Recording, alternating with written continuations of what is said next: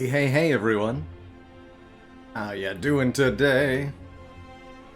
So good to be here. Can't believe it's already the last stream before vacation. That's crazy to me. That's absolutely crazy to me. Feels like there's so much that I wanted to do this week, but I can't, because there's only one stream left. But we're definitely going to be playing some ladder action. I can't let this ladder challenge go unfinished here at Ascension 18. Last time we played, the Silent on Ascension 17 was able to get there for the full victory. And that is definitely a thought that I would like to... Hey, don't break on me.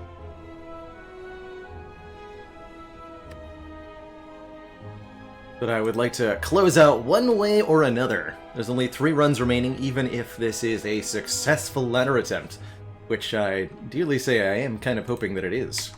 We've been starting with Runic Cube, Wristblade, or Inserter with each of the 3 characters respectively. And it's time for the final 3.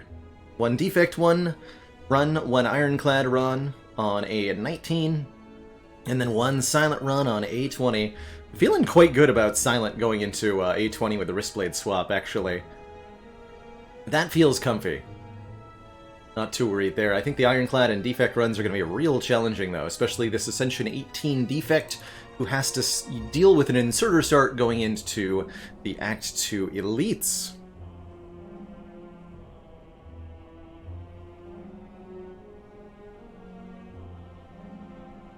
Bunch of other exciting stuff happening today, by the way, for fans of similar deck-building card games. I know the new Monster Train DLC launched, I guess, 15 minutes ago.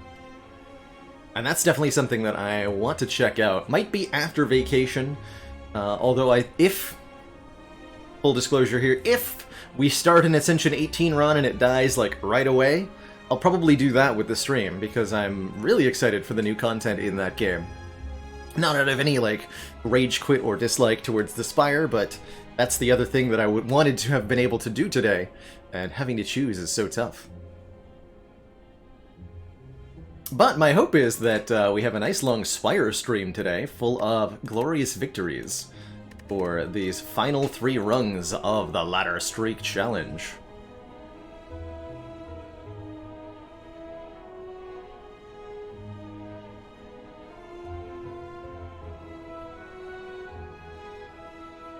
Say hi to some folks here, by the way.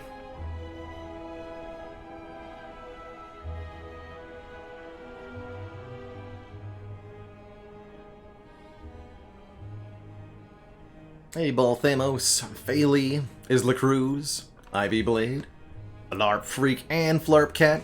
Finished grading those papers. B- class average. I wouldn't say that's too bad, especially not on one particular assignment. I think I like to hope that the class average is somewhere in the B to B plus range. But that's not too bad. I definitely had a few exams I graded where the class average was like a C minus. That leaves you wondering, like, did I do something wrong? What went wrong there? You refined bean. Samson Jamson. Time appropriate greetings, everybody. Palm-wide weeb, hello. How's it going? More and more better. Squeak howdy to you.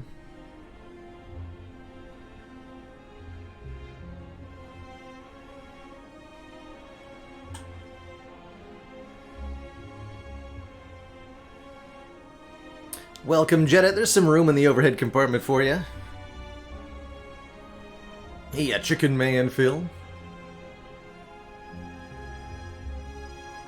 Going Malkavian. Dice Sphere. Austin Fuego made it to the start of stream, and what a stream you've made it to. You're in the high Ascension ladder. Typhoon Ty. How's it going? Hey, Yazuthis, glad you're able to make it today. From your crazy work week. Going Metlin.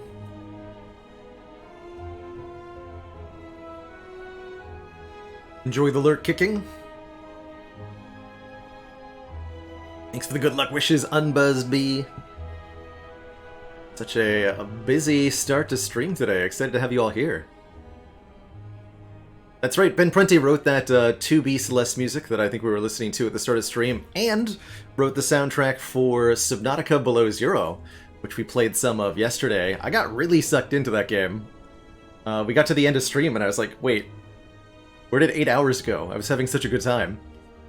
And I haven't felt like that about stream in a long time. So I think there will most certainly be more streams of that game in the future, just because on a basis of how much I enjoyed it. Has been a game I've been looking forward to for a while. It's going to be a little bit difficult to restrain myself from playing too much before the actual full release on May 15th. But well, there will definitely be more.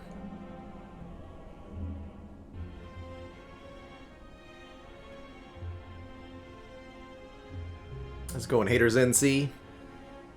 I am not a left-hand mouse user, Cosmic Spy. I just got a mirrored camera on the stream. Trade secrets.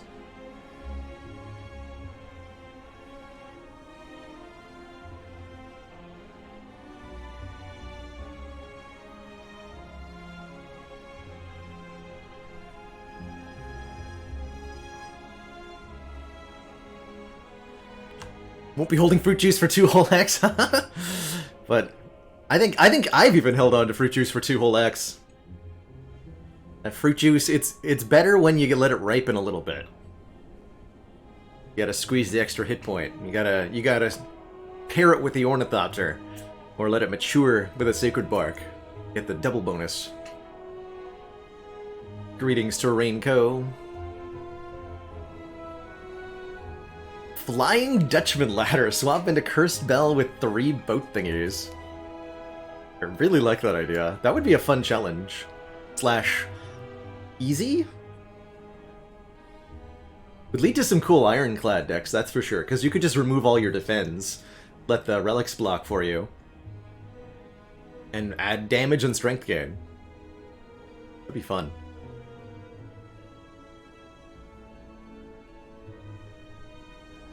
Risk of Rain 2 also got an update today. Wow, good day for roguelite lovers. Hey, First Dane. Happy to have you here. Zat Brannigan, hello. Good day, VJeff. Hello, Plasma Orbs. See-through Shifu. Hey, Mixter McMahon Face and Liskin.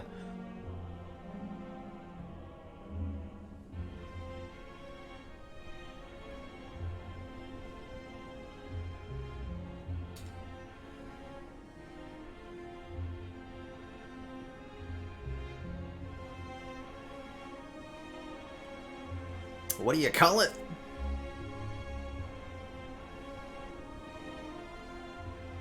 Wait. I had a punchline in my head and then I lost it. Oh dear. An original old school dad joke. Oh, I can definitely make that happen. Old school. Let's go with an old school, let's go an old school chemistry dad joke. 2 atoms are sitting next to one another in a bar. One turns to the other and says, "Oh my god, I think I lost an electron." The second one says, "Are you sure?" The first replies, "I'm positive." How's that for you, Liskin? Hey, Tony Cheese, that YouTube has been popping off more and more.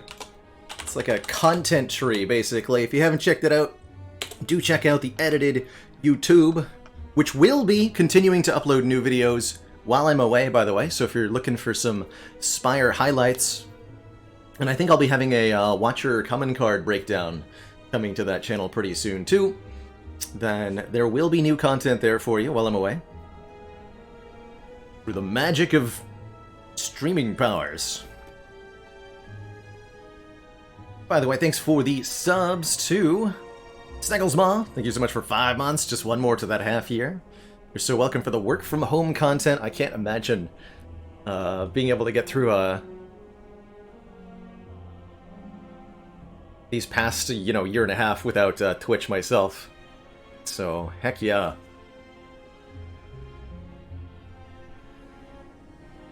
Heck yeah. Glad you liked the Subnautica stream, Ball Thamos. There will be more. Fraser, thank you so much for the 4 months.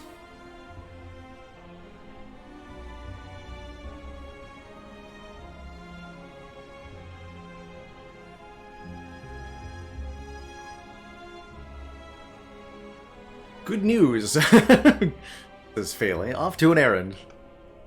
Okay, bye. Crescents, thank you so much for the 3 months. 1/4 year. Got the, reverse streak going. Somebody said for 2 months now. 5, 4, 3, 2, 1. Yes, Satano Okama, Monster Trains DLC did come out today. And we might end up checking that out if there ends up being time in the broadcast. Because I am very excited for that, personally. How's it going, Professional? Love the Ferg burbs.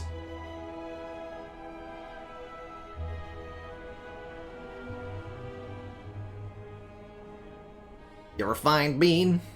Roguelike news, new updates for Monster Train and Risk of Rain 2. There's some news for you.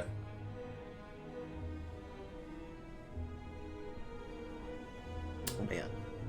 Still so far behind chat. How's it going, Merle? Apnea, hello. How's it going, Fast as Panda? Click that bell icon. That's right, Campbell Crushed. You got it. Hey, ya Finn Gray.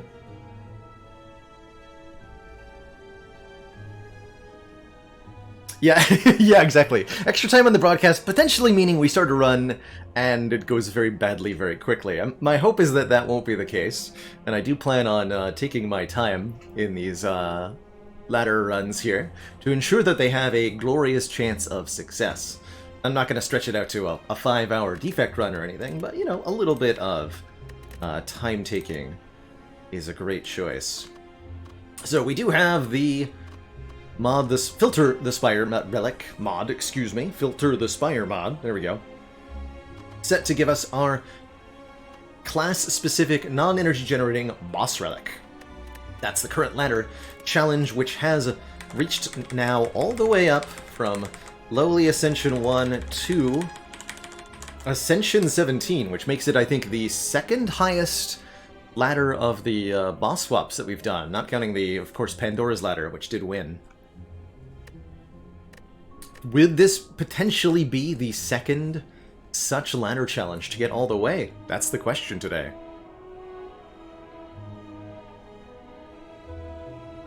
The slowest Spire Slayer is without a doubt Dark Twinge. I think I've seen that man do a 13-hour Watcher run once.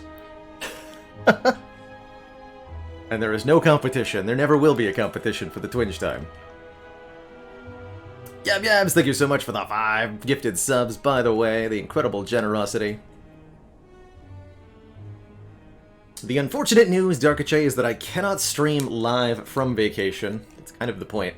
But the good news is that the channel won't be dark. We'll be running a rerun of our Baba Is You playthrough, which I imagine most folks haven't seen since that was a really long time ago by channel standards now. Almost 2 years.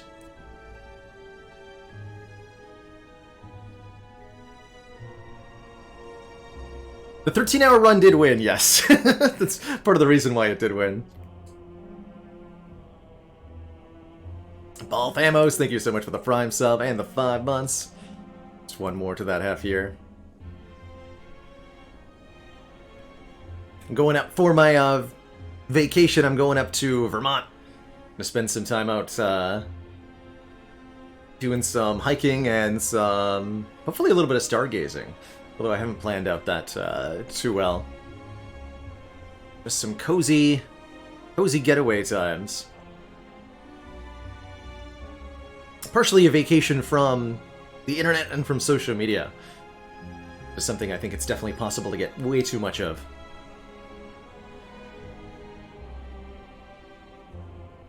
And for full context, I think it was his first Watcher run ever. So part of the reason it was 13 hours long is we're like, oh, we're learning every single card in the card pool and talking about it carefully and then talking about all the new interactions we learn about. But it was a very long run. Very, very long run.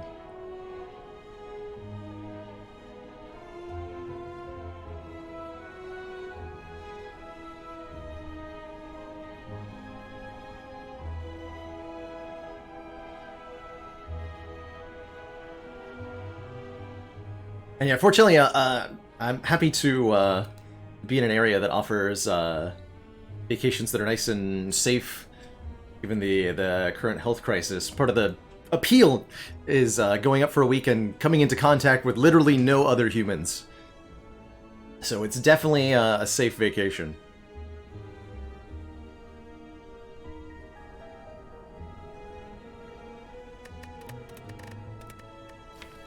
Anyway, let's dive on into some defect action. It's Ascension 18 time here on a current ladder challenge. This is where elites have more challenging movesets and abilities. So elites get quite a bit nastier. Lagavulin saps 2 strength and 2 dex. The middle slaver adds 3 wounds per turn instead of 2. Sentries add 3 days instead of 2. And most deadly of all, the Spire Spear puts burns directly on top of your draw pile in that elite fight before the heart.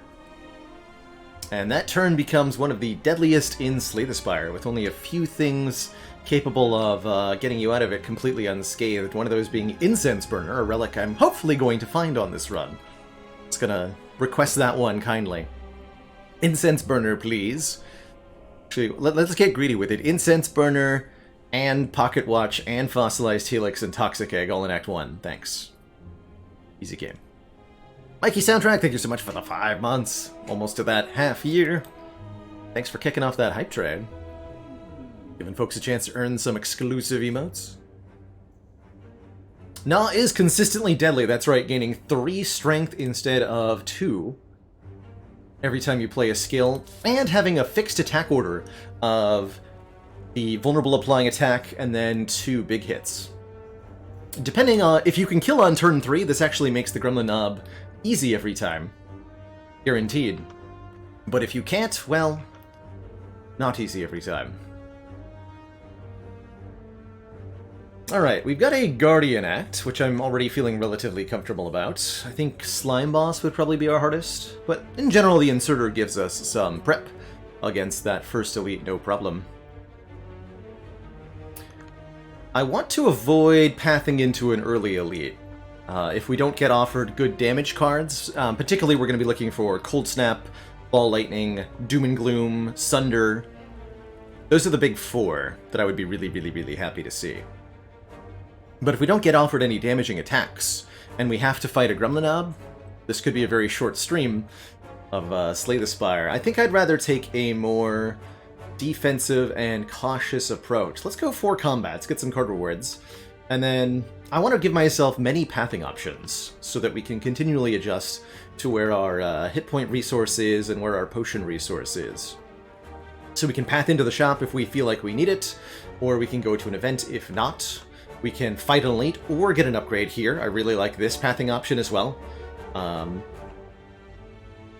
then from there, we again have the option to fight an elite or to not fight an elite. Lots of optionality in this act layout, which makes me confident that we're going to get to Act 2. Question is how strong we'll be when we get there.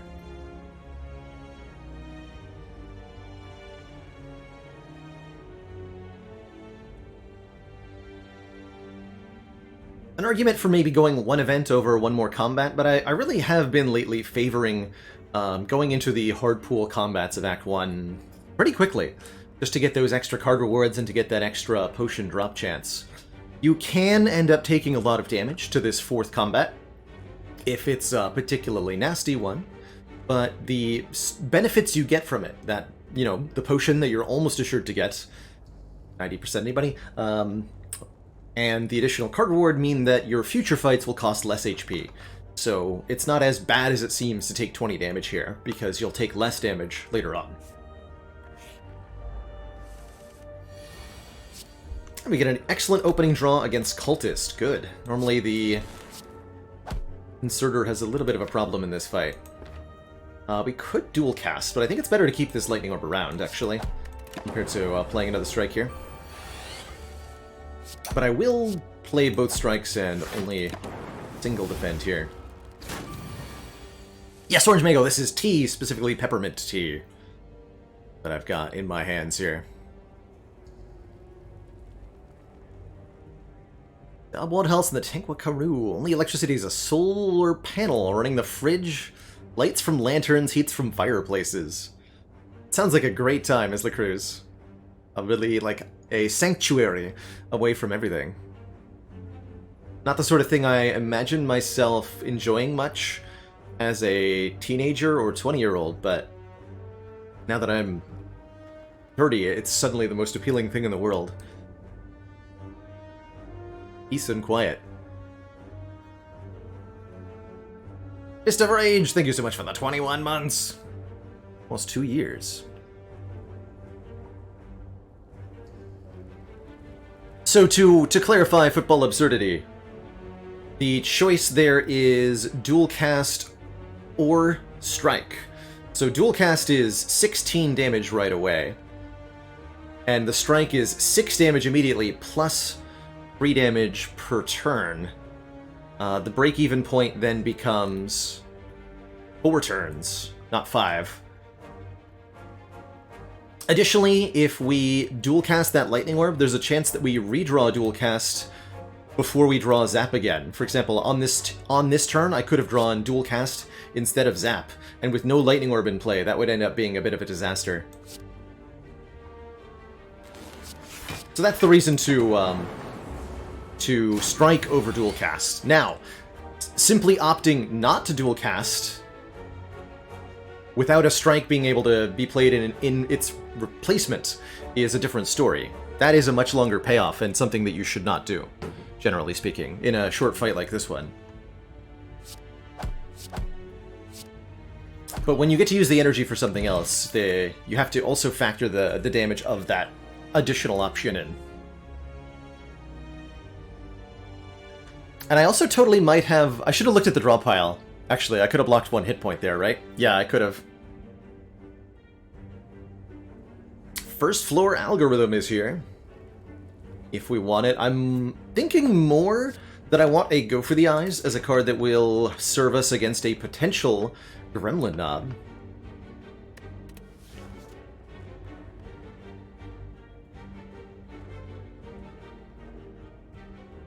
I also don't mind a Steam Barrier here on floor 1. I think these are all valid takes for different reasons. We can't avoid elites for a while, so it might be nice to take the you know, meta-scaling card, so to speak, and then just opt not to risk it against an early elite, go into the second, well, not the second, but only go 1 elite this act, and reap the benefits there. That does path us into this store. Whereas I think the Go for the Eyes will serve us a lot better in the short term. But I would be thrilled to have this, you know, I was just talking about that big turn 2 against Spire Spear and Spire Shield, where the 2 burns get put on top of your deck. This is a good answer to that. Let's take the early algorithm. We'll plan on avoiding threats for the most part. We'll block this. Gonna make our hallway fights a little bit awkward. We might even take an additional damage. Or not having drawn the thingy. Strike them each once. Take 6 here, unfortunately. Good. If I dual cast, I might be forced to take more damage. I think I should go genetic defend, and take 1 here. Just to make sure we play the genetic algorithm. If I dual cast and it hits the front one both times, then I'll have to double defend, and we'll lose the genetic algorithm boost for this fight. Let's just do this.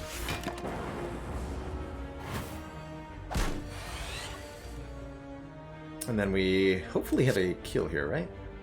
Actually, we don't. Just short. I have to take one more. It's okay. Oh, a hit point here, a hit point here, there. Feels like we could maybe have saved one or two more. Definitely one more earlier. Uh-oh. Okay, actually, that's fine, because... Yeah, you know what? That's fine. Why don't we take a boot sequence? I definitely don't want a recursion or a stack. I don't particularly want to skip. And I do note that my inserter runs tend to have difficulty blocking on turn 1. Boot sequence helps fix that. Does mean we've added 2 block cards to the starting deck, which is not great when it comes to damage output. But that's okay.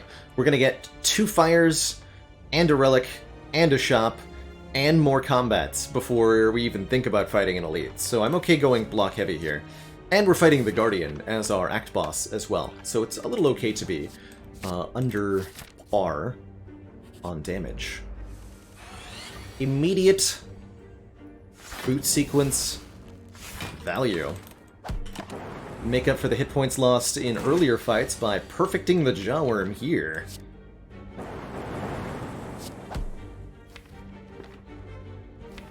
Not sure if I might need to strike here.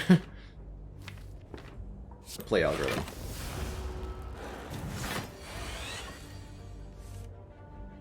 Yeah, we did need to strike.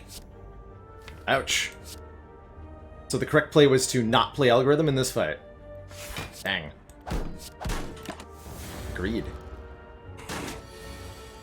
I did see that that hit coming though.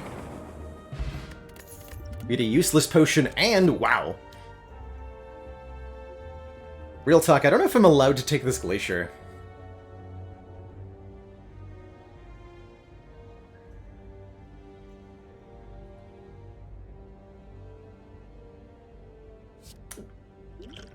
And while we did take a bunch of damage there, we did gain 2 block on our block card forever, which might pay itself back eventually. Glacier might mean no elites. Oh, we're already in no elites territory. Well, not no elites. We're gonna fight this one almost no matter what. But anything silly happen? I mean, we added a bunch of block cards to our starting deck. Does that count as silly? Yeah, feels like it almost has to be Cold Snap. We do need an attack card. We do need Orb Generation. This is the only way to get both of those. But Glacier sure is tempting, isn't it?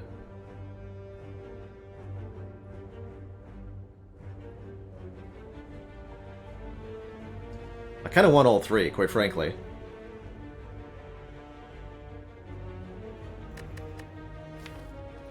Yeah, we really need some damage. Cold Snap isn't exactly good damage. It's a decent upgrade, though. I will upgrade it. Turtle mode activate. Yeah, Glacier basically solves Guardian, but I think we're... Although, these both exhaust, so we don't actually have block that helps against Guardian, do we?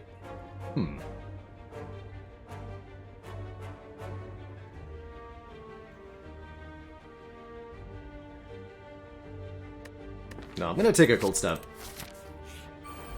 Yeah, because we have to deal with this fight. And this fight would actually kill us with Glacier, I think. We have to kill this cultist quickly. He's gonna gain 5 strength every single turn. Like, I have to play 3 strikes here. Oh my goodness. I could full block, but that seems really foolish.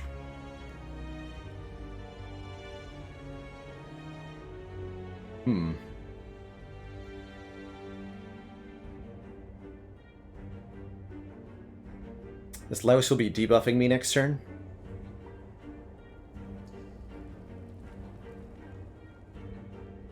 Yeah, the weak is pretty scary from the Louse, and ultimately we're doing random damage with the Lightning Orb too, so I'm strongly considering booping the Louse here. That way I can strike and then dual cast our Lightning Orb to do guaranteed 16 damage next turn. That seems like a good idea. I'm thinking strike the louse. The question is then, do I defend or strike? Next turn, we're probably taking 9.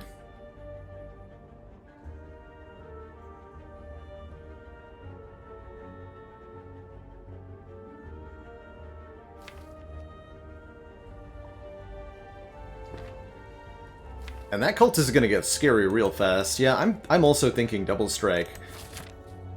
Good thing we have 2 fires, because I'm going to have to rest at one of them. It's a very scary start to our run here.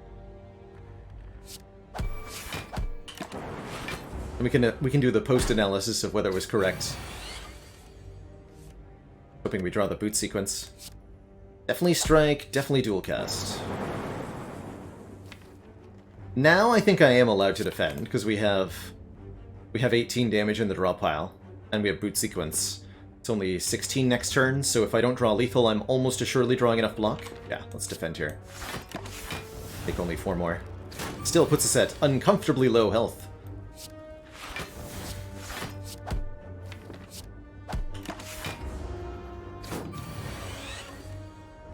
But we can see this gets out of control real quick here. Okay, we're alive. Still no useful potions, but yes! Orb gen that is also damage. In fact, all 3 of these are orb gen. Darkness orbs with inserter are a little bit difficult to make work,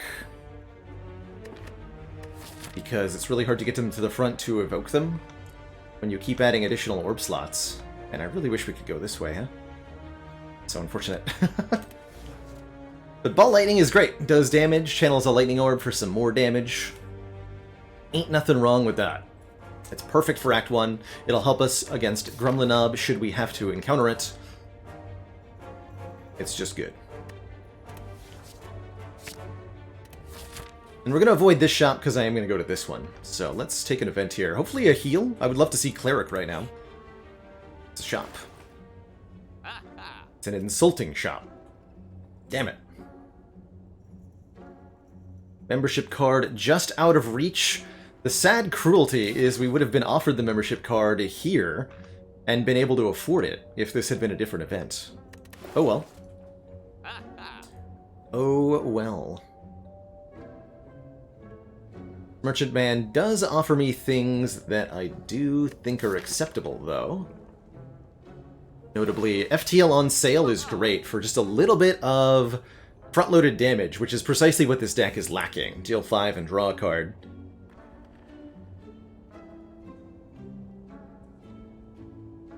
No, Frogan, as soon as we entered the shop floor, the membership card was generated. So you cannot save it by not opening the shop.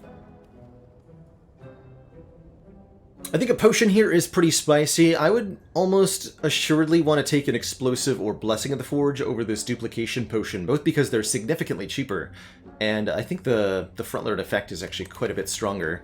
You know, Dupe Ball Lightning is nice, but not quite as strong as upgrading Ball Lightning and Zap and Strike, for example.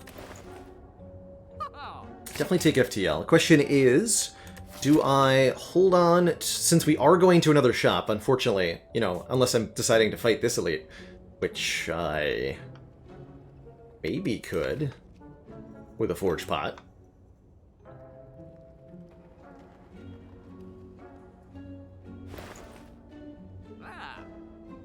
I don't think that's a good idea.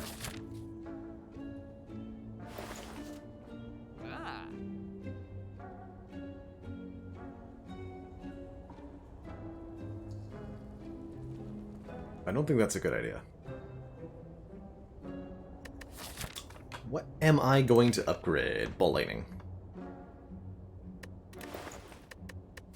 Yeah, resting, so we could rest and buy a potion and fight this elite. I still don't know that that would go all that well if we got Grumlinob. But if we did get Grumlinob, we'd know we're not fighting another Grumlinob. That would be a better use of our act, certainly, to get an extra relic this way. So why no Barrage? Because we cannot... Well, actually, we're better now at filling the orb slots. I still wouldn't call us great at it. And the big problem with the Barrage is that if we draw it on turn 1, it does nothing.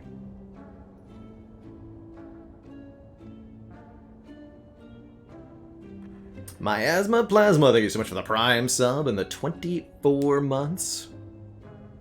Yeah, bad draw on Nub does 0 damage on turn 1. We draw Boot Sequence, dual cast, defend, Ascender's Bane, and we cry. Cry and we cry.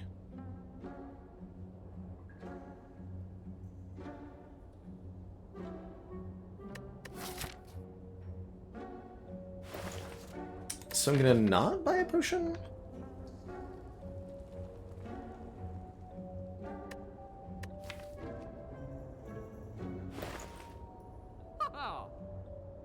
We'll go to that second store.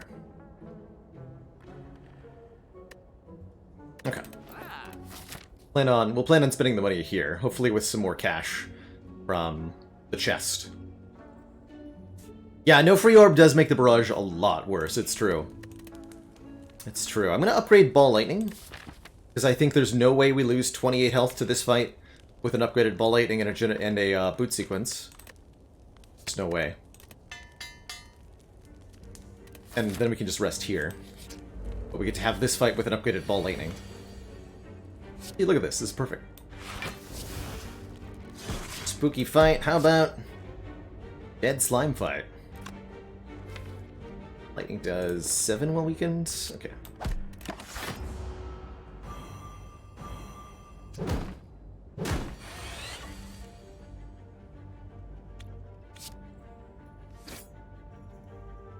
Upgraded Ball Lightning, of course. The exact wrong moment. That's alright. Still play it.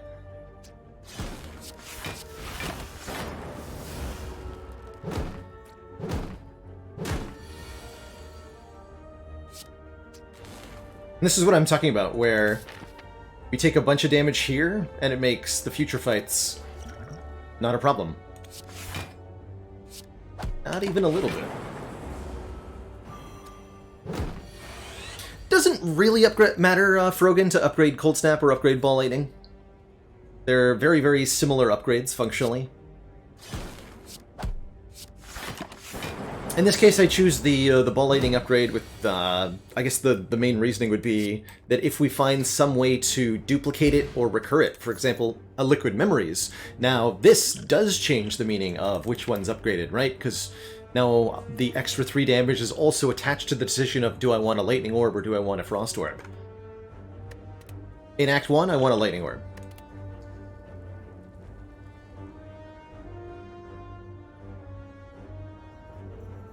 This is a good potion. A really good potion. And if I known I was going to get that, I actually would have gone for the Elite Fight. This is still not good enough to fight a Grumlenob with. Which lets me take this Cool-Headed, which I think is pretty okay. Moving forward here. Another orb-generating card.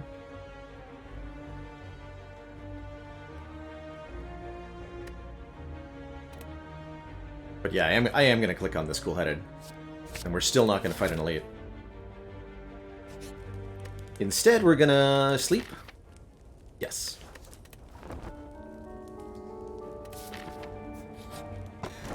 Okay, these are good. Damage Relic. Damage Relic is really, really good. Starting each combat with 3 Thorns. This also already helps us answer the question, if we go full Frost Orbs, how do we kill Heart? We have a lot of free damage. That's gonna be good. Alright, we saved our money so that we could afford... Ooh, actually some pretty good stuff here. Is 2 Boot Sequences ever good? Yes, with a bag of preparation it can be, I think. Without a bag of preparation... be kind of uncomfortable with the idea. Tempest lets us channel some Lightning Orbs. Quite a few of them, potentially. 41 plus 87 is 128. That is within our price range, so we could also pick up Bullseye here, which does damage and applies the lock-on status to cause Lightning Orbs to do more damage. Main problem with it at this exact moment is that Lightning Orbs with their base damage of 3 only get +1. You really want 1 point of focus before Bullseye becomes amazing good. But if you can evoke the Lightning Orbs, it is good. And I definitely like this pairing of additions. Almost like not enough block for Guardian then.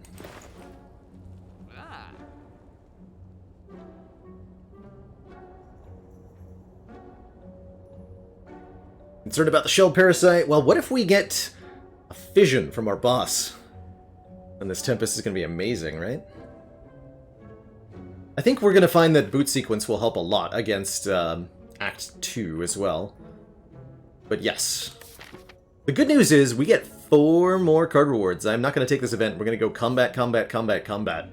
And my hope is to pick up maybe Focus. 4 chances at Consume, 4 chances at Defrag. Who knows what else we get here. Some potions, 1 relic, a fair bit of gold. But yeah, I do like Tempest Bullseye here quite a bit. That would mean we get no removals.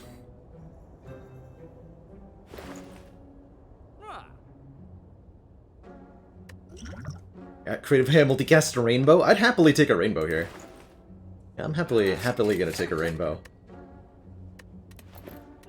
Alright. To the elite!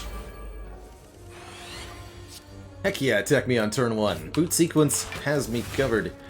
Stinky nerds.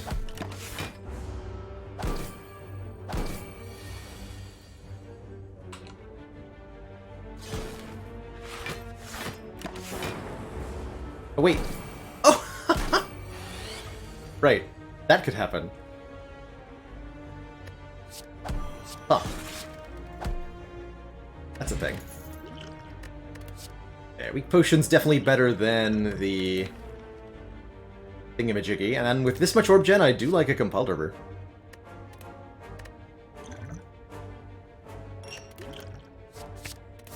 Should have thought about that turn a little bit more. It's funny. Good lord, guys. Aggro much?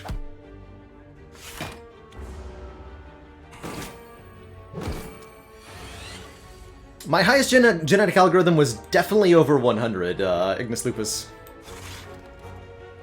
Definitely. Did I have... No, that wouldn't have been a kill, right? We have to Liquid Memories Ball Lightning to get a kill here, which does save 12.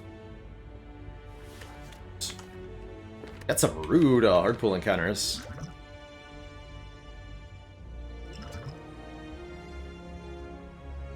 Do I value this Ball Lightning again? How much do I value this Liquid Memories against the Elite? That's the real question here. More than 12 health? There is a chance we get a potion from this fight.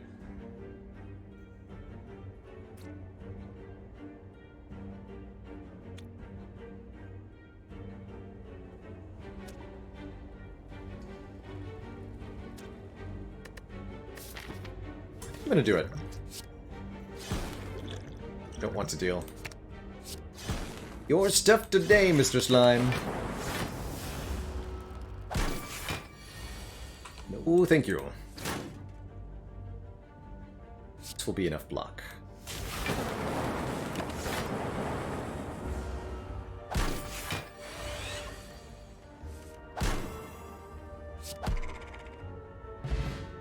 Potion. Electrodynamics to go with our Ball Lightning, Bullseye, and Tempest. Lightning now hits all enemies and channel 2 lightning. Well, heck.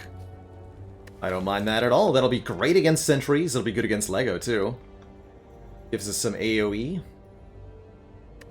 I think with 43 health and the weak potion, we can consistently survive 4 turns of the Knob fight if we have to. And if we don't roll Gremlin Knob, it's only a 1 in 3, then we get a free relic here. Cool. Free relic it is.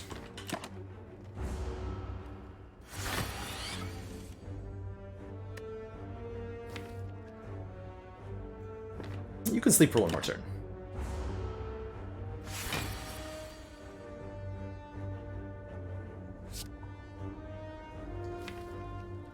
Okay, that's not a great draw. We're definitely going to be using the weak pot here. There's a lot of cards in this deck already, what I'm realizing in this moment. I want to shuffle without Cold Snap. Probably not. So we should go Cold Snap, Cool-Headed. I think so. Oh, I drew FTL again. It's rude. Okay.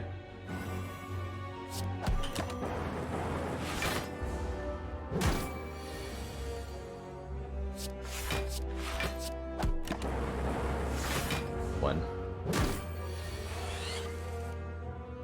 Robert has been rude to me.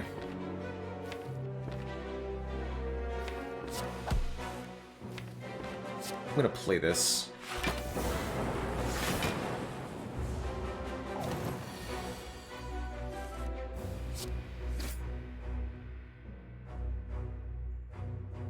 Okay, dual cast does 16. 6 more is 22. So yeah, we have a kill here.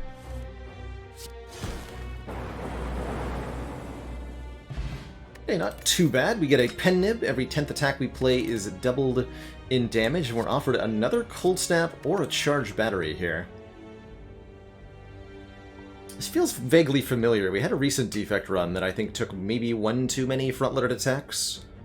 We have 4 already. I don't think a cold snap is a good idea, even if it is Frost Orb Generation. I think instead a non-exhausting block card is good. This charged battery looks alright. It's a lot of unupgraded cards, but we have a fairly well-developed deck going into our Act 1 boss. Oh hey, these guys again. Welcome back, gentlemen. I hope you enjoy your meeting with Bronze Scales.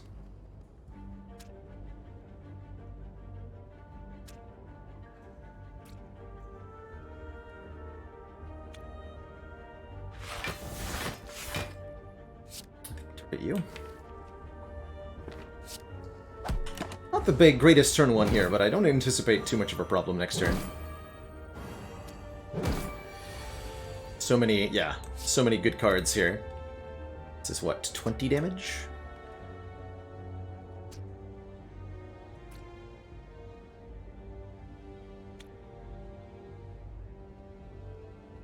I actually take damage if I go Genetic Algorithm Electrodynamics here. So it's better to go Genetic Cold Snap Bullseye, I think. Take 2 less. 2 fewer. And we already have all the AoE we need with Bronze Scales. Let me play that. So again, this kills only the front one. We take 5. If I Cold Snap you, we instead take 3. It's a smaller number than 5. Hooray!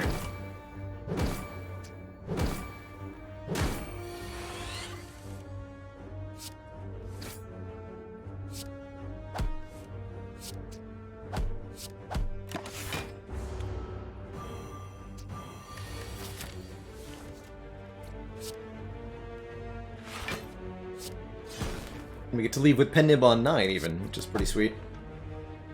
Going into the Guardian. Yeah, this could maybe reasonably take a Barrage or even a Rebound, but I feel like we can skip here.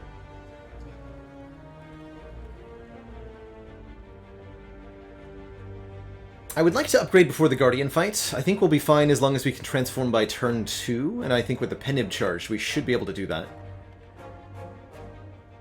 Question is, what do we upgrade? The charge battery for more block feels good, the bullseye for the extra lock-on turn feels good, and for the additional front-loader damage. Upgrading Electro for the extra lightning orb feels good, although we might not be able to play Electro early on against Guardian.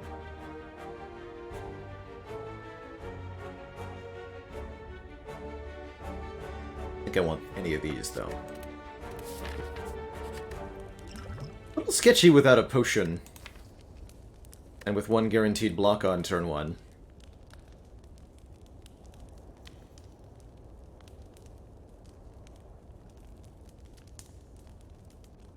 If I wanted the highest chance of getting into Act 2, I would probably have to rest here.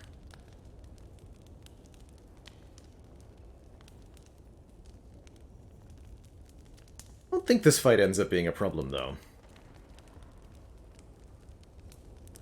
I really do like the Bullseye upgrade for how it's going to help us against Guardian, and for how well it lines up with this Pen Nib.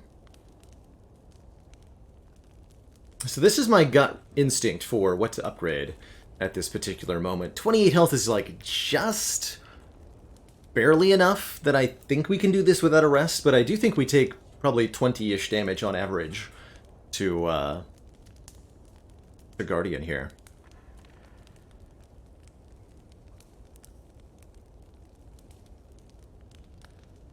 We'll always win if I rest. Always. But if I rest, we're going to go into Act 2, and we're going to be so far behind the curve, I think. Maybe not that much. We've got a leveled algorithm. We're going to have electrodynamics. My main concern is drawing, like, 4 defends on turn 1. And then only damage on turn 2, but not enough damage to transform. We take 36 to the face and die. Which could certainly happen.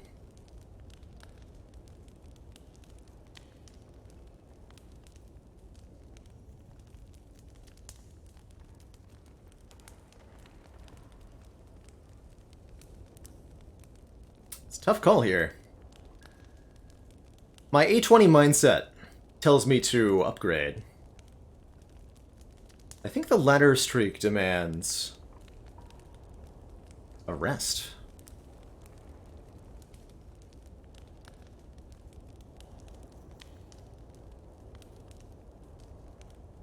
This is going to be really good if we can just get it to the end game.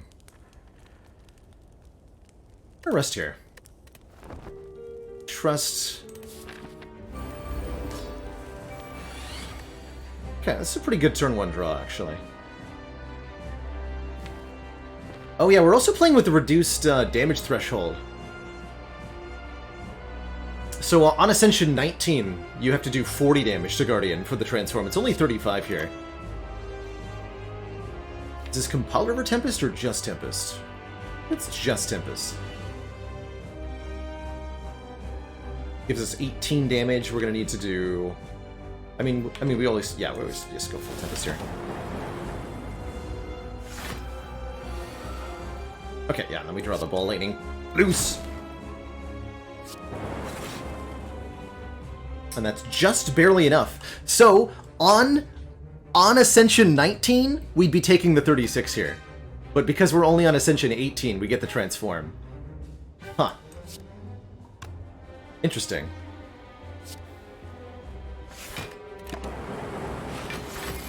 I'm gonna go with it was my... Yeah, that tells me that I think my feeling of potentially needing to rest was probably correct there. It was good, yeah, on A19, which I'm not playing. Oh well. We'll get the extra health in Act 2 as well. Take 1 here to get the lock-on down. Okay, I'm not going to play this FTL. Or this Cold Snap. Actually, this costs me only 1 health to play and saves me 2 health next turn. So I will play it. Take 8. My gut was... Yeah, my gut instinct is definitely formed through collective experience. And would absolutely tell me more about A20 than any other difficulty at this point. But yeah, once we get through that first cycle, we're in the clear here.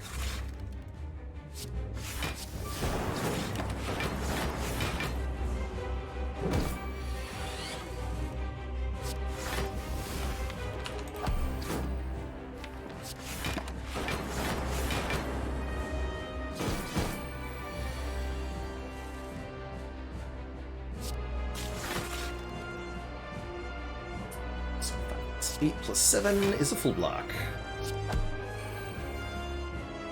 Let's try to win with Pendulum on 9. That'll help a lot in Act 2.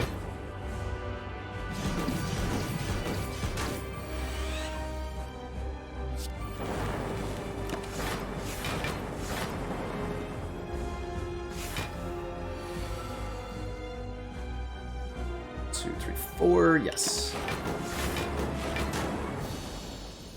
Here.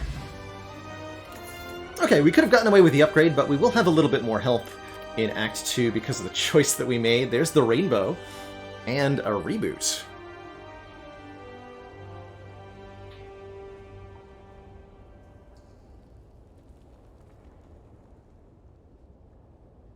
Dress for the ascension you want to slay, not the one you currently have. That's right. That's right. Let's see, we don't have a lot of zero cost, or really anything here.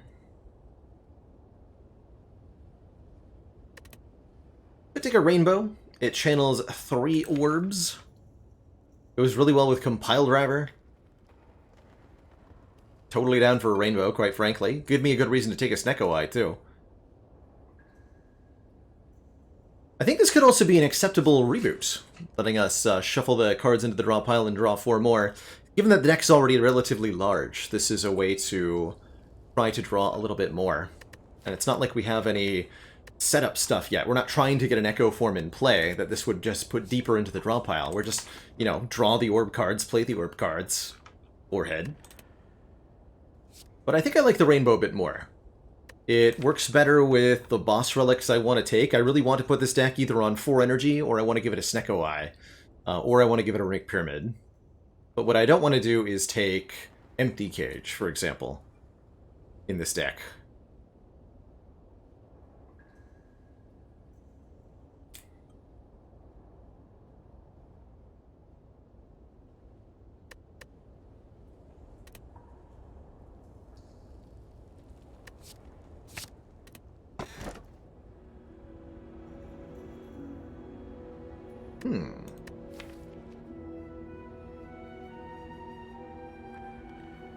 Ooh. Awesome choices here. Yeah, 4 energy it is. Well, we're definitely going to 4 energy, which is good. This is honestly great. I think one of the 2 of either the Velvet Choker or the Coffee Dripper are going to be awesome here, giving us essentially free 4th energy. We don't have a lot of reasons to dislike the Choker at the moment, giving us a 4th energy every turn, but limiting us to 6 cards. The FTL gets in the way a little bit, but otherwise we're pretty fine. We've got some very efficient, expensive cards. Rainbow, Electro, Tempest.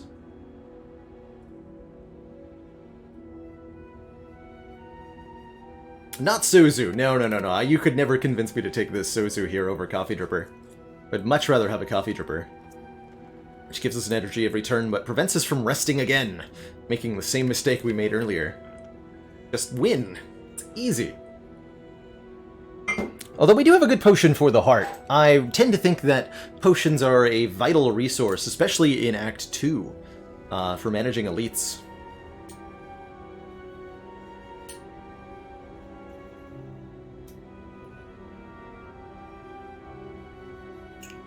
But I think I'm happy with a Velvet Choker. It does cut us off from... Effect is how I lost the Choker ladder. Does cut us off from doing, like, Seek Chain combo nonsense.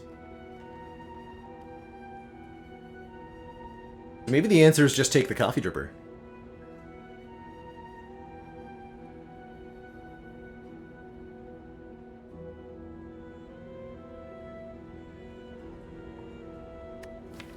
Currently, we face no downside from the Choker.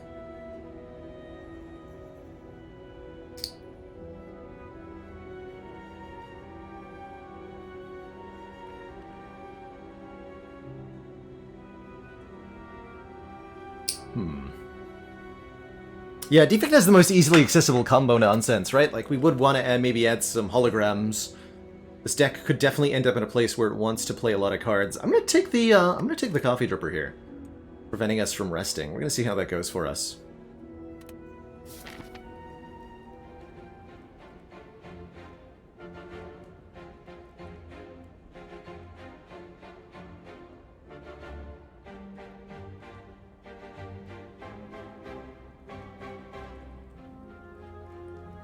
And then I end up wanting to take this path? Oh boy.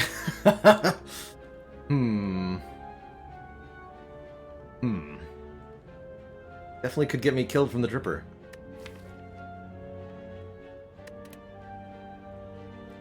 Dang it. I think we should save the Burning Elite for Act 3. Now, if I'd taken Choker, I think I would go this way. Interesting.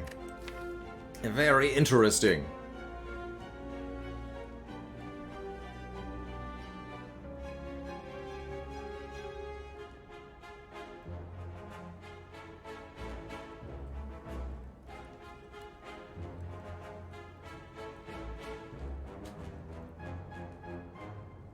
Oh yeah, and sorry about that, dad joke OWM. Did you hear that the defect got a job? Yeah, he was picked up by a temp-est agency.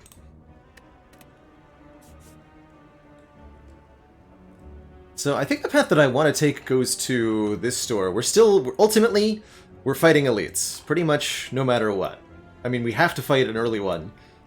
I don't think it would be a good idea to make it a burning elite, though. And I think I would like to go to a store to buy potions, which is why we did not take Sozu. Buy potions to make that elite a lot more manageable.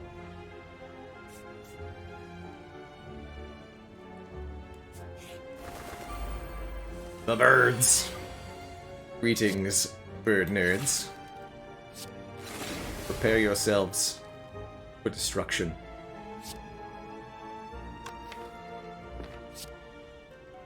Chunkify that one.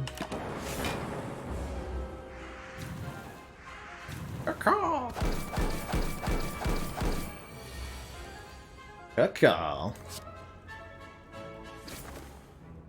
Yeah, we can easily full block this. No problem.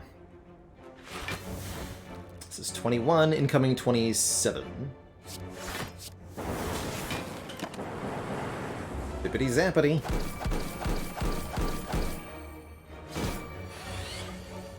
Give those birds some blappity.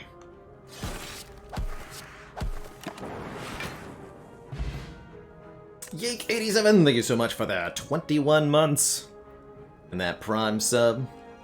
Did we pick up a Sunder alongside everything else that we're doing? I think it'd be good for this act, and it's nice with Pendib too. Pretty manageable on 4 energy, and it refunds itself if it kills something. But it might be too many cards. No, it's still great, and it's a good upgrade too, plus 8 damage. And one of the best upgrades in the deck. I'll take it. Spheric Gordion.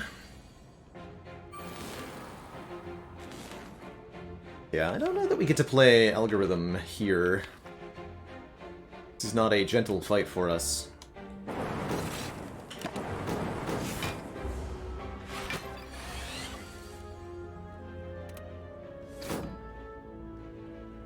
No, indeed.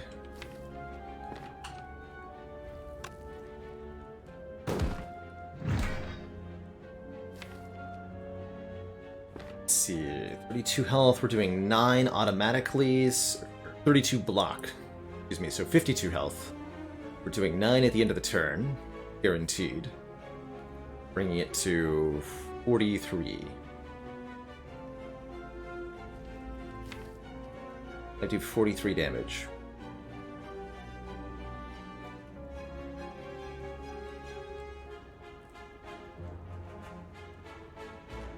Yes. More likely if I play the bullseye, though.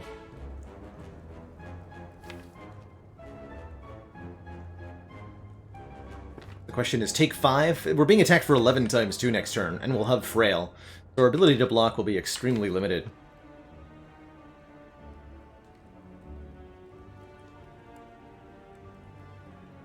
Will Bullseye let me get a kill with, like, Strike, Strike, Strike, and Palderer? Bullseye is only for the 8 damage. The artifact, of course, does nothing. Let's see here. So we said we're putting it to 43. This would then make it 35. We would have 6 plus 14, 20. Yes. I'm gonna give ourselves the highest possible chance to kill next turn. Okay, we're good.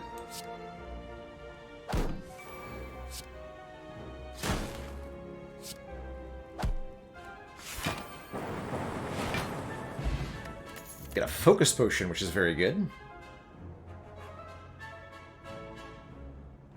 So you could think of Lock-On as just vulnerable for orbs. Causes orb damage to be increased by 50%. So any damage from lightning orbs or from dark orbs. I think I'm going to start skipping unupgraded cards. I think that's what we want to be doing here. Event versus combat. There's a lot of events that'd be very good. A lot of events that'd be very good.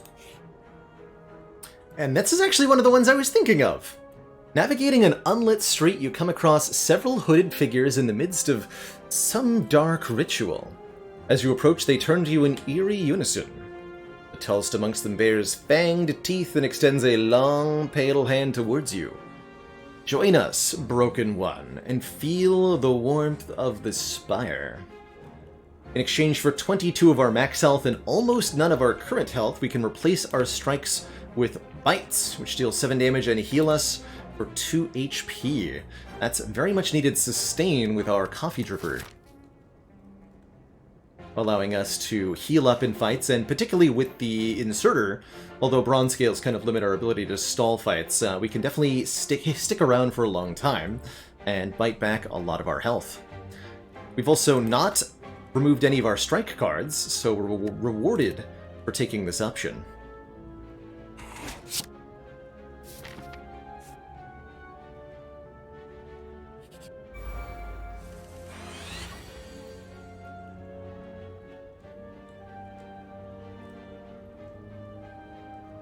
This orb down. Gotta go for the cultist first here. This could be a challenging fight for us. Actually, I'm gonna use my ancient potion to block the hex here. I don't want any dazed in the draw pile. And this is a really good use of that, I think.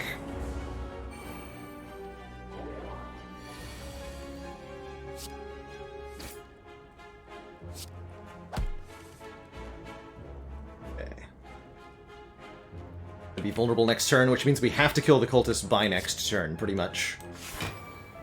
Let's go. Battery Cold Snap, we're blocking 11?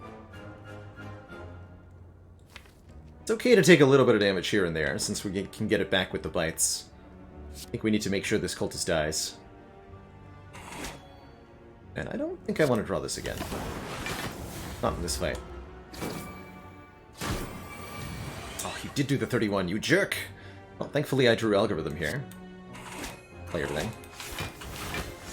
Actually fine.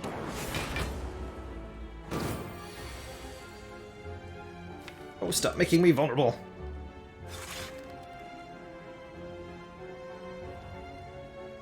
Sorely tempting to Electro-duplicate dual cast here. We could also go Ball Lightning, dual cast our Frost Orb, and Bites.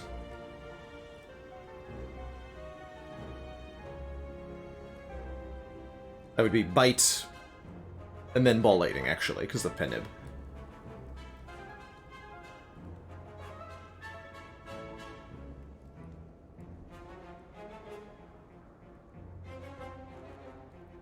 $14 this turn. I would really like to dual cast that Frost, actually.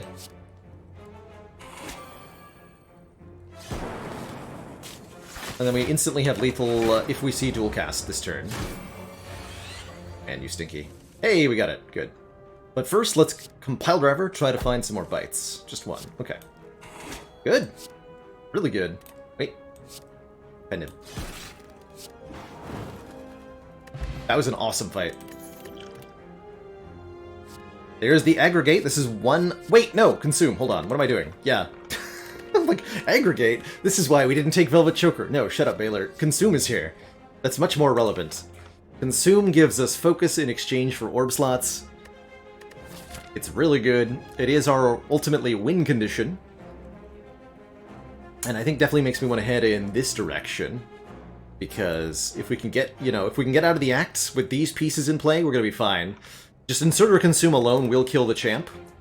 Even if it's unupgraded. Although I'd prefer to get it upgraded immediately. The aggregate buff is, it's a really good card since the buff.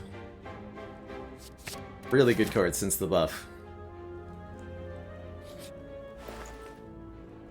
Oh man, and Souvenir is here. As well as 2 more potential sources of Frost Orb. Can't afford them both.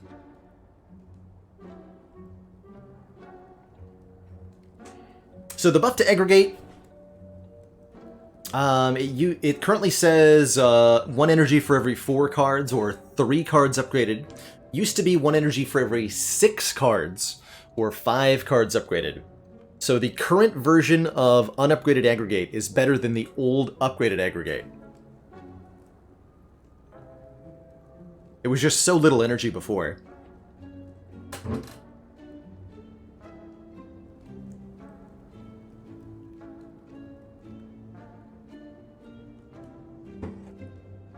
It's also oddly tempting to go like card remove plus cool-headed here. I could remove Zap and replace it with cool-headed? Oh, that would feel good. Although Zap is genuinely useful. Sure would be nice to find an Apotheosis.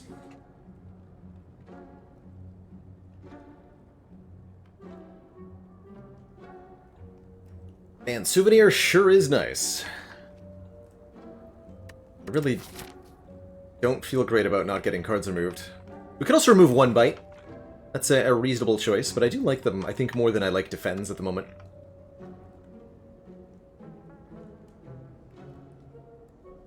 So I'd remove either a Zap or a Defend if I was going to remove something here.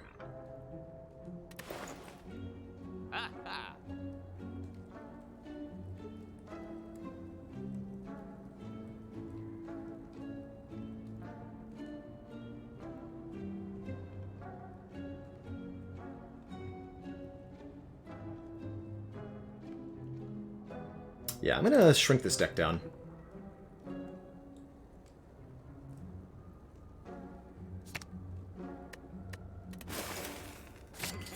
I did too. Don't need another Cold Snap, though.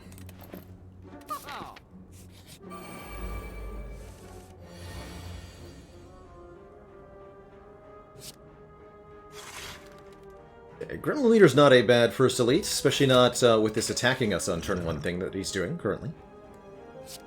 Pretty happy about that, in fact.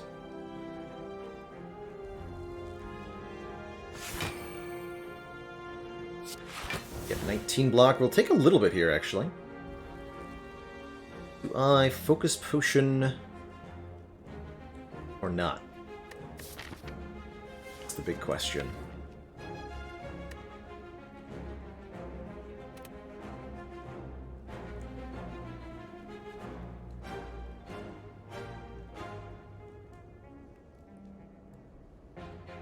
I don't think I'm going to need to because of the turn 1 attack we got here. Go Bite Tempest. We do get made weak and frail for several turns. That's going to hurt.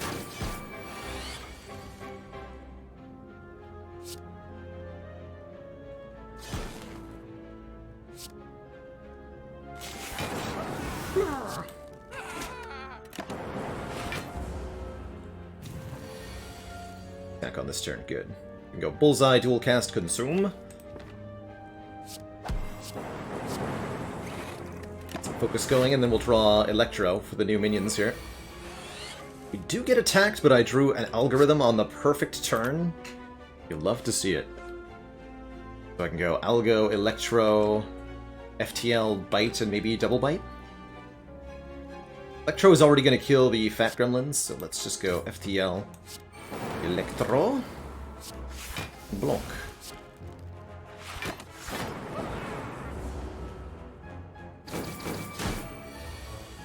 Seems like an awesome fight to me.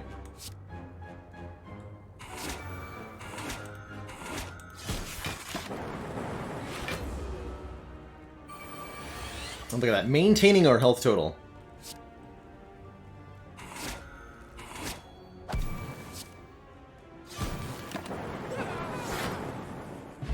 Healing to full and picking up a Shuriken, rewarding us for playing 3 attacks in 1 turn with a point of strength. That's actually pretty sweet with all these bites. With the FTL, with the Compile Driver, with our 4 base energy. I like it. And the patient shall be rewarded. Here's that Glacier from Act 1. Back for more action. Heck yeah. I will take more Frost Orbs. Overclock's not bad either, actually. But I think I'm too far behind on upgrades to want an unupgraded one. Speaking of upgrades, we finally get to upgrade something. It's probably Consume, but we should at least think about what would make us the best against the 3 slavers, which would be an upgrade on Sunder or maybe Electrodynamics. Actually, I think I like that better than I like upgrading Consume right now. Consume we can upgrade here. Or maybe here? Am I fighting this elite? Maybe. We'll see what's in the chest.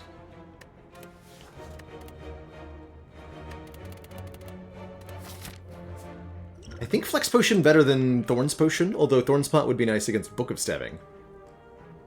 I'm not that afraid of the Book of Stabbing. We already have the Bronze Scales. We can Focus Potion against Book of Stabbing.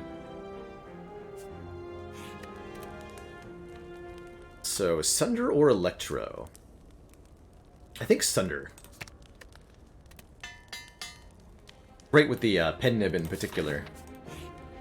Here they are. And here it is! 40 damage... Oh, 40 damage? So it's still not a kill even if I Flex Potion. Dang it. Well, we can do good damage to the back line, and we can full block. I guess I can't really complain. Would have been nice to have Pen Nib a little higher, but we didn't get the opportunity. But yeah, Bullseye Sunder does not kill. The Flex Pot. We can go Genetic Boot Sequence Sunder. So.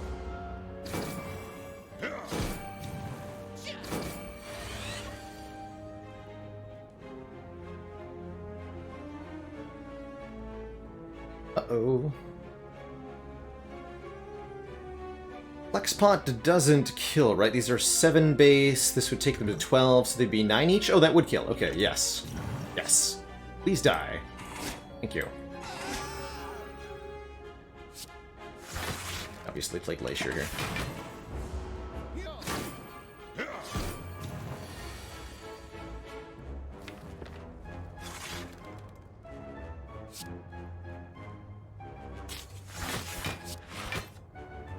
But for the middle guy, the Frost Orbs will take care of him. Take care of Mr. Frontline. He's got less health.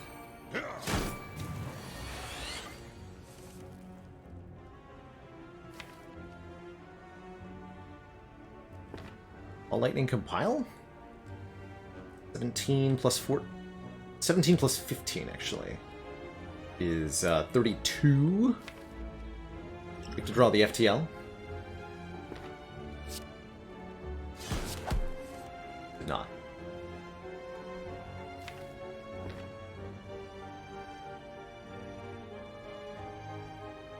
And there's a 1 in 2 chance he'll die to the Lightning Orb. If I go Bite Bite.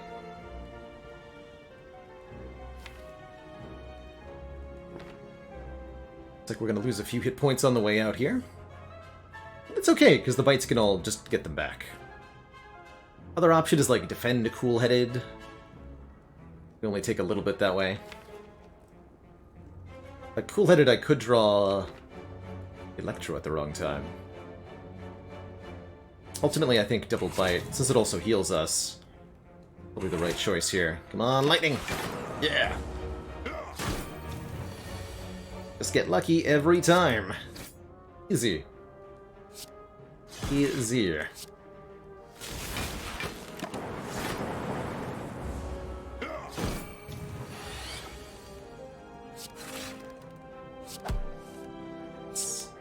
Jump. Oh, should have played the bullseye, actually. Ooh, boat thingy! Giving us 14 block at start of turn 2. That's going to be excellent, as a general rule. Second Compile Driver is not a bad choice, I don't think. Especially with Shuriken. I'm not sure it's a good choice, but it's not a bad choice. I would like it a lot more if we end up on 5 energy. Maybe I'll take another one after we get 5 energy. Great with the Shuriken, too. Like, good damage output. I don't think I'm going to need to worry too much about this deck's damage output. Survivability seems like a nice thing to optimize, though.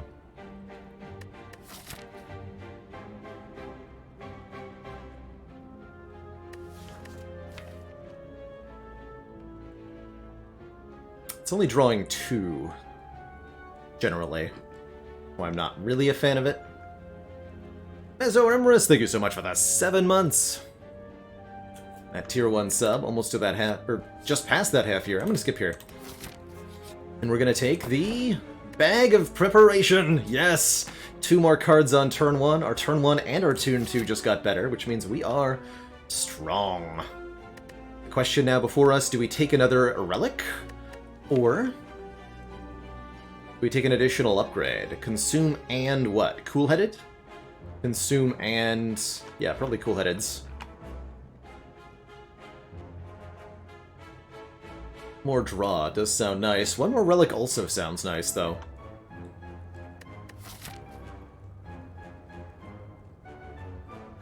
A relic could be anything. It could even be an upgrade. You know what? I'm gonna do it. I think we're gonna be very safe, no matter what elite we face.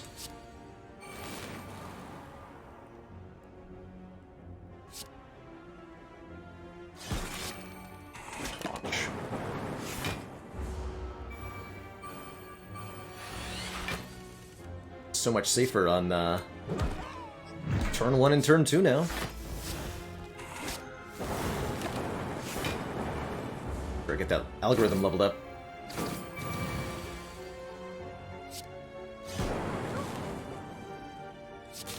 Wait,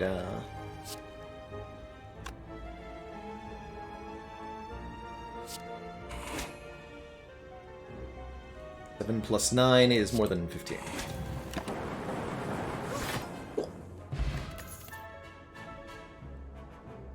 I don't know that we need this. We've been almost at full health anyway. Double energy feels like we don't have enough card draw for it to be good.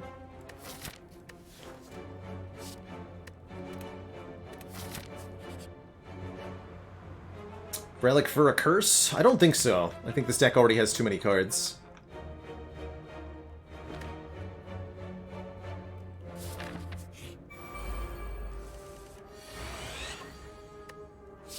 And I am, in this moment, extremely grateful that we have the boat thingy. And the shuriken. And the bronze scales. Almost all the relics are relevant in this combat. Wait, boat thingy? The betrayal.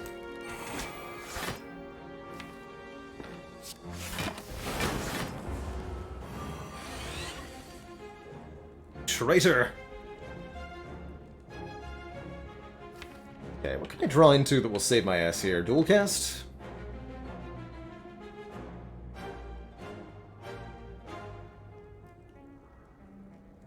Can't block very well. I don't think we have lethal available. Just a rough draw order. The way this is played out.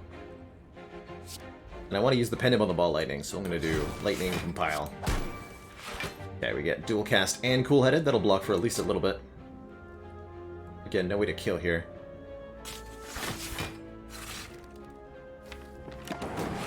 Not that I saw.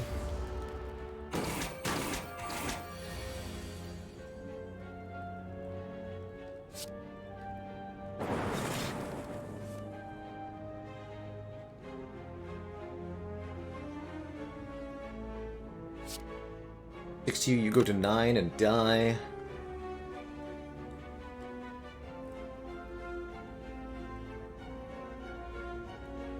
There.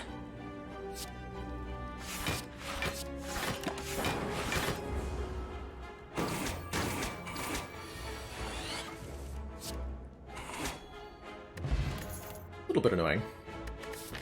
More stuff that's not upgraded. Dang. Big dang.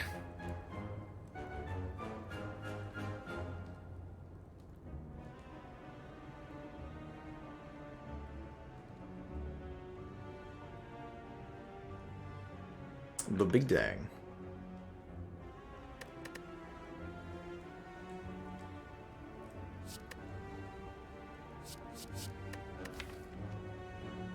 Whatever. I think we're fine.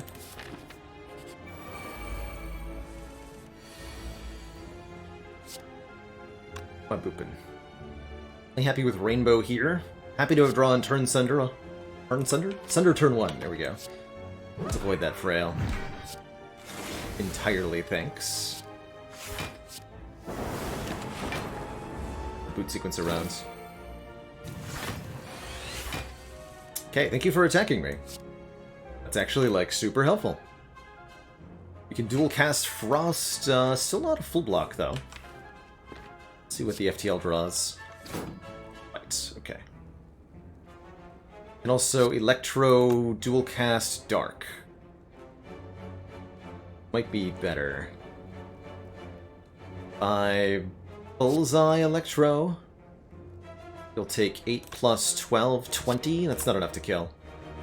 So yeah, I think I have to dual cast the Dark Orb to kill you. In fact, that won't even be enough on its own. Get the Lightning Orbs in there too. Okay, we'll use the Bullseye over the Bite. Lose 2 health, but it's a lot more damage on the leader.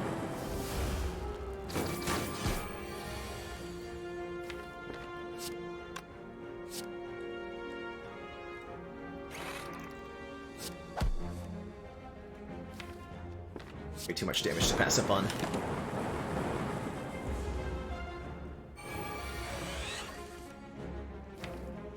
Okay, now we can take a break to heal some health.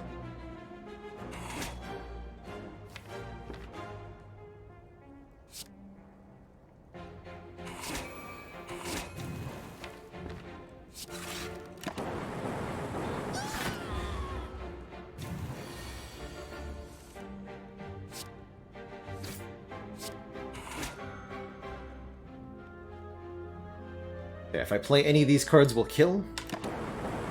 But I want to bite one more time. Oh, and I want to play Algorithm too, apparently. Cool. We are alive. Hey, Sensational. We played the first part of Baldur's Gate 3 on stream, actually, when it first launched into early access. Feels like it's going to be an incredible Dungeons & Dragons adventure. If you liked Divinity Original Sin 1 and or 2, I strongly recommend it, but I think it's going to be best if you're able to be patient enough to wait for a full release. Did we not see one upgraded card this entire act? Jeez. Wild. It's an unfortunate relic to find. I don't think we're going to be putting the Gurya to much use.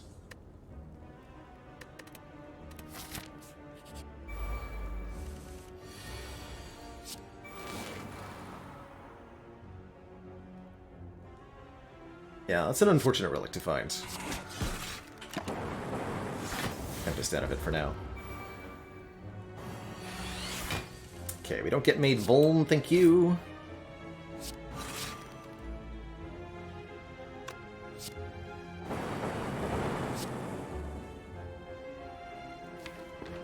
Do with this. We'll let Algorithm go unplayed. I don't really want to deal with that status in the draw pile. Kinda hurts to say, but that's where we're at. Wait, 48?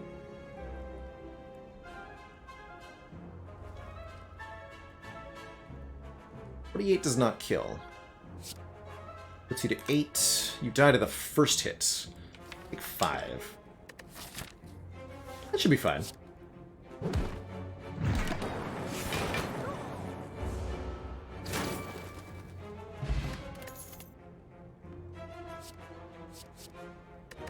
Recycle is a card I could see a lot of gooditude in here. Letting us exhaust stuff and generate more energy from it. Lets us thin the deck down. I think with the bag of prep, we're good. Favorite niche interactions in Slay the Spire? One of my favorites is definitely that if you have emotion chip and gold-plated cables, then when the emotion chip goes off, the cables go off an additional time, so you activate all your orbs twice and your front orb 4 times.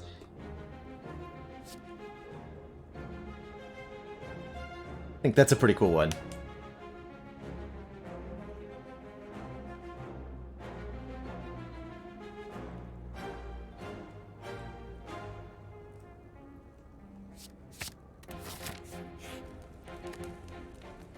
Yeah, Static Discharge plus Tungsten Rod when you take 0 damage does work indeed. That's a really good one, too. It's a very, very good one. Alright, Mr. Champ. Champ is very much a combat about patience and setup. This big boy messes around with you during the first part of the fight. But once you bring him below half health, he becomes very upset with you. Secret, of course, then being... well, outscale him. Don't bring him below half health, instead slowly build up your power, build up your might, build up your focus. And have a good time.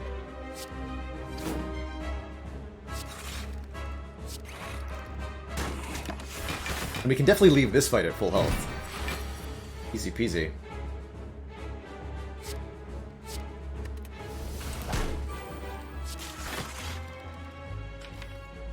Let's recycle that.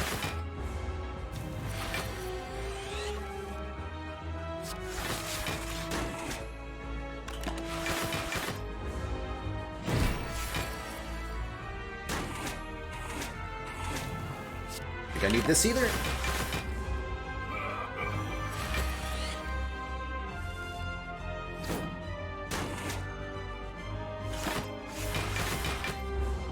Tempted with zero energy there just to exhaust it. I didn't want to draw it again. We're deliberately not channeling damaging orbs here. Just getting our focus and orb slots up and healing up with the bites here.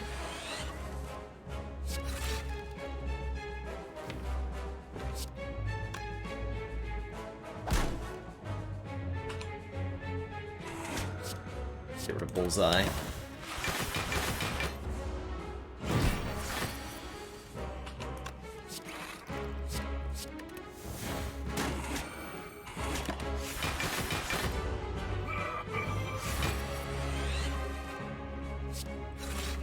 Alright, now we can get rid of some of these frosts and channel our Dark Orb. Probably won't be how we kill the champ, or might be part of it though. Art of full health here. A couple points of strength.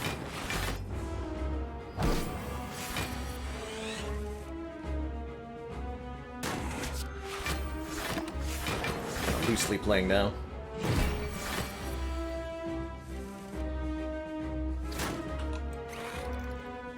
Insert or consume, all things are possible. Okay, he'll go below half health on this turn. Probably. Yeah. Summon the Electro.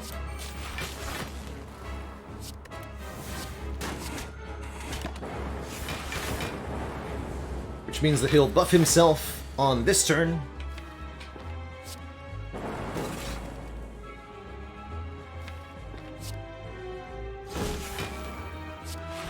And next turn is the dreaded Execute, which won't be so dreaded for us. 22 times 2. Pretty cute, sir.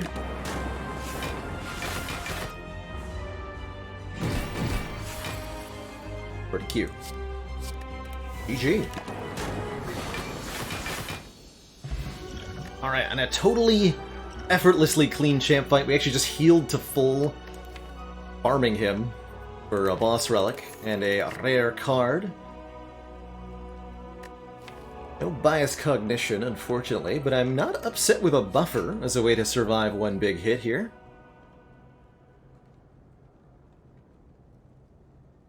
Still plenty of ways we can lose from here, Ivy Blade. We have yet to solve the question of how to kill Spire Spear and Spire Shield, or how do we easily get past Reptomancer if Consume is the bottom card of the draw pile. I am going to take Buffer, though. That can help a lot against Heart. I'll take a fresher Speed Pot. Boy. Fun choices. Pyramid is here, letting us retain our hand from turn to turn. Notably, Pyramid is excellent with Recycle, excellent with Buffer, excellent with Genetic Algorithm, and pretty good for retaining Boot Sequence too. Also good with Bag of Preparation in general. So Pyramid feels Solid. Instead, take Astrolabe to transform and upgrade 3 cards of our choice. Or Pandora's Box to transform all our strikes into fens. Now, if we still had our strikes, I could see this Pandora's being pretty good, getting rid of 8 cards. But the bites are not strikes and they do not get transformed, so it's only 4 defends being transformed by the Pandora's Box. That's just worse than, I think, taking the Astrolabe. So I would say Astrolabe better than Pandora's Box, but I think the Pyramid is better than the Astrolabe. I'm a huge fan of Pyramid in general, and especially Pyramid that has a energy relic behind it.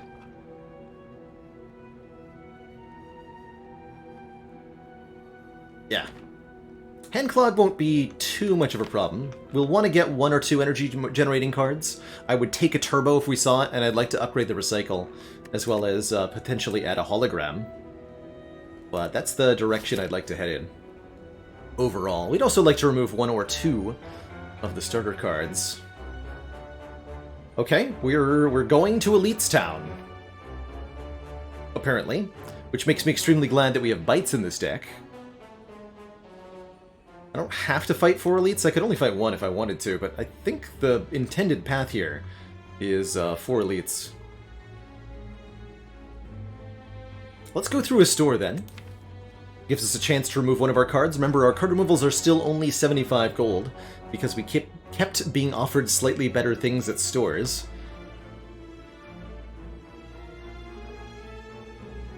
Wouldn't mind removing one of the 5 bites, excuse me, now that we're on, now that we have Runic Pyramid. Good stuff.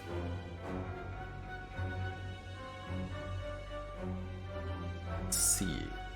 Can't kill you? 18 plus 6 plus 7, that's not a kill. Fuck.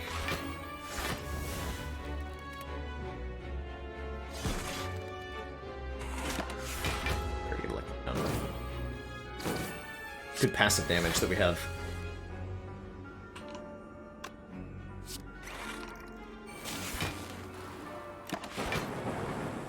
Good.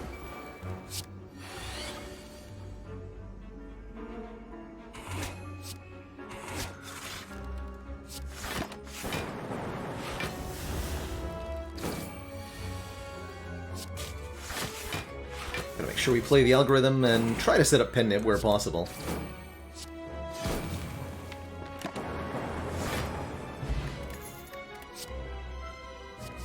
This is not a bad card with Runic Pyramid. An upgraded recursion lets us evoke our next orb and channel the orb that was just evoked. You know, I very, very rarely like this card on defect. But I think the combination of Runic Pyramid and Bag of Preparation and lots of focus make this a particularly good pickup here.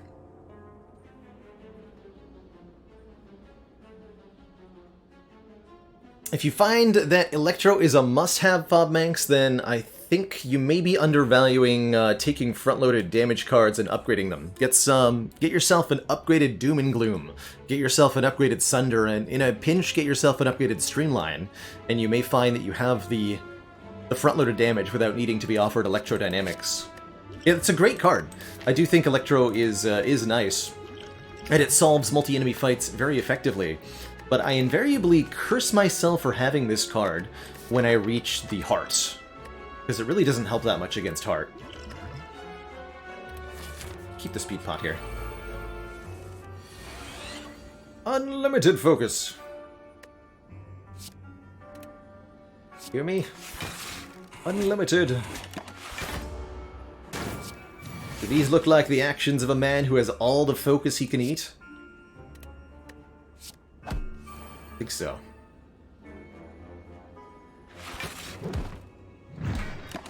Oh, my algorithm, no! Dang it. Wait. Dang it.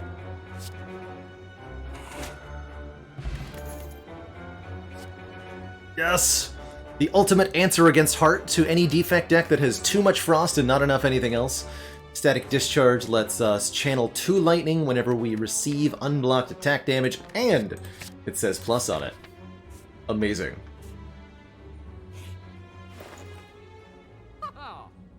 Another piece of the boat. Anchor is here. We take Amplify to let us duplicate a power. Second Electro here. I'd like to get this buffer upgraded. Maybe the recycle's a better priority, though? Can I get them both? No. Straight up no. Dang. Could be a go for the eyes. I think I'm just here to remove a card, though. Enlightenment almost good here? Almost. It has 1, 2, 3, 4, 5, 6 cards it can target. That's actually not that bad.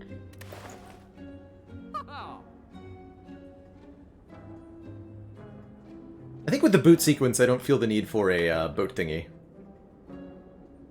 Not on turn 1. One of the bites, and I think I'll cut a defend next. I'm gonna keep our money. We want to be able to buy good potions or a relic in the Act 4 shop. We want to be able to spin the wheel.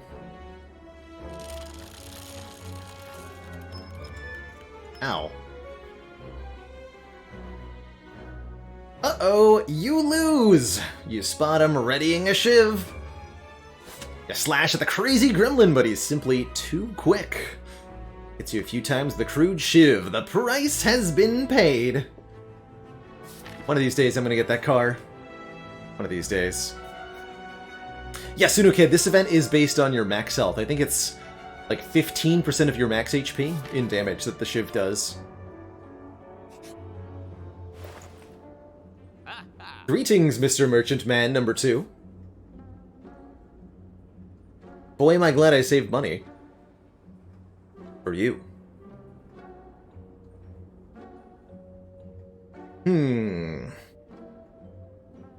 Orb slots galore. The runic capacitor starts us out with 3 additional orb slots. That is quite powerful. Or we can take the insect so that elites have less health. And I am going to fight 4 in a row. Yeah, that's a pretty good preserved insect, huh?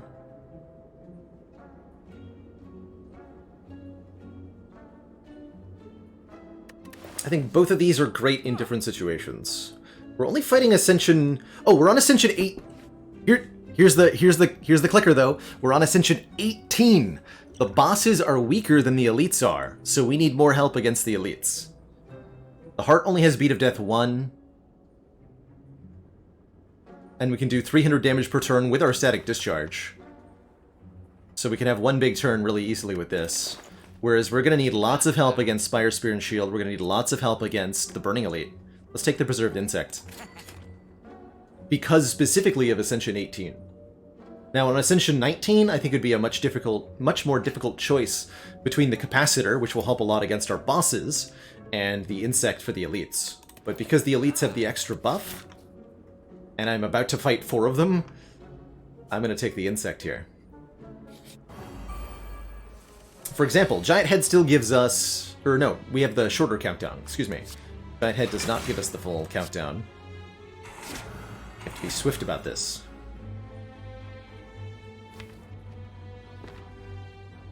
It's this one.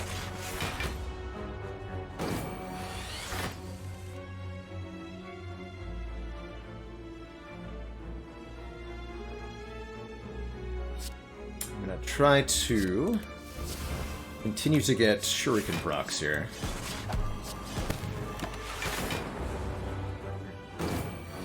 The kits are coming real soon. Also, we didn't get buffer upgraded. Unfortunately.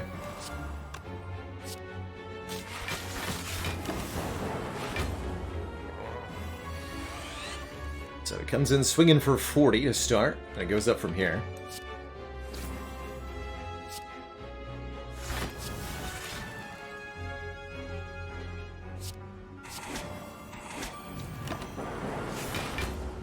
I don't think I can fully block on this turn.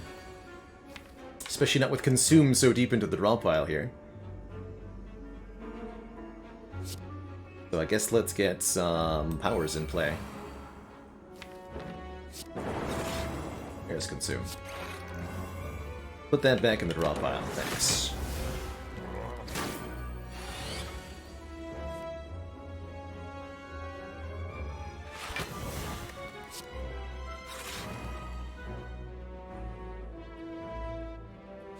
Draw more. It's about to get spicy here. Need room in hand, so I'm going to lose the Tempest too.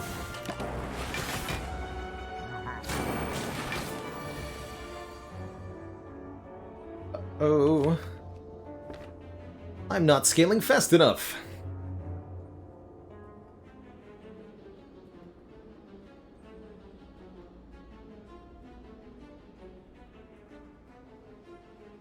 Spooky. And every turn we try to block, this problem is going to get worse.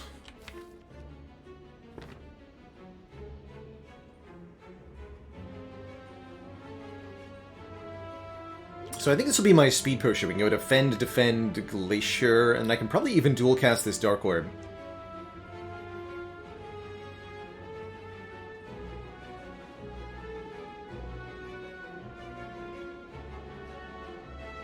For a lot of damage. That would be 10 plus 10 plus... yeah, that'd be plenty.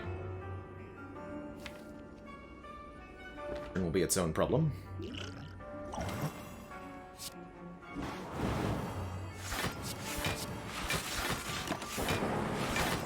It's exactly a full block. Didn't realize. God, Consume, what are you doing? Consume, why? Alright, I'm gonna recycle Sundar here.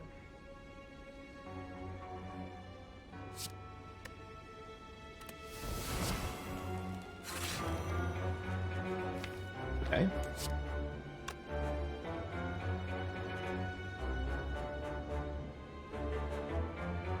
I'm gonna block for 28.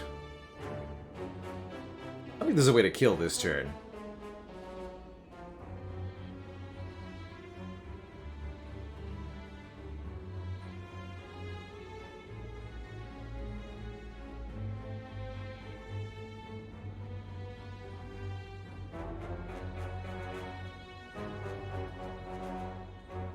Bullseye and one bite.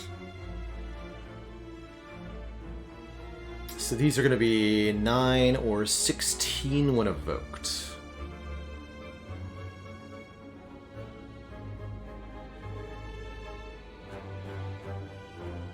So if I go bite, bullseye, ball lightning, no, bite, bullseye, electro, recursion, ball lightning. Would be the order. Yeah, bullseye's the last card in my hand, to be clear. So that would be 10 damage plus 13 damage. Let's do some math here. 10 plus 13. Then electro deals 16 from evoking. Then we play recursion, deal another 16 from evoking.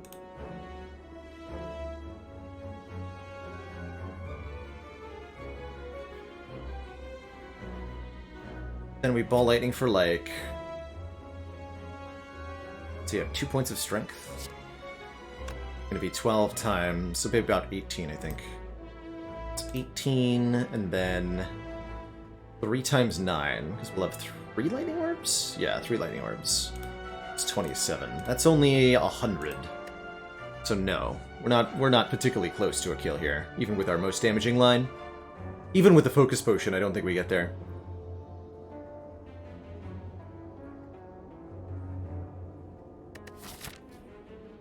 Okay, ouch. In that case. That means we go recursion. Play a bunch of bites.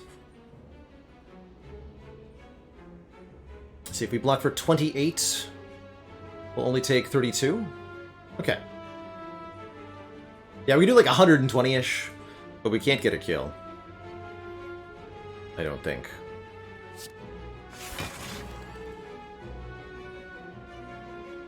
So I might as well play all 4 bites then.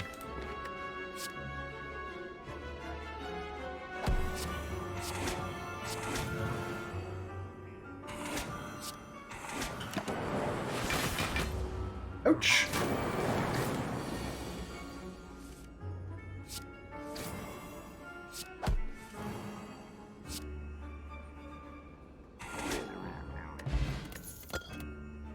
Okay, Smooth Stone helps us with our block. Go for the Eyes could be pretty good, actually. Would have helped a lot in that Giant Head fight. I think now I have to avoid the second elite when we want to bite our health back a little bit. That was more painful than I expected, that's for sure. Have to be careful. What are we upgrading? Buffer. I need to upgrade Buffer. I wanted to upgrade Recycle, I need to upgrade Buffer. Yeah, that Giant Head probably would have killed me without the insect. I expected us to do better, but we drew Consume at the bottom of the draw pile in both shuffles, and that really hurt us.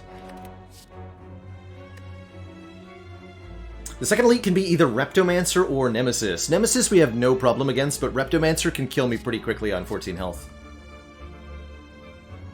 We could definitely get a lot of health from Nemesis. It's Reptomancer that we have to be a bit scared of.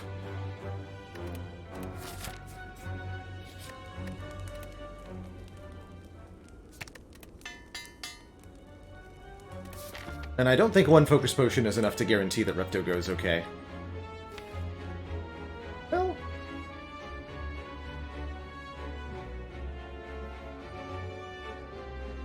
yeah, not when she's summoning 2 daggers. This seems a bit better. Seems a lot better, actually.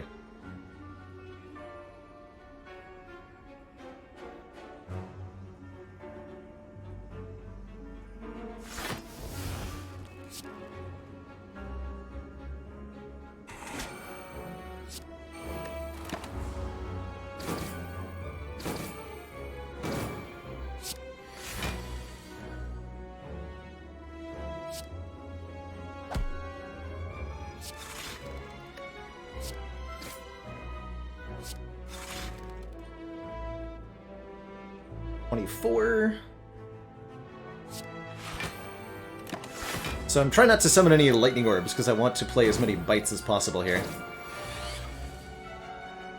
That's possible.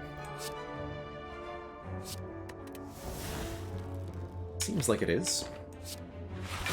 This blows up for 30. Gonna block for 30.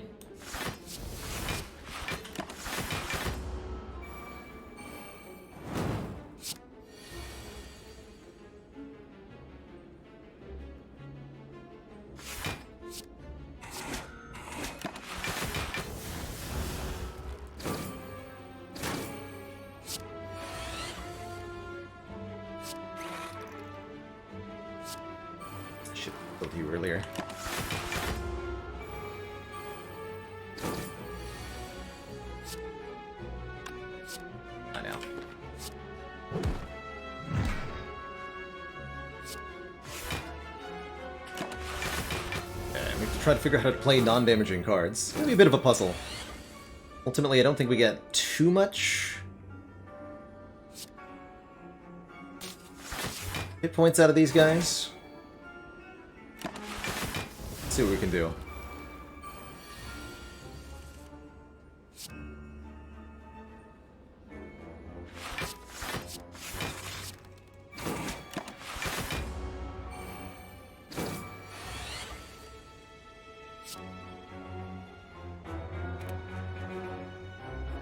Yeah, I gotta summon the rainbow now.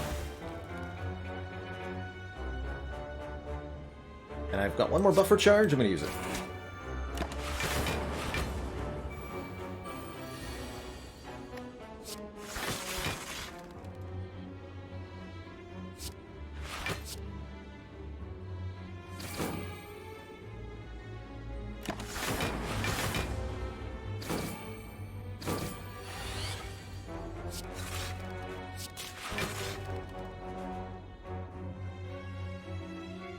So many thorns! Oh!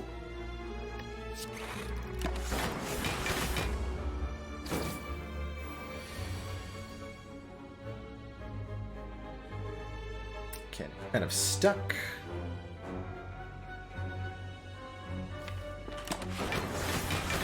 They've maxed out on thorns, so they'll now attack every single turn. 12, right? Interesting it's not including my dexterity bonus. actually get it. The tooltip hadn't updated for some reason.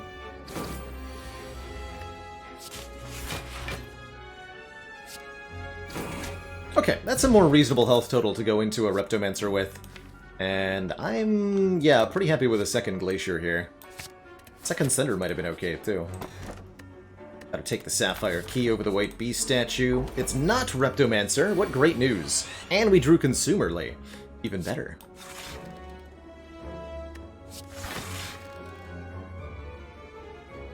This is 14. 14 plus 6 is almost perfect block, and I get to keep Boot Sequence here. A Boots. Just in case I need to block, I don't know, 45 damage. For one reason or another.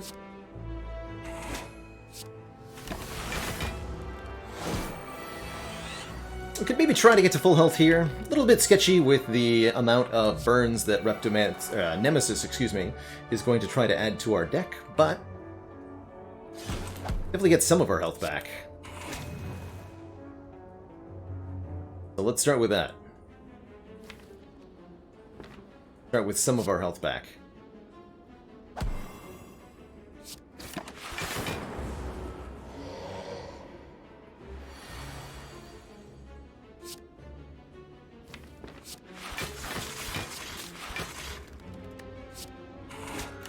Ideally played on intangible turns.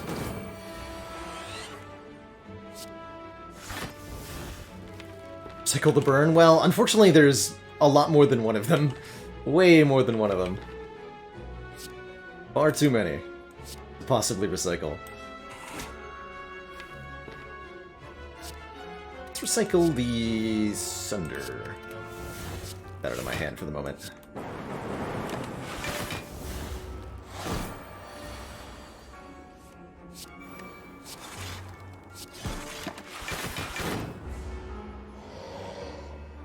I'm okay getting to 45. Just cycle through the draw pile one more time here.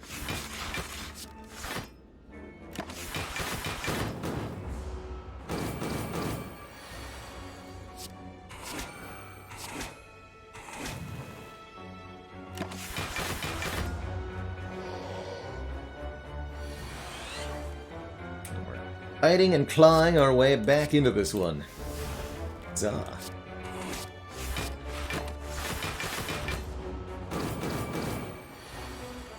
Yeah, we could end up against the Giant Head again. I'm admittedly not that worried about. Like, we're stronger than we were last time. We probably won't draw as poorly as we did last time, too.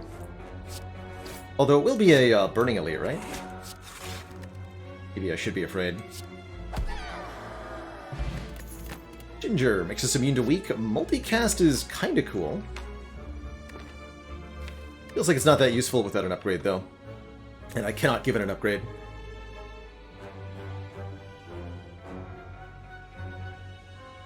So we'll... Although that could be a way to kill Giant Head. No, we're good. We can just outscale Giant Head. In theory.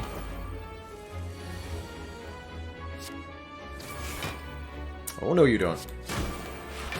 No curses today. Explicitly asked for no curses.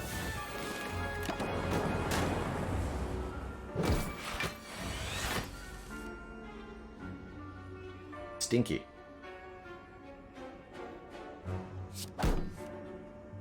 Okay, consume is great and all, but it doesn't prevent me from losing health.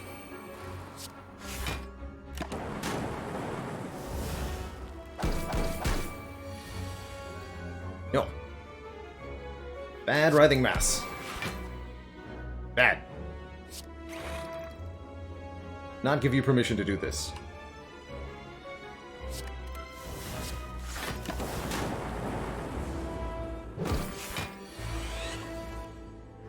Nap.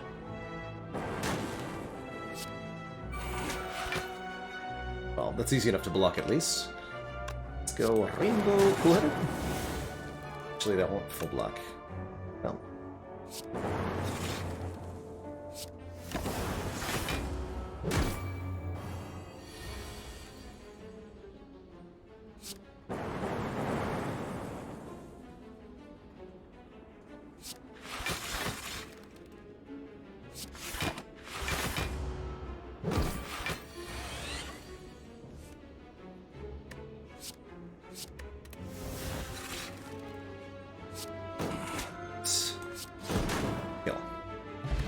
Full HP and full potions. We don't have enough powers for a Force Field Plus. We only have, what, 2? Wow. 2. Certainly don't want the other 2 cards. Onwards! Small Max Health Reptomancer, aka Regular Reptomancer. How's it going, Regular Reptomancer?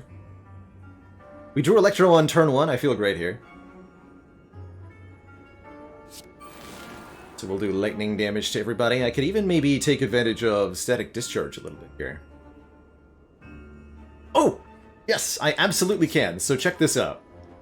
Summon Static Discharge. And only block 1 of the hits.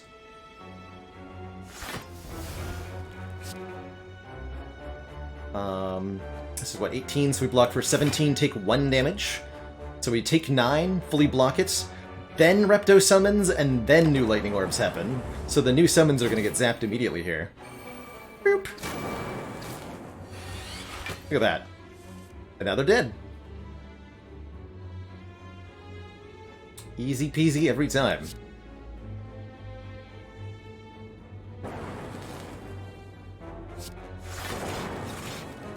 Got him.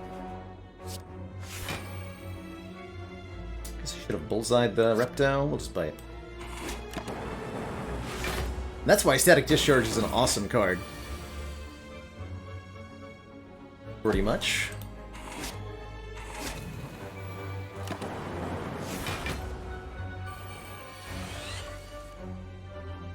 No. Bad.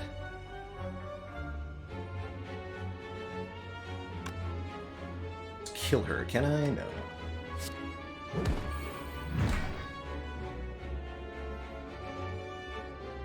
This will kill you, though.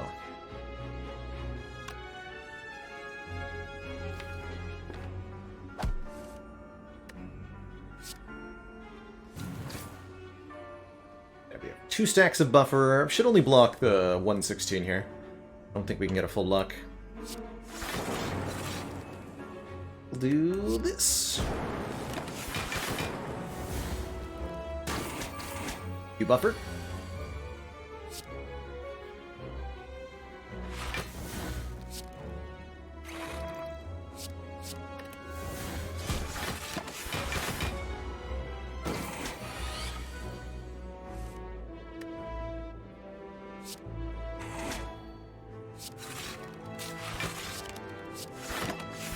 Now the only goal is to, I guess, stack Pen Nib a little bit. Looks like we're fine, though.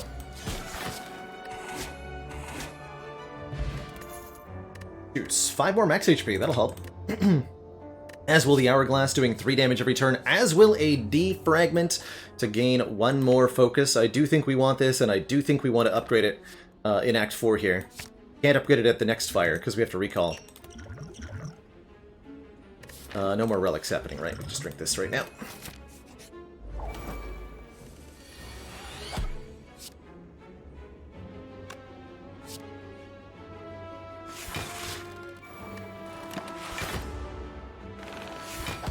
Good old Entangle Man. We got a block for 12 plus the number above their head, so 37 this turn. Currently at 18. 29. We can go like Frag or Rainbow. 37, yes. I can wait something.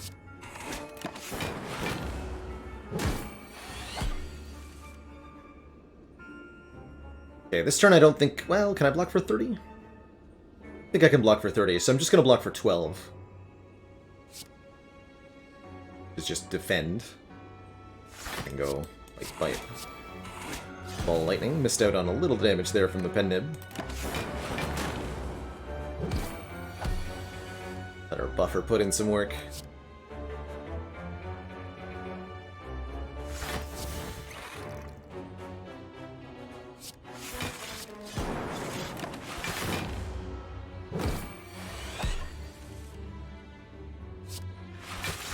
And then once we get up to a certain block total, this enemy really can't do anything to us anymore.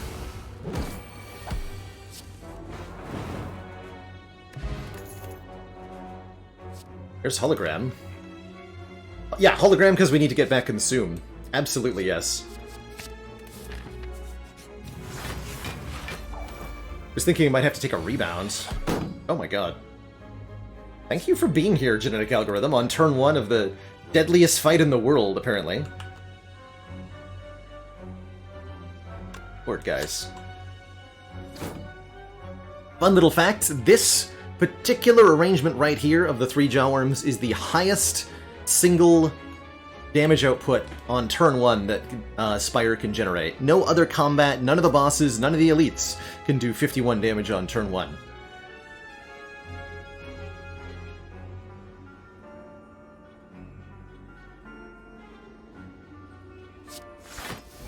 And since I'm taking only 1 here, I'm going to go ahead and play Static Discharge.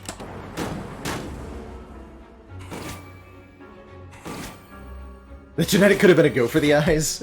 That's true. I'm pretty happy with my genetic algorithm. I'm quite happy with the choices we made so far in this run. Feels like it has gone relatively well.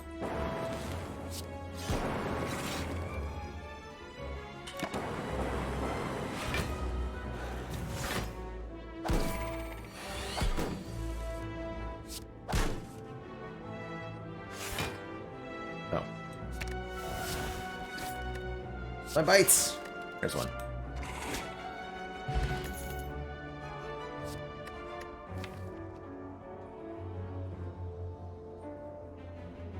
Honestly, yes. Yes. The energy for every 4 cards in the draw pile. We got enough of them.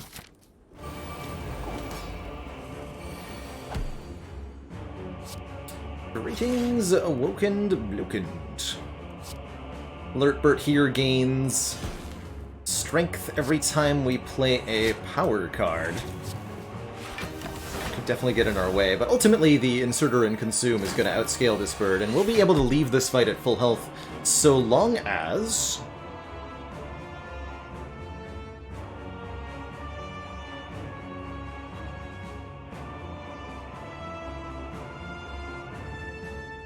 we do not die in the first part of it.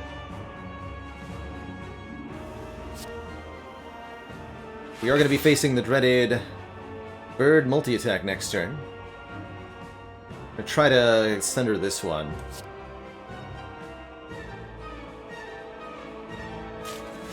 That might be a mistake.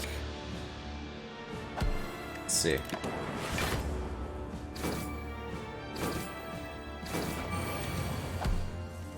Nope, we get there.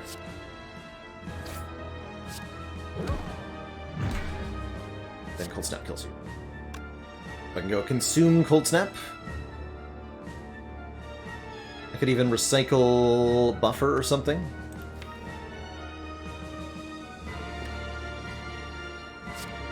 I don't plan on playing this fight.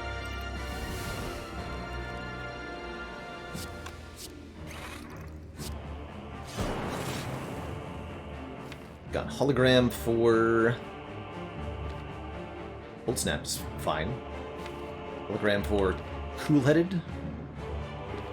Hologram for Cool-Headed. Take a bit here, but again, this is all health we're gonna get back through our bites. After all.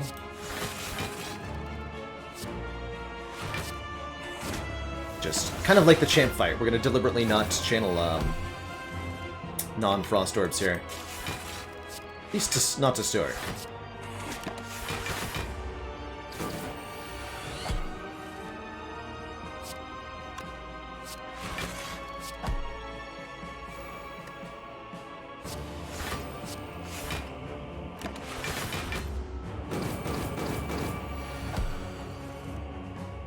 Such a shame we couldn't get some of these cards upgraded.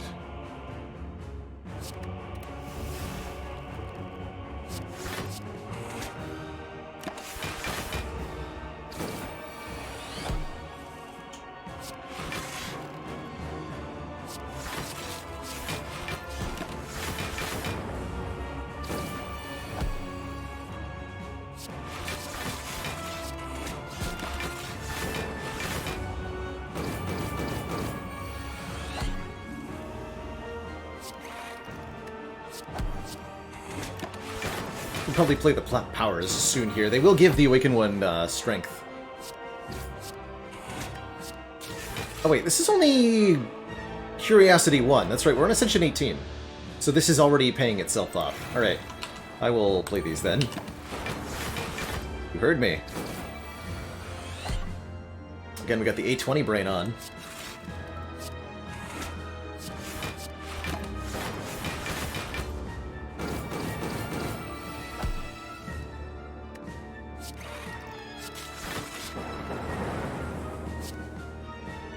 Stuff I don't want to draw.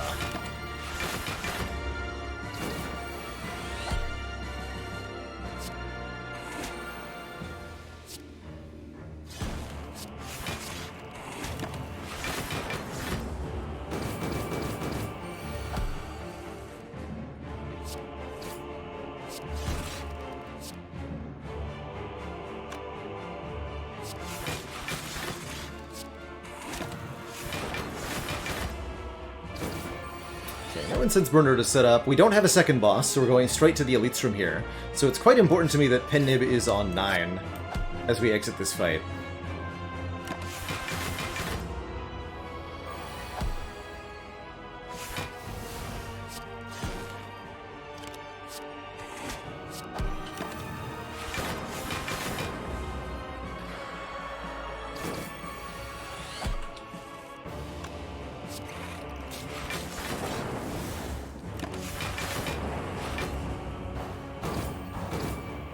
Dex Gurya? I would love to see that for Silent. It might be a little too strong. I think having Dex with the same availability that Gurya gives you strength would be pretty powerful, but I would really like to see it.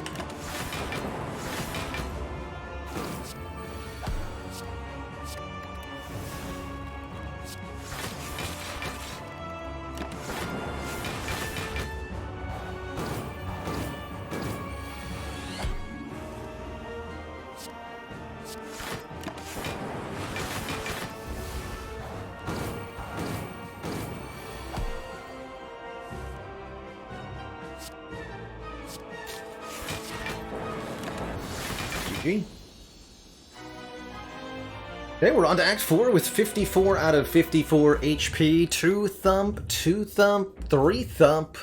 The pulsing dread can be felt throughout the room. Is this the heart of the Spire, the source of all these bites?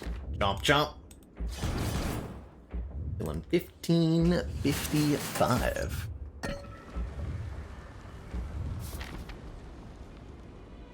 Not too shabby. Okay, I definitely want to upgrade this defragment for 1 more point of focus. Shame about that Gurya. We fought an elite for nothing. Okay. Some consideration for the recycle, hologram, and aggregate upgrades, but I'm pretty sure this is the right play.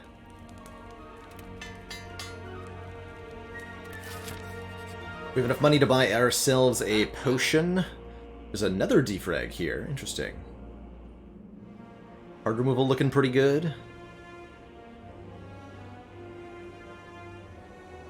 Hey, First Rider. Yes, Crippled Sponge. The damage you deal to the heart is your score at the moment that you beat the Act 3 boss. So it's like a snapshot of your current run score. And that'll have an upper bound based on what's happened in your run. The higher ascension you are on, the more score you'll have, so you'll tend to notice higher numbers for higher ascension runs.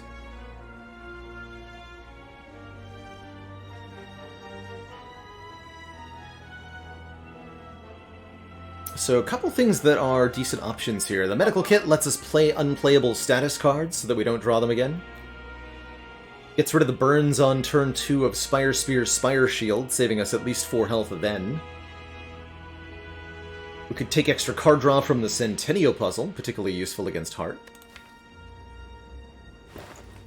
We could take a Fairy in a Bottle, healing us to 30% of our max health when we would die, letting us potentially absorb 1 big hit from the Heart, which I quite like, if we don't get our buffer in play. Dex Pot's okay. Fire Pot could help us kill one of the elites nice and quick. What if I want another defrag here?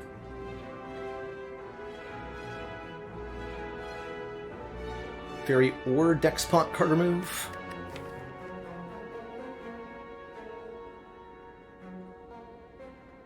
Fairy is good, but is it as good as Fire Potion and card removal?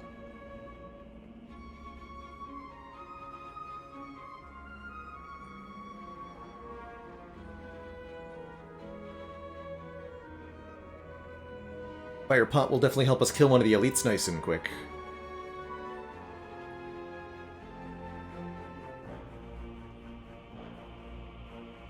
Yeah, 67 is a big number, and if we don't find the buffer, we could be in... or the algorithm. We have two real answers to Heart Turn 2. And we're not guaranteed to see either of them.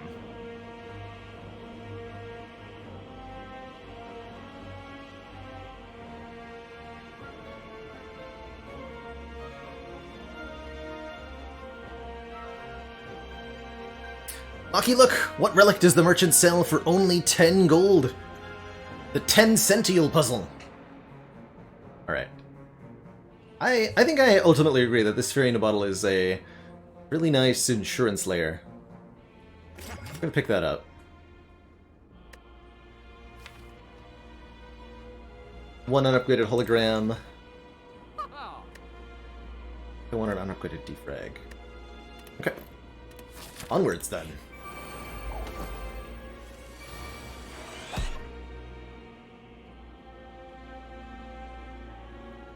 I also think this might have to be my focus potion, this fight.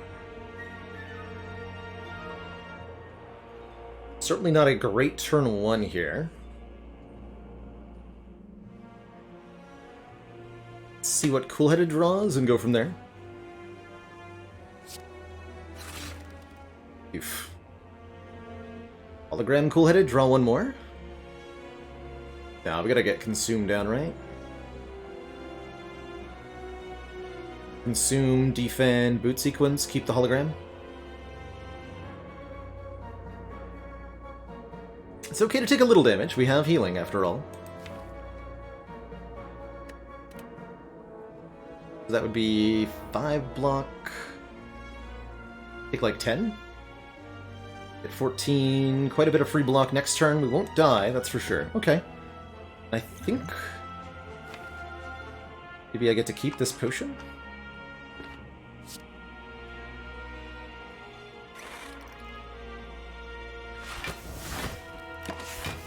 Maybe.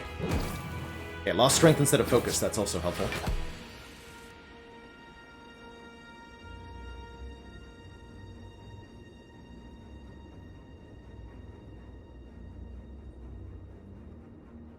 Pen nib on FTL, not my favorite here.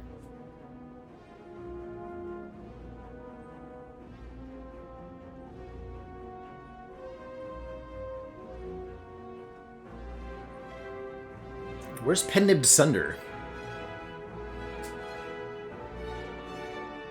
When you need it.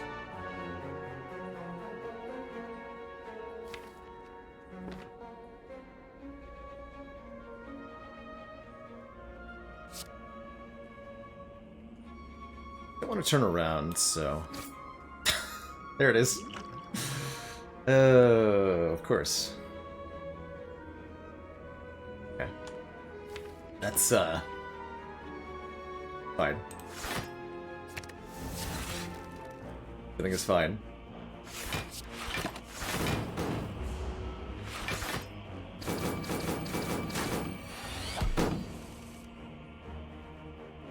A lot of energy.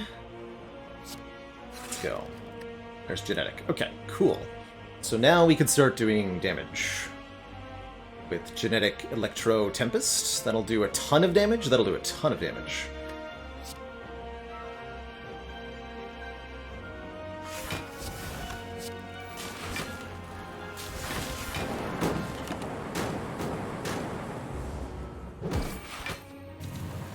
Like we're going for the spear first here.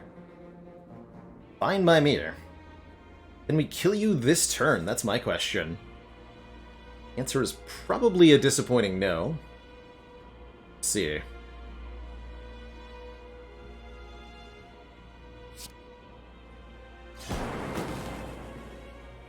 So these are 11 per evoke. If I go Recursion Sunder, we do 11 plus 31, 42 plus 24. Not 72, right? 42 plus 24 is 66. It's not a kill.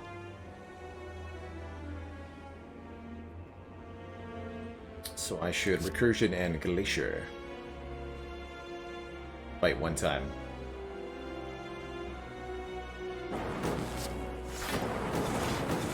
We'll gain 30 block next turn, but I think we can still kill before the multi-attack arrives. Actually, wait, dual cast. Still not a kill. We'll dual cast next turn.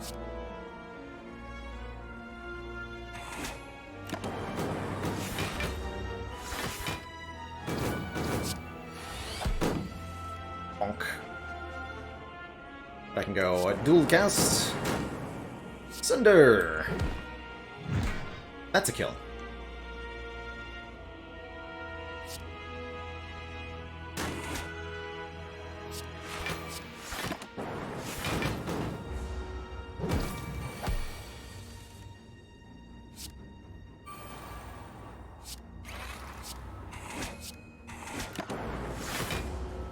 Note how these bites are still being quite relevant even here in Act 4.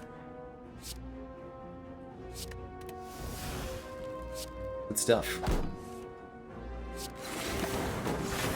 Try to get back a few more health before we leave this combat.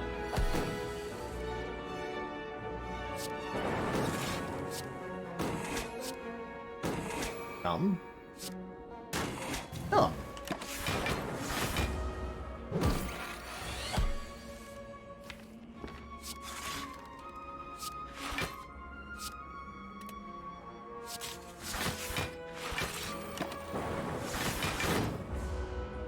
Also like to leave with Inserter set to 1 if possible. Looks like it might not be possible. I don't think I can avoid killing it next turn. Wait. Yeah. Can't avoid killing it here. Fine. We're at full health, which is 61 HP.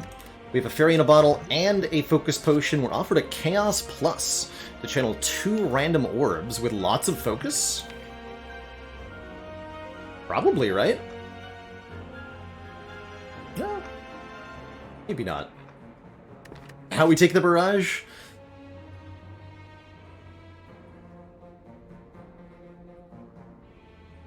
Take this Chaos. Alright. Mr. Hart, we do get Algorithm down immediately. Is the excellent news, or have it in hand so that that 67 isn't going to be killing us here. Draw Static Discharge as well. I think means I don't want to evoke any Frost just yet. I'll block this turn.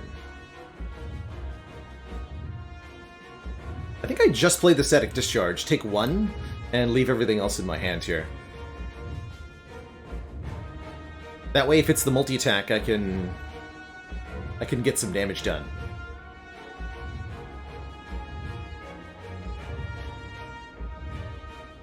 By intentionally allowing ourselves to be hit.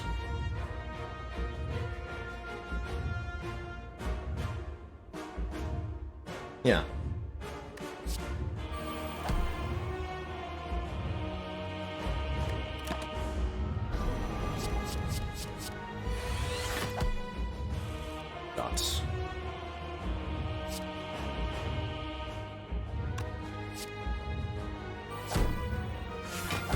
Gonna need a bigger turn.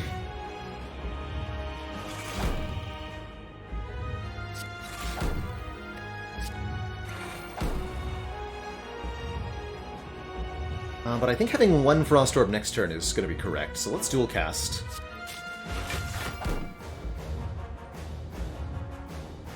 Full block this. Intentionally take some damage here. Not a lot, but some.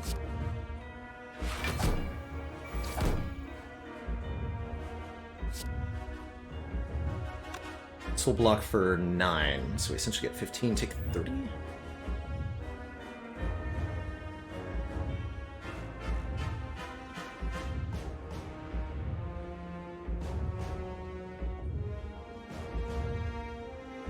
Yeah, take 30 sounds good.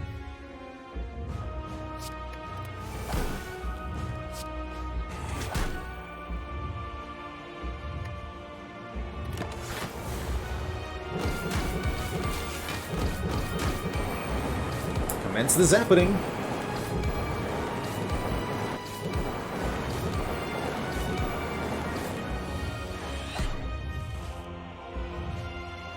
Taking that hit on purpose to get a lot of damage done. Go defend, bite, cold snap, bullseye. Gain a point of strength here. Make sure we deal some good damage with these lightning orbs. I love that we still have boot sequence in hand.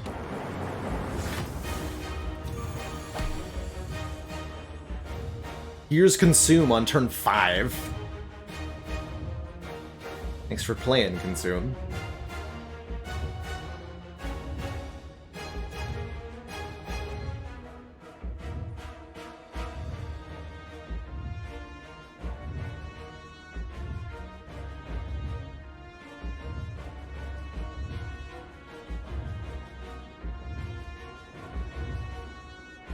Could just end turn. I think that's right.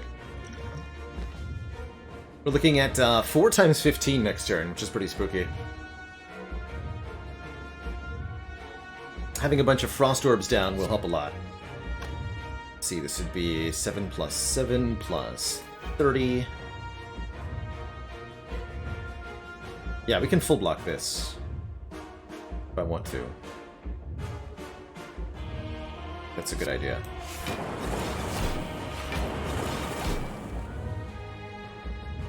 So this is 34. If I let it hit me, we'll get 2 free lightning orbs. That's a good idea. Currently, boot sequence is better than recursion, block-wise, but that could change literally when I play Consume. So let's boot sequence.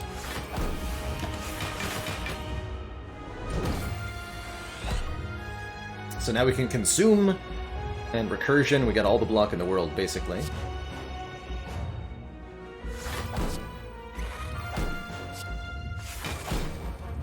So this is 45?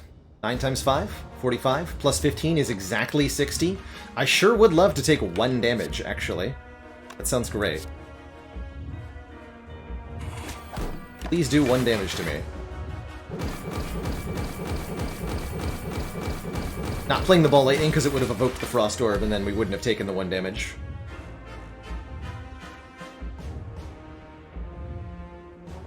Hey, Kungi! Hello from YouTube! Picked a great time to show up for the final few runs of this Ladder Streak Challenge. Let's see... Actually quite good on my number of orb slots right now. I need to have a Glacier in my hand. But I want to get some damage done, so let's go like this. Hologram Glacier.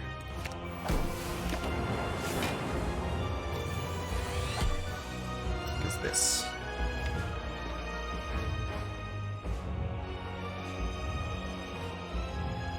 Will I survive this?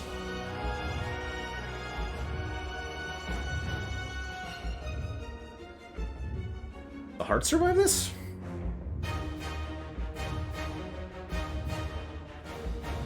Call an ambulance for somebody.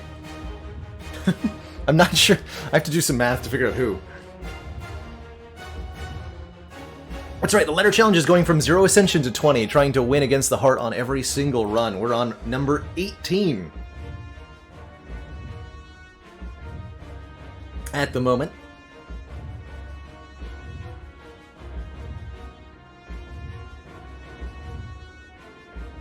Well, the Fury bottle will revive us, but the heart's multi-attack will not stop. So we have to actually be able to live through all of it if we want the thing to happen. So, let's open the old calculator. We currently have 34 HP and we've got 90 damage incoming.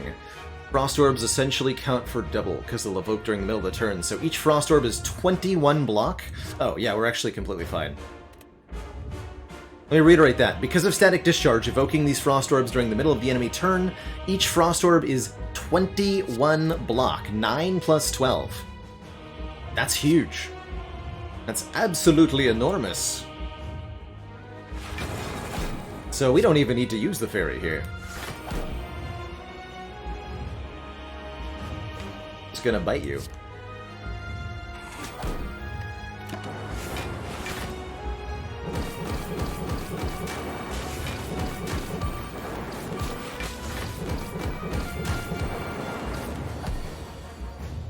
Beautiful. Absolutely beautiful.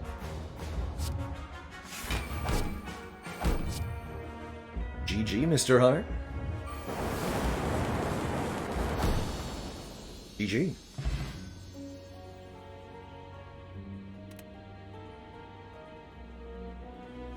And another rung is climbed. The last defect run out of the way for this ladder attempt. GG.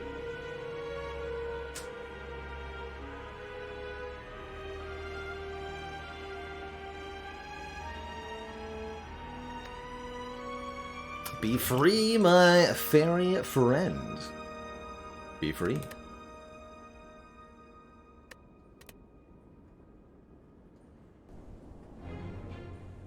Yeah, that was one of the very few times we actually used Tempest, and it was really not necessary. We used Tempest against Guardian, and it helped against Guardian. And Iconics, thank you so much for the Prime. For 5 months. See ya, sub-nerd.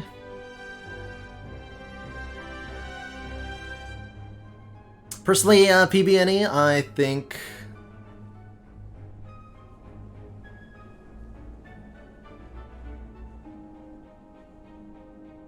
that the Ironclad run out A19 that we're about to dive into will probably be the hardest run. I feel relatively confident in my Wristblade Silent Start. But Runic Cube on the Ironclad, that's going to be a challenge.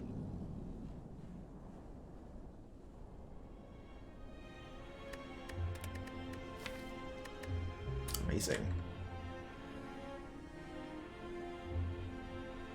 So Inserter made it all the way through.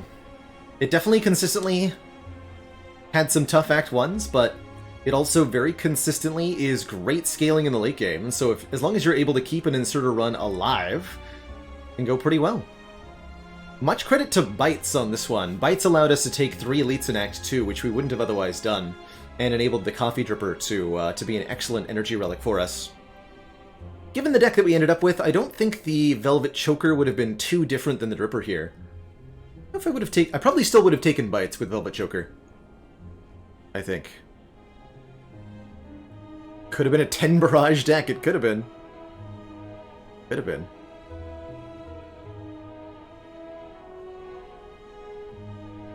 Algorithm did more than okay this run. Algorithm was amazing. Algorithm saved my life. Multiple times. I'm really glad we chose to level it up. As soon as we got the Pyramid, the Algorithm became top tier. But it definitely led to a tougher Act 1, right? Definitely.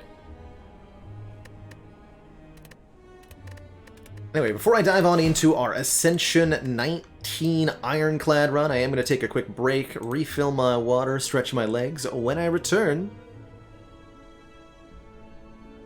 more Slay the Spire action. Be right back, everybody.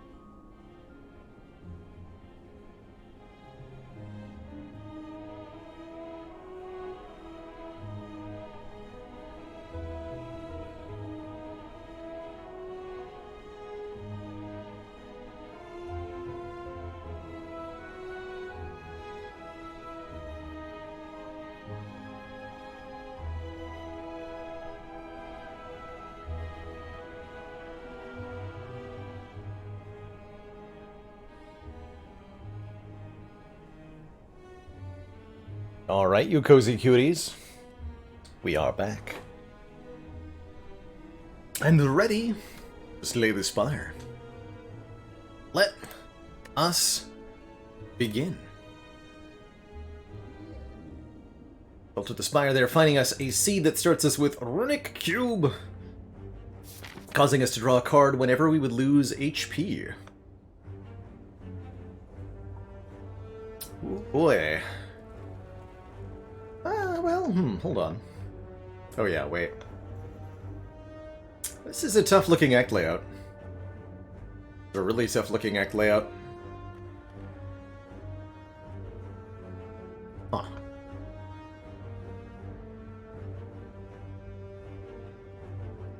Yeah, there is this 4 elite path, which I do like a lot, but on Ascension 19 with a relatively detrimental starting relic, I don't know that we're allowed to take a path like this. We will be watching. Oobla, thanks so much for the 555. So glad you've been enjoying this ladder, win or not. It's been a blast, too. I've really enjoyed these unique runs.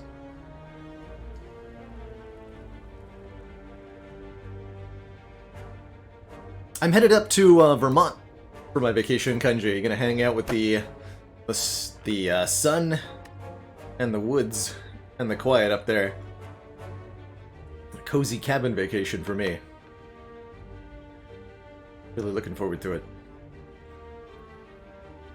So there's no avoiding an early elite. We have to fight one of these 4, and of these 4, the easiest one is going to be the one with a fire in front of it.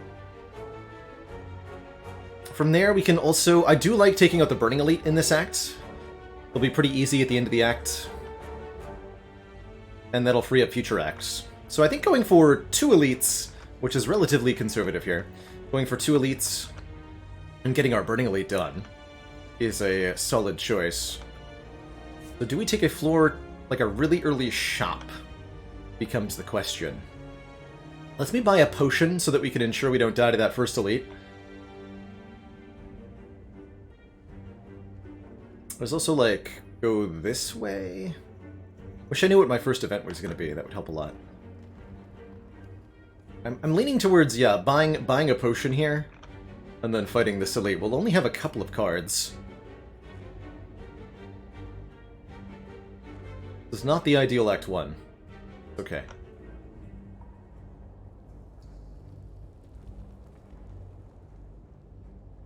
What is this path?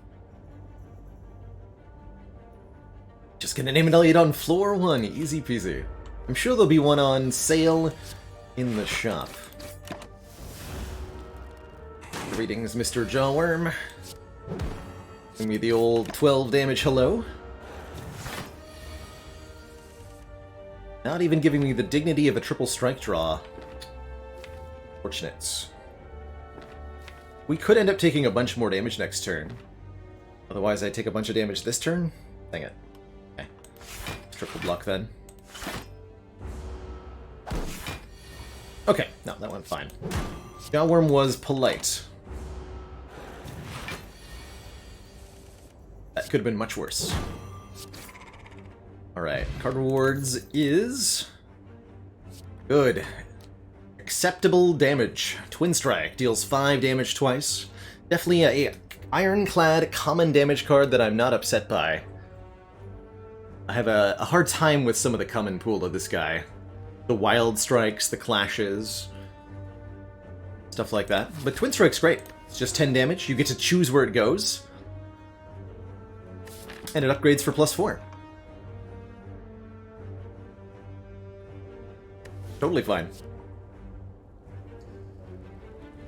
True Grit's not a bad block card either, but right now we need damage and we need its stat. We have an elite coming up pretty quick, don't forget.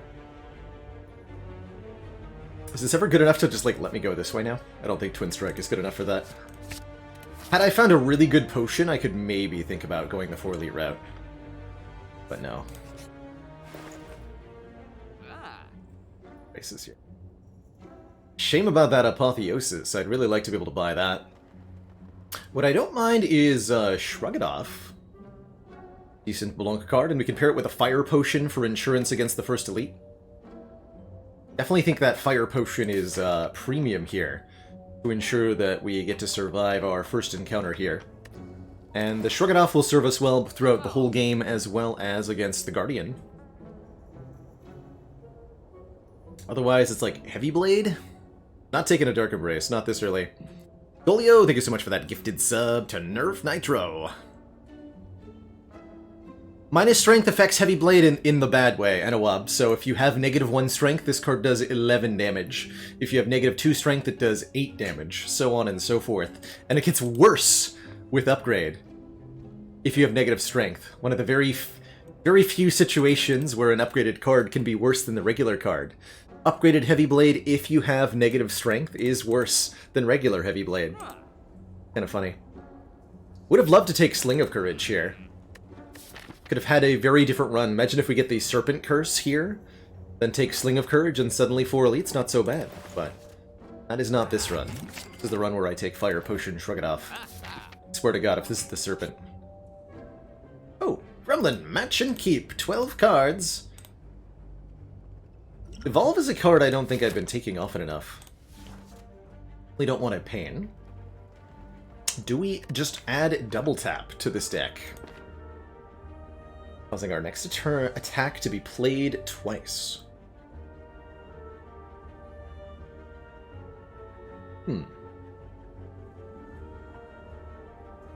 Double tap bash, double tap twin strike. It's not great at the start.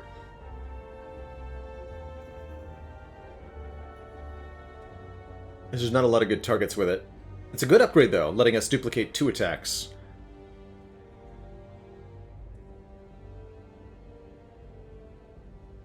It's strictly better than a single tap. If they say 2 taps are better than 1.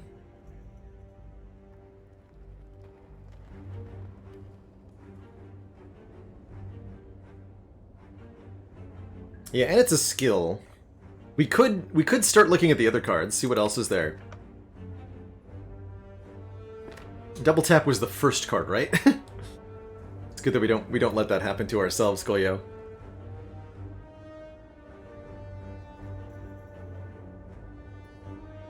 Alright, yeah, well, I'm gonna take it. See how it goes. We have some card draw in the form of the Runic Cube. Can help make it better. Here's a good example of where double tap is... I would rather have drawn an additional card than be able to just double a strike, right?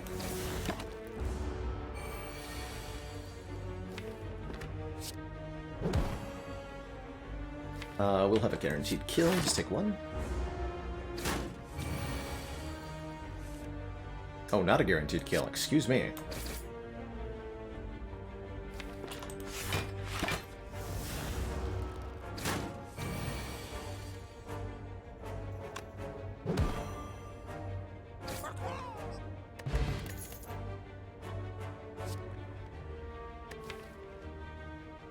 Anger is lovely. Free attack.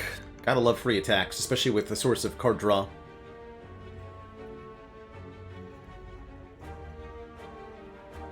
Clothesline's okay with double tap.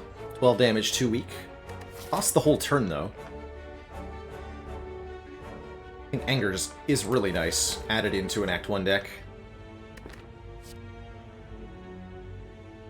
Double tap Anger is relatively bad. You'll get 2 copies of Anger. Not necessarily a bad thing. I wouldn't call it great.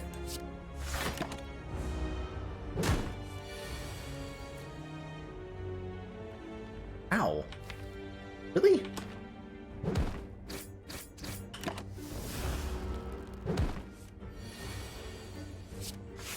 Much as I like Dark Embrace, it's definitely way too early to take 1 here.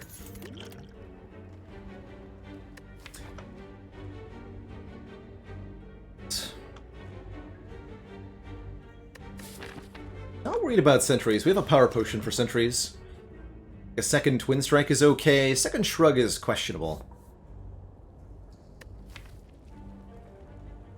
Whirlwind does help a lot in Act 2.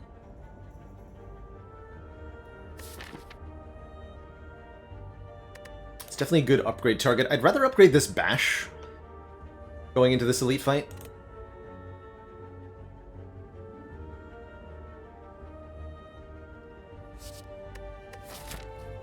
So I'd be upgrading it here before the Burning Elite.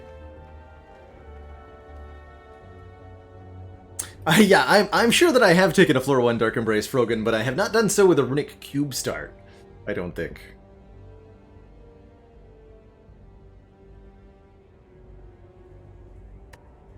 Yeah, if you take Whirlwind, I really do think you need the upgrade on it. It's so much more damage, proportionally. 3 AoE per energy you spend is a huge payoff. This card really, really does need an upgrade.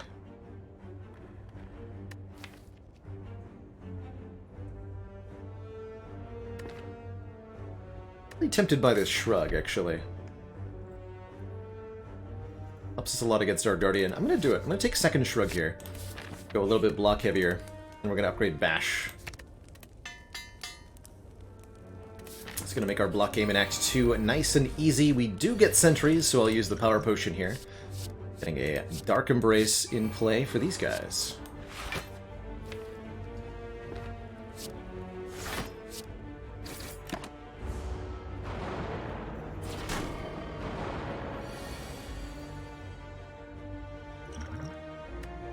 Welp. Okay.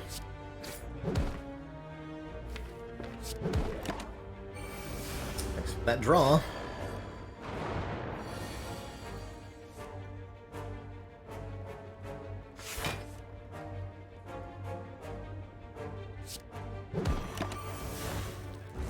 A little more for another card draw here.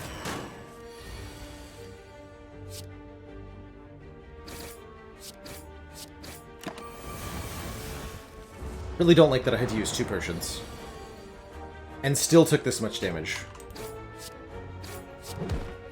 Wow. Just did not draw the shrugs at the right turns.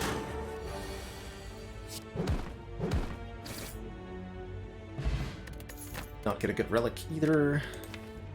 Definitely okay with a pummel strike. More card draw and more direct damage. Goes well with the double tap. Now I have to rest? Ew.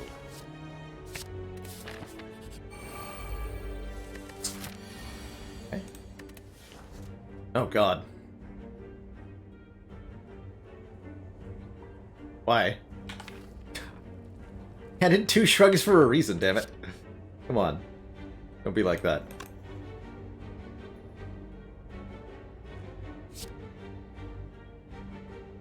So we double tap, pummel strike. Double pummel, anger kills 1. We might get away with only 6 damage taken here. We're lucky. Okay, we're good. Good-ish.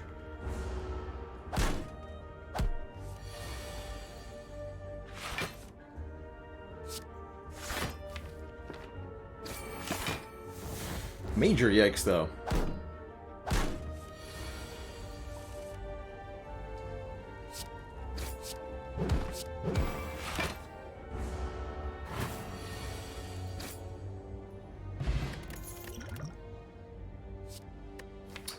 Body slam with 2 shrugs. That I can get behind. Hemo also draws a card and does lots of damage.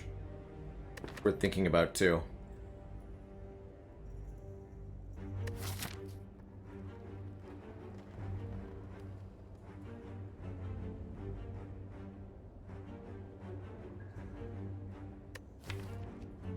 I am down for this Hemokinesis. We will often choose not to play it, but when we do, it's going to be super worthwhile.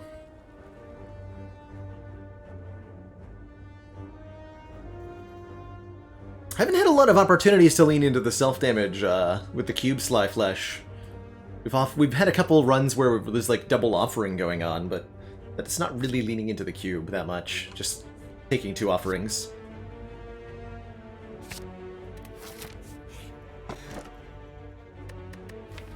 Okay, Ink Bottle is fine. A little bit more card draw is good. Certainly not the relic I was looking for, though.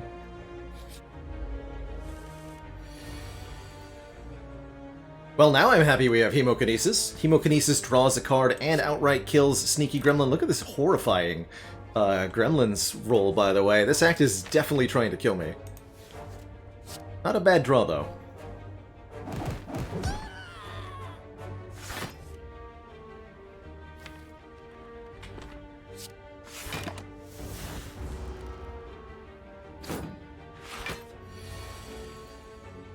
Wizard.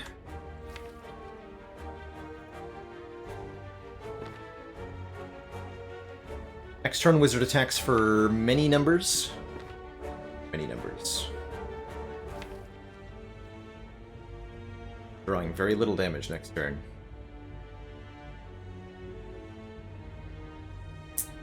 With Vuln, that would be...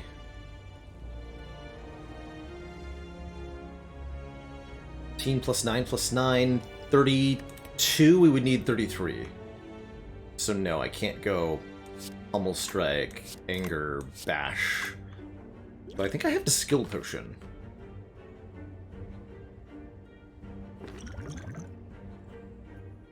Right now.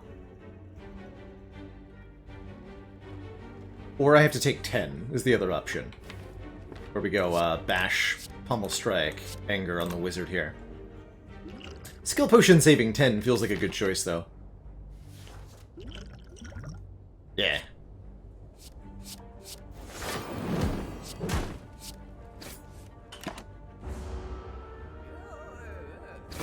Comes. There it goes.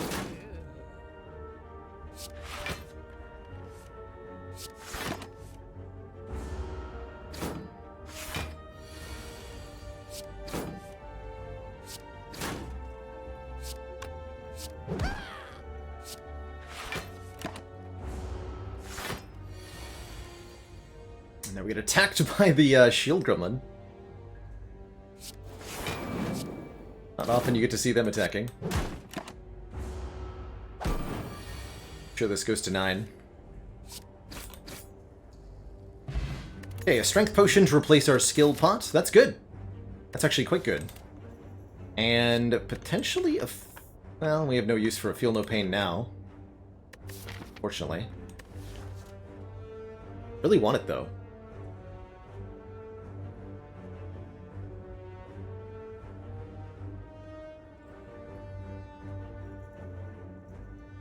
Really want it.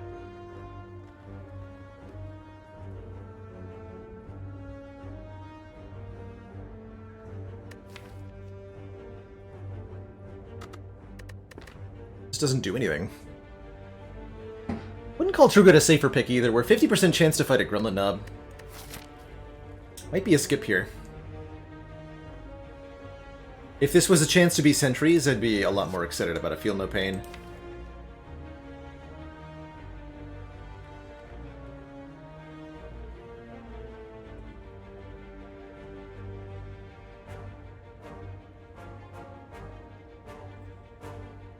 But it lets me do stuff like take a Fiend Fire from our boss.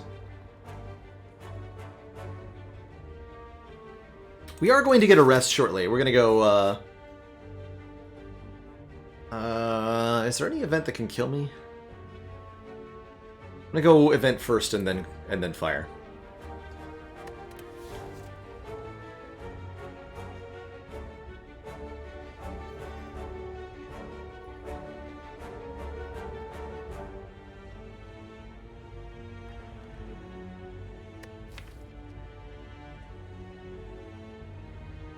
It's gonna be Bonfire Spirits. It'll be great.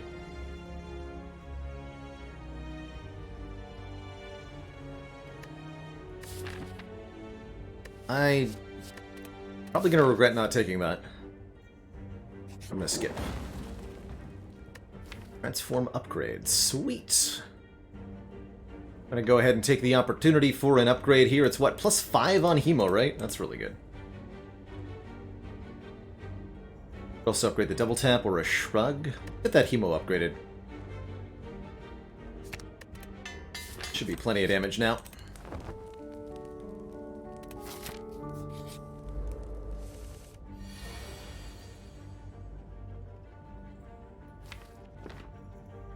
Show me a shrug. Yes. Good.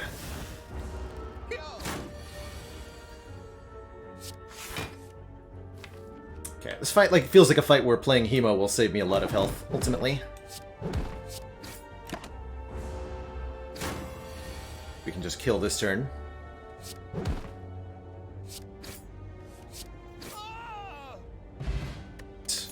Dex pot for Guardian?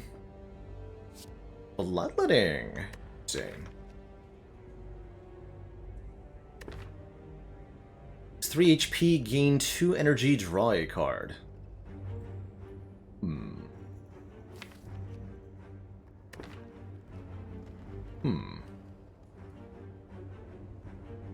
Decent Arma, 2.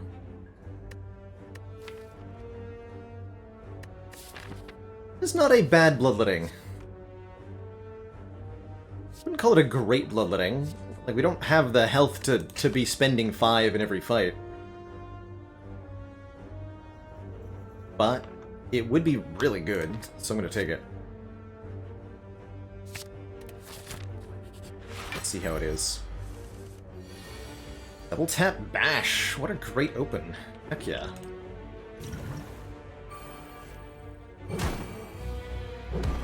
Wake up!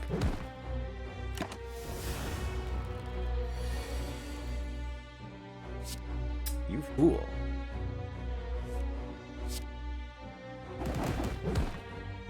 Look at that, we drew into the Shrug, which lets me almost full block here.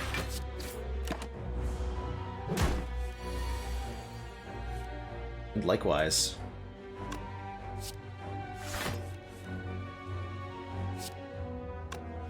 Damage.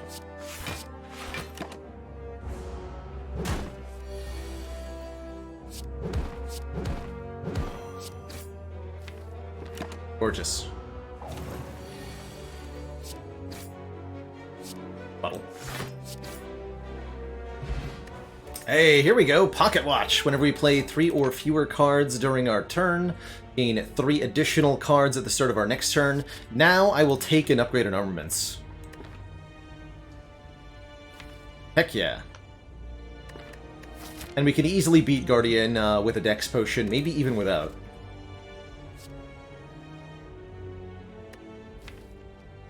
Perfect. Another Bloodletting, by the way. But no, we now that we can draw so many cards, being able to upgrade everything in our hand becomes an extremely desirable effect, and lets us kind of make up for this relative lack of upgrade density that we have. Need to double tap this just one time. So, aiming to play precisely 3 cards on most turns.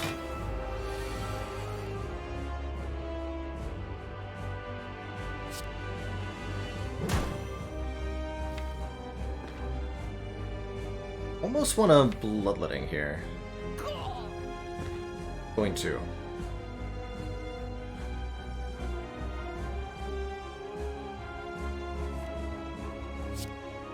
I can get everything upgraded here.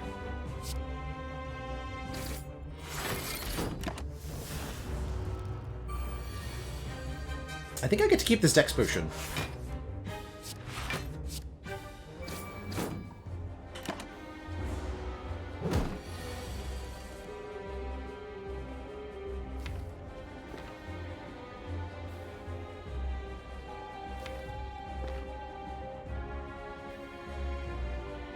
Quite the draw. Desert Fox says, do I honestly think the relic that gave you the 20% discount, the courier you're thinking, kidnapped his animals? I think the idea is that the courier is sent to you to offer you a discount so that you'll show up at the shop. It's like his little pet messenger mouse. Kidnapping it, though. Kinda cute. We go, Arma, draw 2 with Pommel. Still no sign of that Shrug. There it is.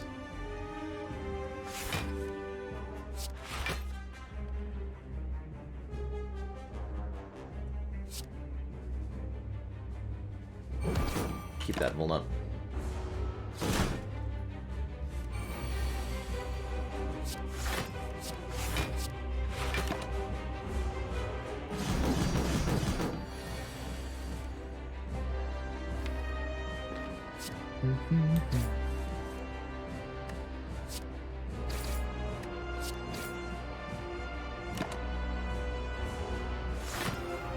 Keep pocket watching.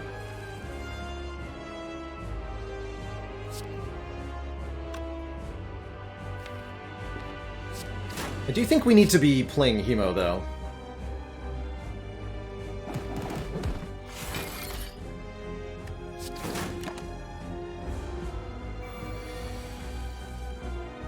Feels like a requirement.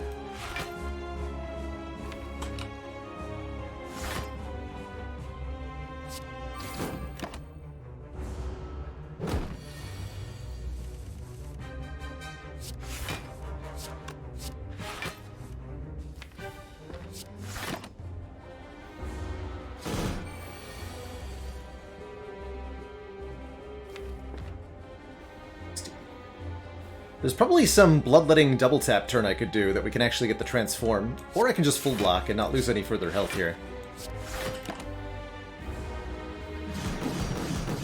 But if we needed to, we had a really powerful play we could do.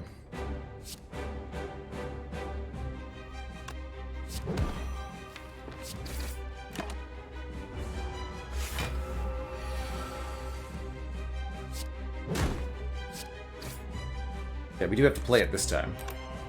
Which is a kill. GG!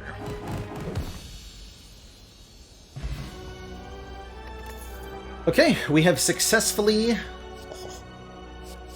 made it to the next act. We're offered yet another way to damage ourselves with brutality here, giving us one more card every turn and doing 1 damage to us. If we pocket watch with brutality, we'll draw a hand of 10 cards. Could also take a bludgeon too. Some 32 damages. Yeah, just add healing. Do we need brutality? Maybe not. Do we want brutality? I think so. Although bludgeon does pair nicely with the double tap and with the bloodletting. And with the pocket watch, actually. There is definitely an argument here for bludgeon. Which is not something I get to say very often. That's pretty cool. Sure would have been nice to find Reaper or something. We've already got a lot of self-damage. Can I afford more with brutality? I don't know about that. Cheers, Maniac! Bites would be very, very nice for us. So would Apparitions, actually. We'll have to see what our act layout looks like. Next act, of course.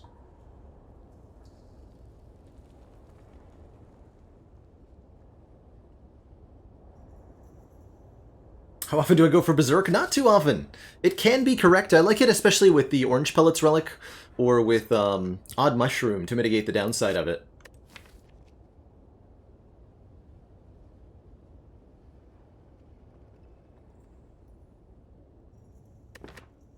Let's try this bludgeon. Do the big bonk. Ecto Sozu Mark of Pain. Wow. That is very rude. These are not the relics I wanted to see. This might even be the 3 worst. We have enough draw that I don't mind Mark of Pain all that much. Putting 2 wounds into the draw pile at the start of each combat. But that's a big yikes. Oh yeah, and we have Ink Bottle going away, right? Certainly I'm not going to take no potions, and I really feel the need for more gold, especially with masks, so let's take Mark of Pain here. Wow. Incredible. Okay, how are we going to deal with Champ? Not by bludgeoning him. Okay, we've got some late elites to fight. I would much prefer to fight these ones rather than these ones. These are scary. Ooh, scary. Go to 2 shops? A fire. We'd like to upgrade our double tap. Or not our double tap, our bludgeon, excuse me. To be double tapped. Interesting bunch of campfires over here.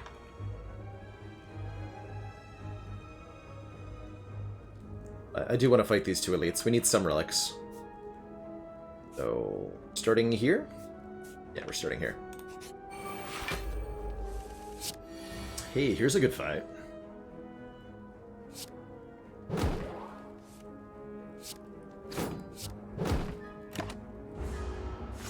Give me the double bunketing. No!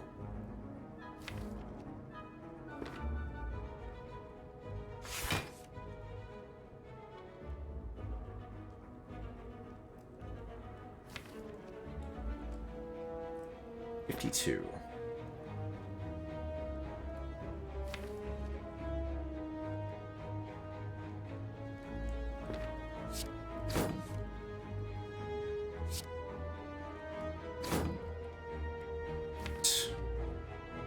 Two.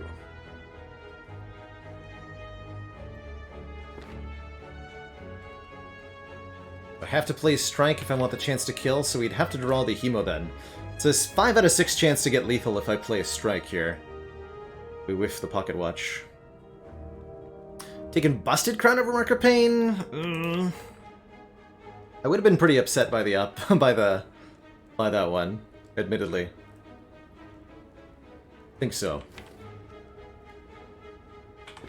Yeah, I'm gonna hope that we get the kill here. We get +1 draw? Yes, we get the kill. Bludgeon Hemokinesis. Exactly. Oof. Scoring an Ancient Potion to block 1 Vuln. We could take another Pommel Strike, or a Clothesline for some Weaken, or a Havoc. Play the top card of the draw pile. I think they're all pretty stinky at this point. I would take an upgraded Clothesline pretty happily, but unupgraded, no thanks.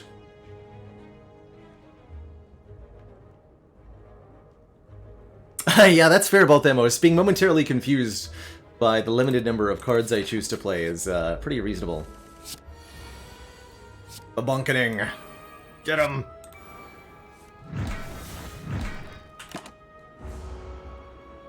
Immense bunk.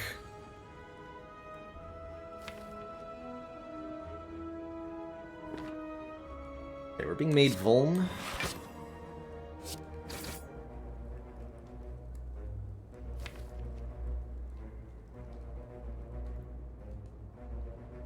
Only have dead draws.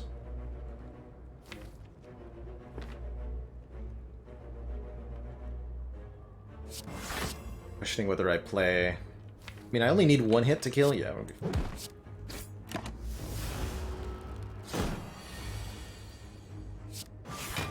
It's also fine. Just full block.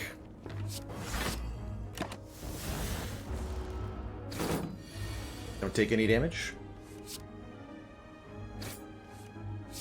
Game easy life. And up the ink bottle.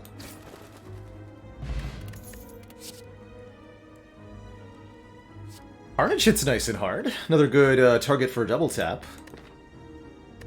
Palisai's decent. Wouldn't call it amazing here. Pick up a Carnage. And I like the Liquid Memories a lot to go with our Bludgeon here.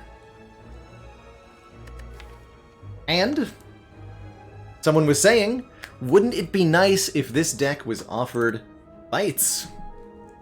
Navigating an unlit street, you come across several hooded figures in the midst of some dark ritual.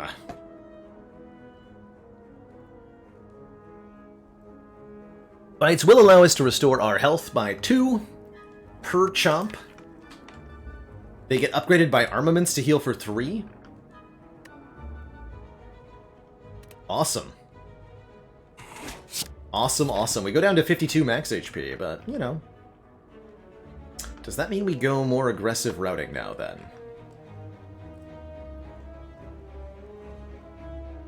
I think so. I think with Bites, we go 4 elites now. Because we have the sustain.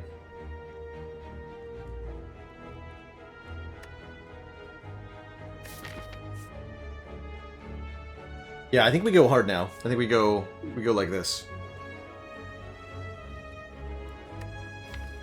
And that lets us remove 2 cards at 2 stores.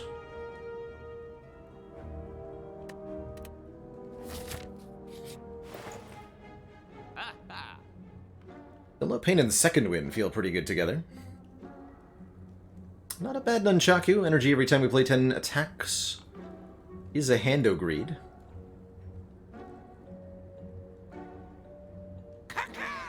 Gah! Rupture, please. Yeah, no kidding, right?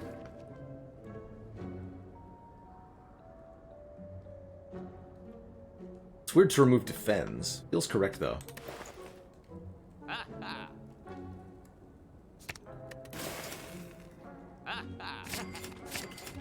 Grab that.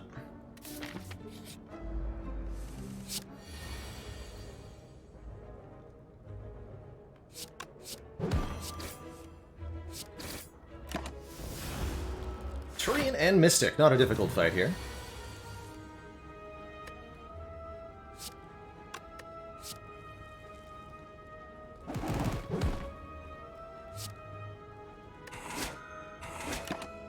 Delicious.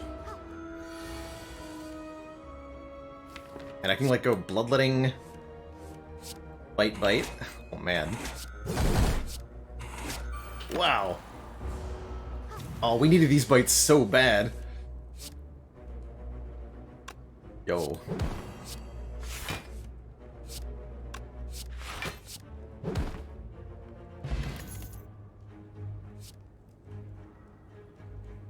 By royal decree, it's here! Rupture! Whenever we lose HP from a card, gain 1 strength. Do we take that? It's 1 strength on Hemokinesis, 1 strength on Bloodletting. Not a whole lot, but that will definitely help us beat Champ.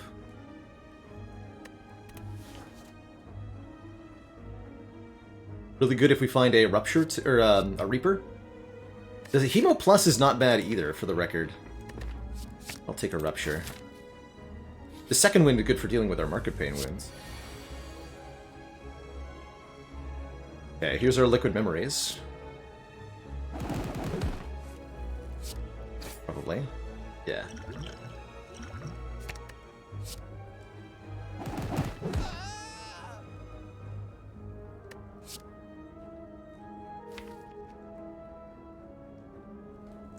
Enough exhaust to want to use Feel No Pain here.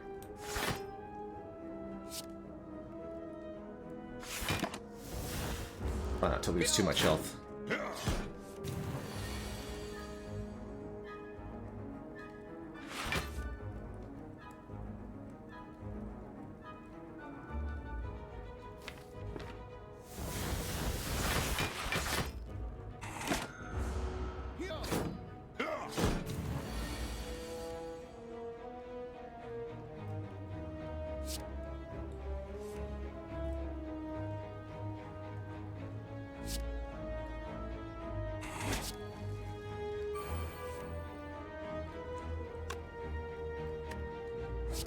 Double bonk?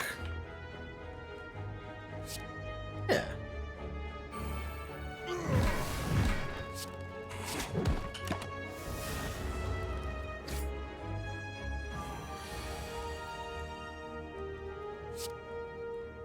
And we heal for 12 off of double tap, bite, bite, bite, bite. Beautiful.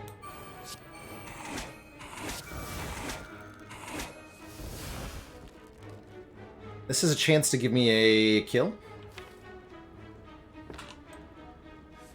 No.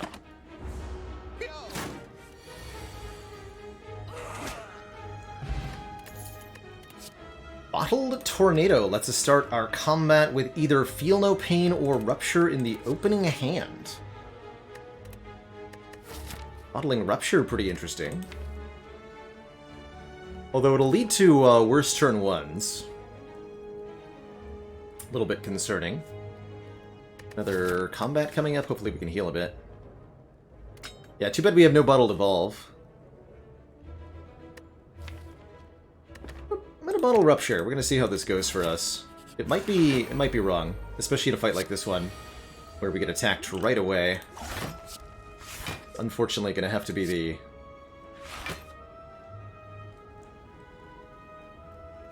Dex potion fight, like, guaranteed. We might be able to bite back most, if not all, of our HP, though. I don't want Rupture in play. Okay,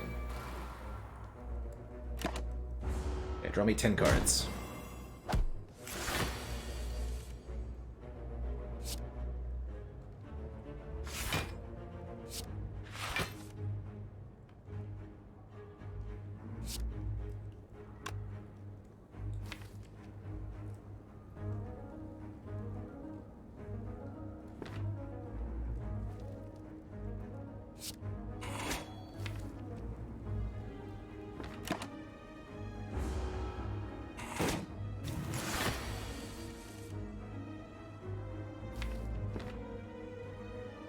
2, 3 cards to get exhausted.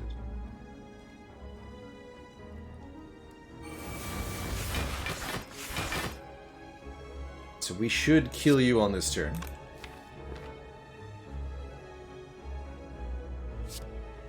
Oh, bite.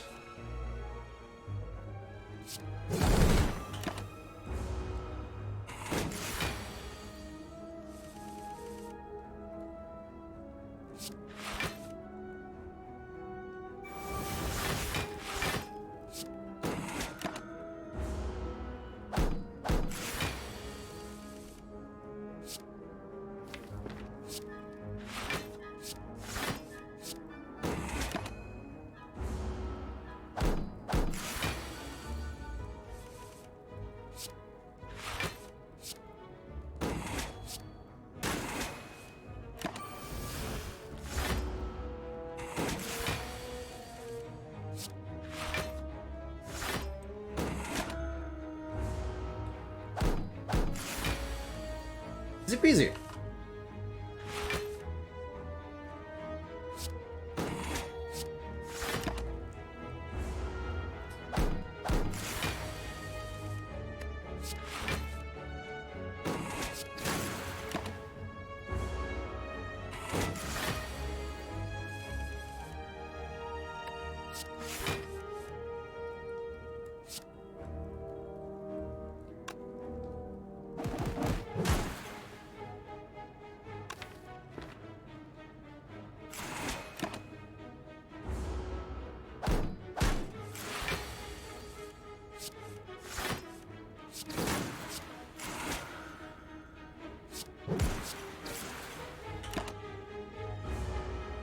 Kill.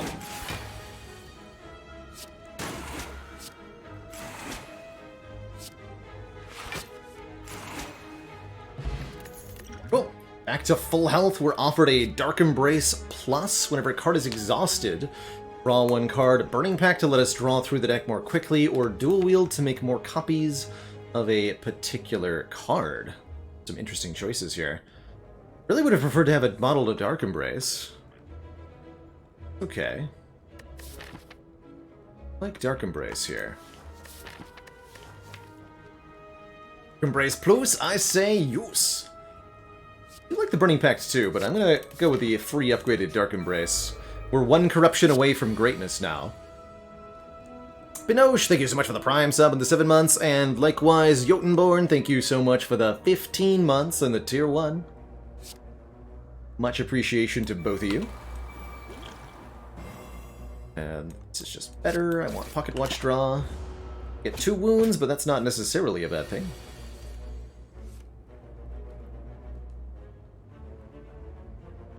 This is going to be Arma, Feel No Pain, Bash.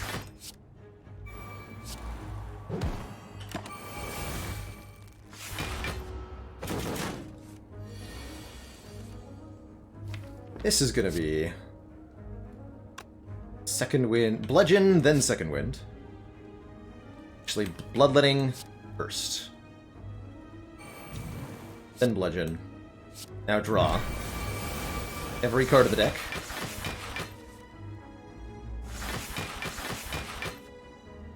Keep drawing.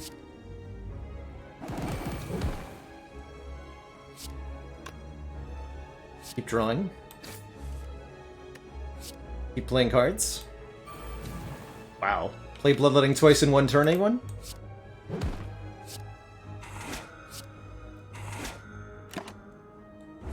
Wow.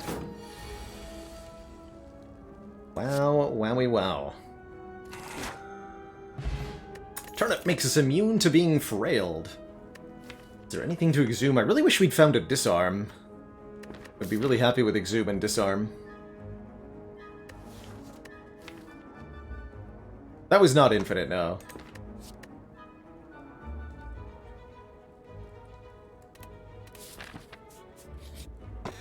Ornamental Fan. Play 3 attacks in 1 turn to gain 4 block. We're definitely doing that often enough that I will pick it up.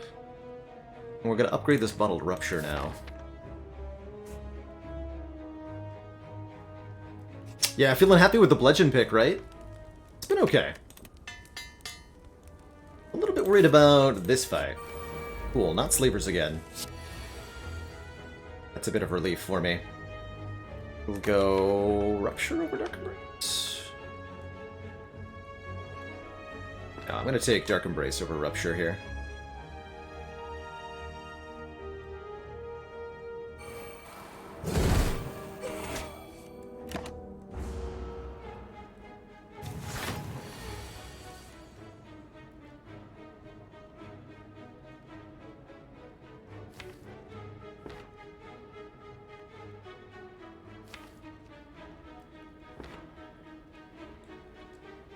Go Bludgeon Bite? Seems terribly inefficient.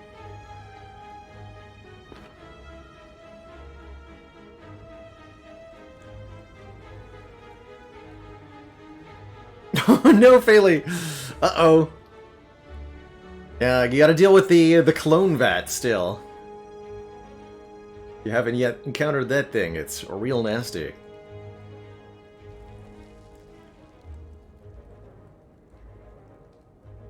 Yeah, we could just bop 2 bludgeons on the big guy. We need to be able to do 23 damage next turn, though. Which we can't guarantee.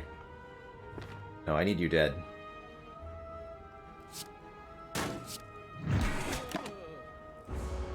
Kinda hate that.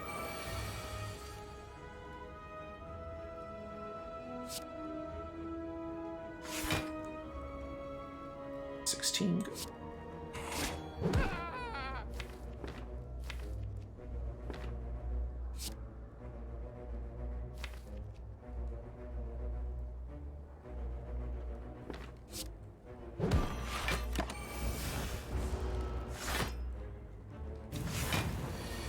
Yeah, I was gonna say, eventually we're gonna get attacked here. Will not be pretty.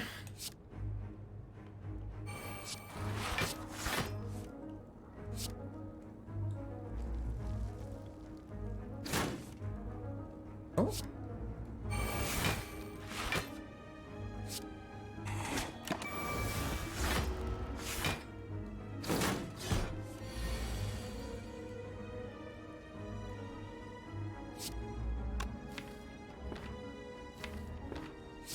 Now I'm going to double tap the big guy.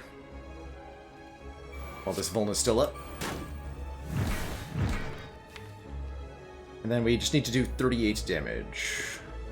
Actually, no, more than that. Right. You're gonna... Vulnerable's about to fall off, and you're gonna buff him. Them. Ooh. Get sketchy.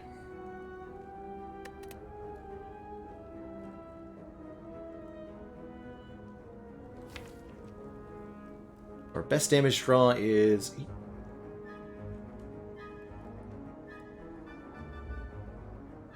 like Arma, Bite, Bite, Twin Strike, Anger. Is 16, 30, 38. Not a kill.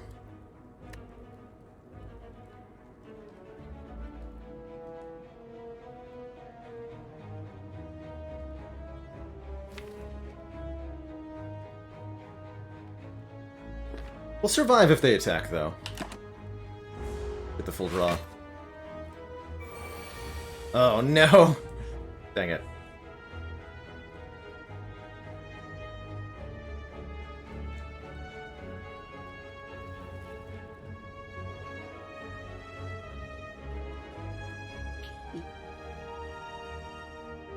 Spooky! We played Rupture into double Hemo instead of double Bludgeon.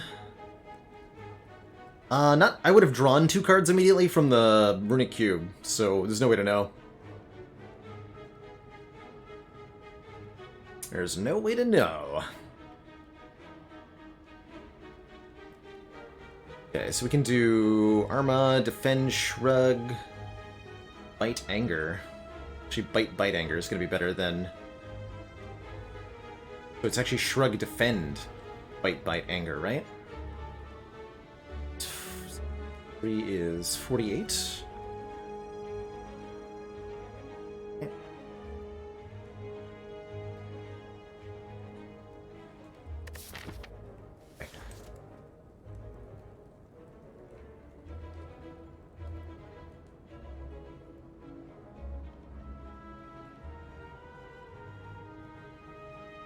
Enough.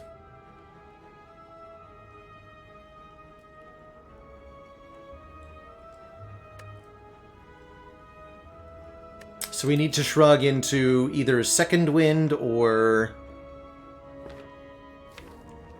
Hemokinesis or Anger, maybe? Anger get me there? Anger gets me there, right? So I should Anger and then shrug. If Anger is a valid survival technique here. It would be Anger, Shrug, Anger... Defend, Arma, Bite. That blocks for 21, 25.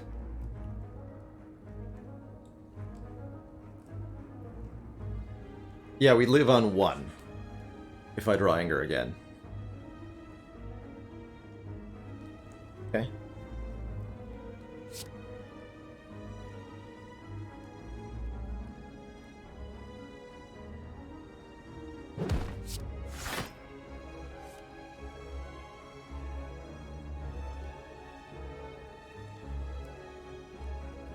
I still get a Pocket Watch draw? Or a Ink Bottle draw, not a Pocket Watch draw.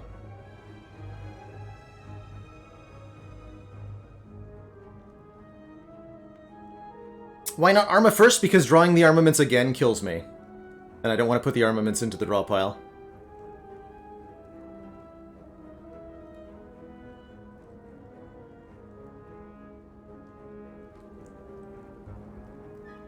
This is definitely Defend Plus. Yeah, it's gotta be, right?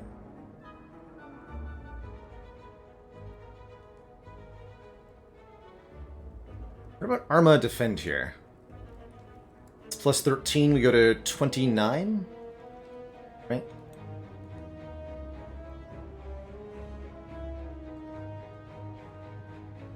It's 21. It's 50. That won't be enough to survive.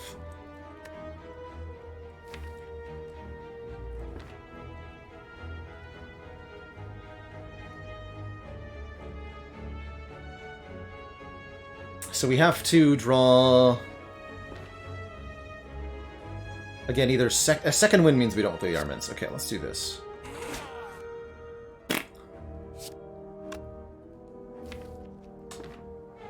GG.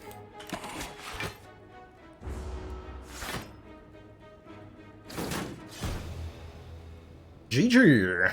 And so it ends. To the Ironclad that was having a hard time, as usual, with all these self-damage cards and Rupture and such. Bottled Rupture did not feel like a good addition to this deck, ultimately. It didn't really have time to pay off, though. Oh well, that's how it goes sometimes. GG.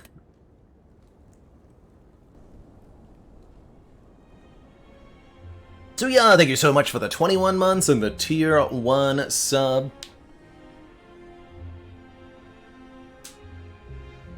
Yeah, that was exactly the run I expected to lose the Runic Cube Ironclad to, was Ascension 19. 56 damage to Gremlin Leader. Blech. Weren't quite able to scale enough. Whirlwind would have helped in that fight, that's for sure. Definitely feeling the lack of AoE there. Would we take over Whirlwind? Does it feel no pain? No, I skipped Feel No Pain. Oh, I took another Shrug. No, I stand by that. That Shrug was good.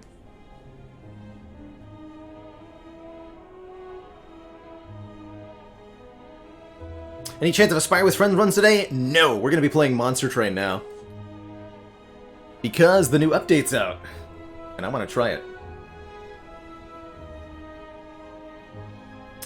First I gotta buy it, though.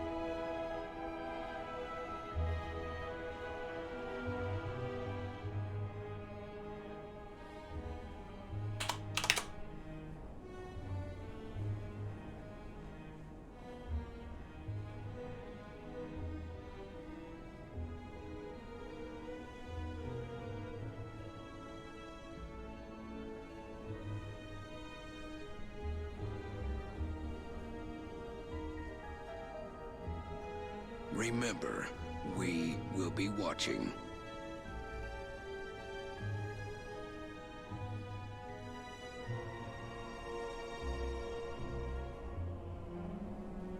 Oobla, thank you so much for the 555.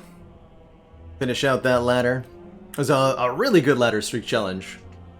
I've no qualms and no sadness about losing here. Shame how that went. A really challenging act layout in Act 1, really challenging set of decisions, and a set of cards I'm really not used to. I tend to find myself, I think, far too often dying with an ironclad deck like this. Feels like we have two separate halves of a deck, and we could not find a way to get them to come together, even with the Pocket Watch. GG. GG. So close and yet so far. May the next ladder get farther, but that'll be when we return from our vacation. For today, we're going to be checking out the Monster Train DLC. They're a deck building roguelite.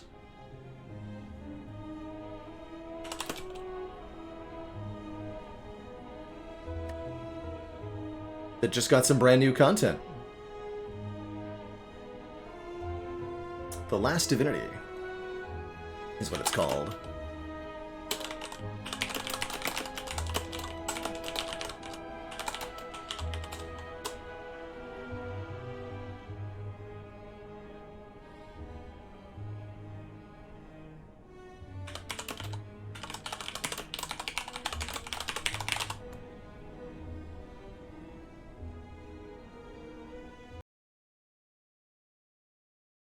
Heck yeah. Not actually playing Dicey Dungeons, that's just the boot up thingy. Get that Monster Train on screen. Earl, our home.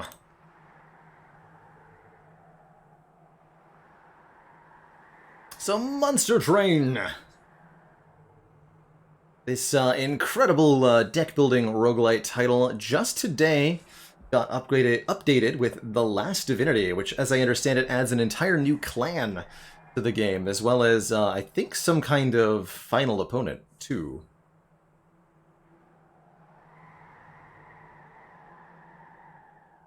And it accessed the Wormkin clan and the Pact Shard feature.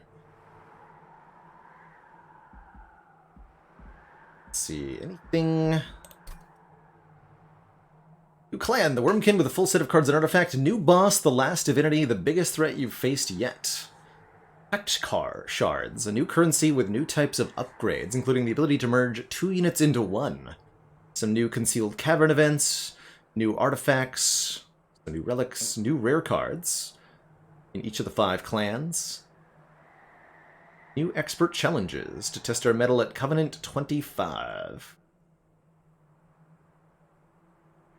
And some balance updates. Cool. Let's see if we can,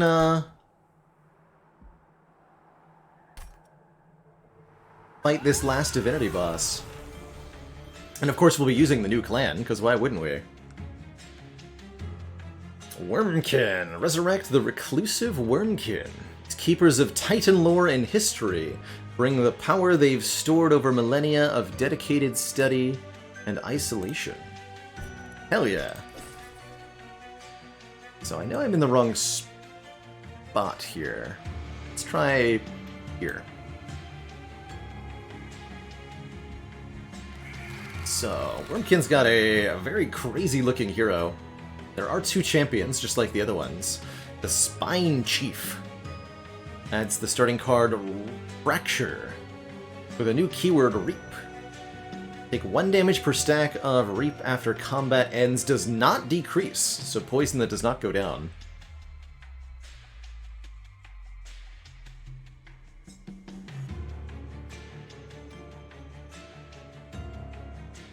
Charged Echoes.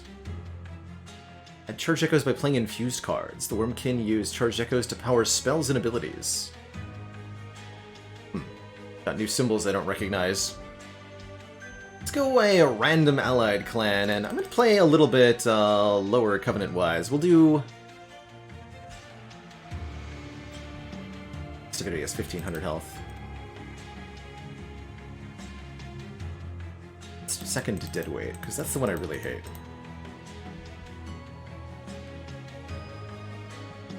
Ah, heck, we'll try Covenant 25 with the new clan, see how it plays.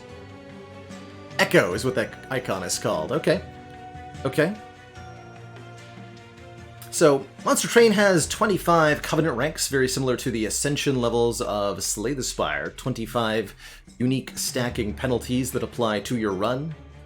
Mostly by flooding your starting deck with additional messes of trash cards.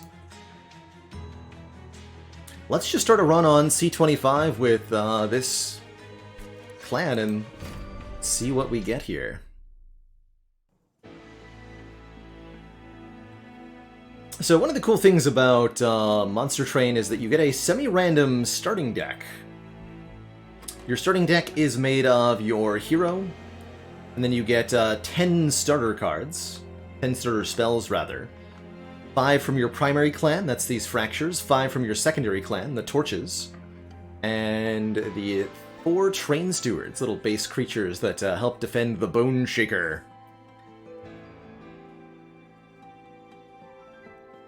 Ooh, so the current floor will gain 1 candy. Dang.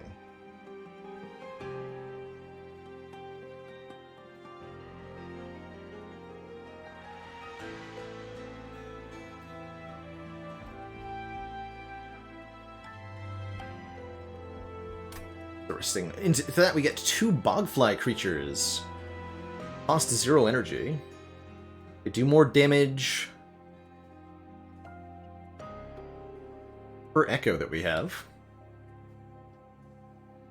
This is ×2. Are these multi-strike? I wonder what that ×2 means. Oh no, we got 2 of them. I understand. Yeah, no, never mind. Foolish. And we got 2 Rituals of Battles as well as a Soul-Crushing Guilt. Costs 3 echoes. Apply Dazed 3 to a unit and move it to the back, preventing it from attacking for 3 rounds. That'll be helpful against bosses, I think. Take on pack shards in exchange for rewards. The more you have, the more powerful your enemies will grow. If we defeat Seraph with more than 100 pack shards, we'll unlock the true final battle. And that's going to be the goal here, is at least see that. I don't necessarily expect to win it, but I would like to see it. So we can start right away with Divine Boons. Gain $100 and 10 pack shards. Which is nice right at the start. Getting early gold in Monster Train is pretty difficult.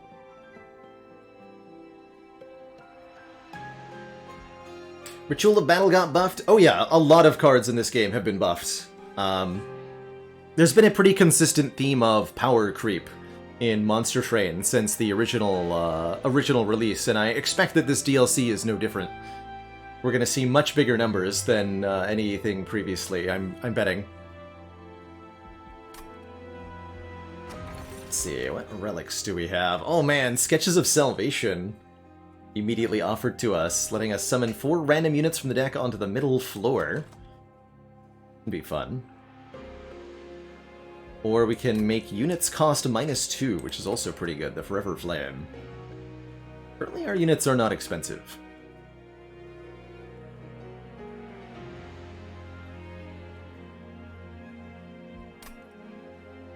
I think the Forever Flame. Sketches of Salvation's fun, but it can be a real downside sometimes. I will take the Divine Boons, and what routes can this champion take? So, gains echoes when attacking, or friendly units have more damage per echo. So both versions of this hero interacting with the echo mechanic. Currently a Space 3 unit.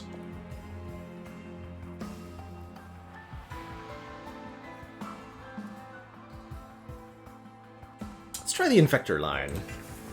Gain more echoes. Let's go into our first battle where we can talk about the core mechanics of this game and how it actually plays. Let's see, a bunch of clergymans on floor 1 for $75 dues. Enemies before the boss will be upgraded. Interesting. So taking more of these packed shards makes them a fair bit stronger. I don't think we have any good answers to unit spam, so I'm gonna not take the trial here. the start of each combat, you're offered a reward in exchange for some kind of in-game, in-battle penalty. And there can be a bit of a decision-making as to whether to take them or not. Okay, so we've got the echoes counters on each floor. So, base layout of the monster train, like all trains, is vertically constructed. So we've got 3 floors onto which we can deploy units. New enemy units will come into the bottom section of the train each turn, and any enemy units that survive will move up onto the next floor at the end of each turn. So kind of like Slay the Spire meets tower defense a little bit. Each turn, our units will fight enemy units.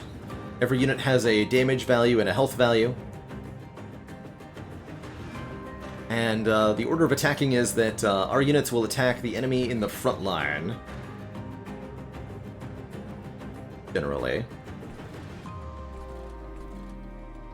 And you go from front to back. So our front attacks their front, our middle attacks their front, our back attacks their front then attacks our front, their middle attacks our front, so on and so forth.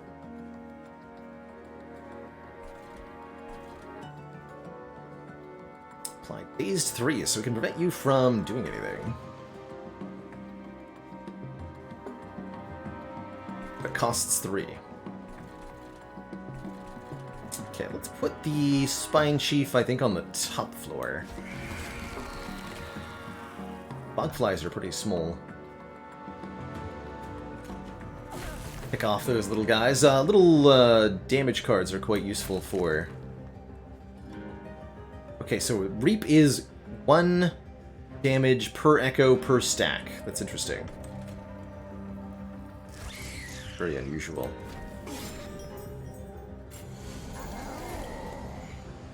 Okay, on turn 2 there always appears a Collector. This enemy gives us 50 bucks if we can kill it. Lost an energy here.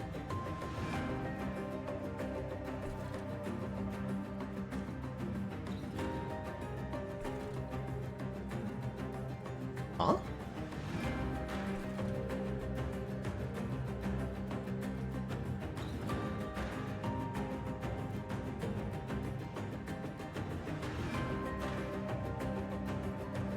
Oh!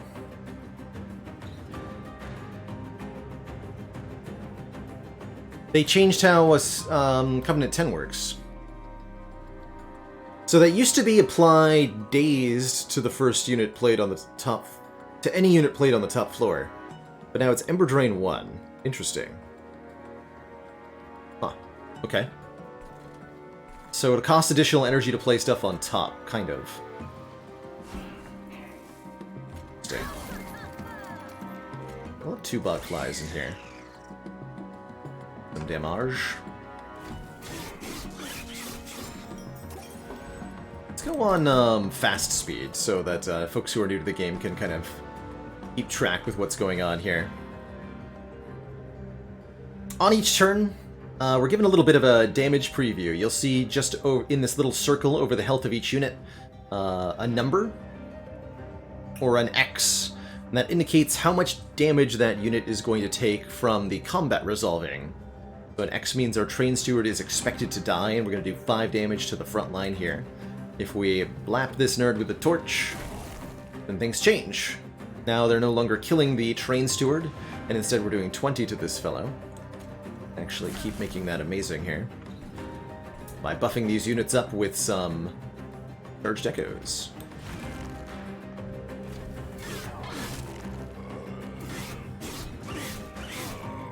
And these flies are really good.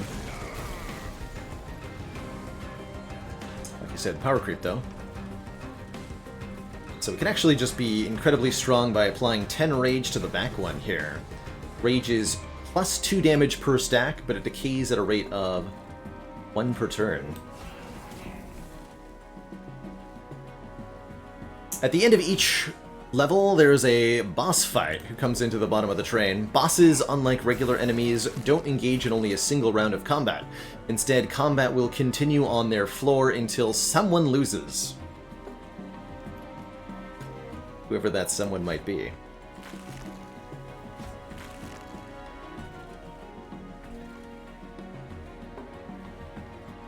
So the boss will bop. Will bop. We got one turn with the dude fellow there, but looks like we're good. See by the X on the boss that we are easily winning the fight. There's Ritual of Battle putting in solid work. Herblat. Yes, we get 50 bucks and 2 card picks. We're winning here. So we get to look at some of the cards of this new plan. Echo Transfer, Extract 2. So costs 2 thingamajiggies, but applies 15 damage to a unit. Ancient Resonant, deal 5 damage to enemy units, plural, per resonance. Use whatever that's called, or Hosting Kin. Consume, so it exhausts, only usable 1 time. Deal 13 damage to any unit and move it to the back. It's pretty good, actually. Getting some AoE is definitely nice to clear floors, though.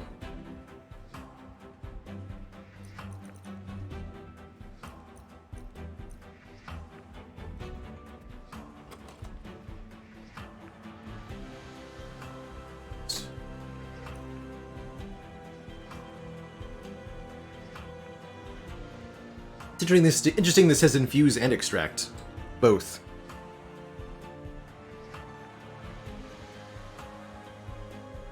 Let's take the Ancient Resonance. Oh, my starting relic. 1 card in each draft pack will be infused. Oh, interesting. Interesting. Oh, they buffed Hornbreak? It's now Piercing, deal 5 damage twice? That's a lot better than it used to be. It was just Piercing, deal 5, wasn't it? Interesting.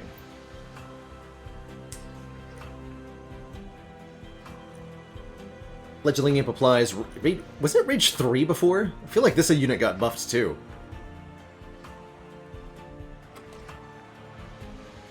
Getting some more Rage would be good. And it's a free unit. Let's take that. So, money and Merchant of Magic. I think it's usually correct to get some unit upgrades quickly, though. So let's take a banner unit and try to get it upgraded at the Merchant of Steel. Accept shards in exchange for upgrading spells or combining units. That's right, you can combine units. Interesting.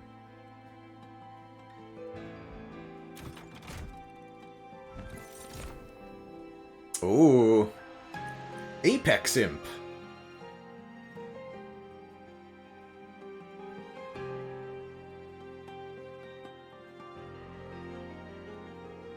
When... I should have looked at the store first. When this unit gains armor, it also gains rage. Interesting, and when you summon it, it gains both. Or the Alpha Fiend, which gets stronger each time it strikes. Alpha Fiend is a 2-cost unit made free by the Forever Flame. Worth thinking about there.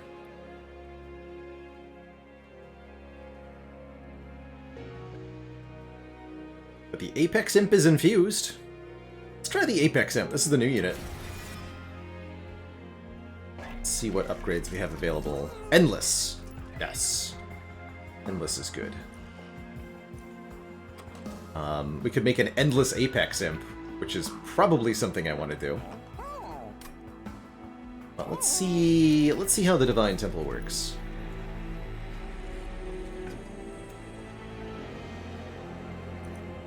Seek Stone. Upgrade a spell to gain Intrinsic, starting it in our opening hand, or Extreme Stone for 30 magic power, plus 30 to the damage dealt. Or Engage Pact. Sacrifice a unit to infuse its essence into another unit. Ah.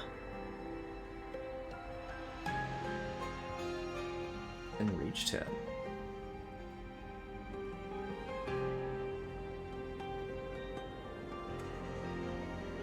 Okay. So that's what the unit essences that we can see are. Armor 10, Rage 10.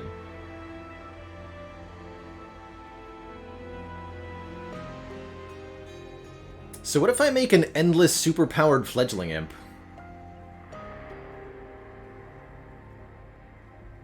By infusing the Apex Imp into the Fledgling Imp, so that whenever we summon the Fledgling Imp, it gains Rage 15 and Armor 10, and then it's endless.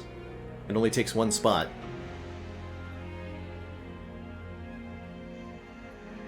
Let's do that. Use a unit to sacrifice. Ooh. Upgrade.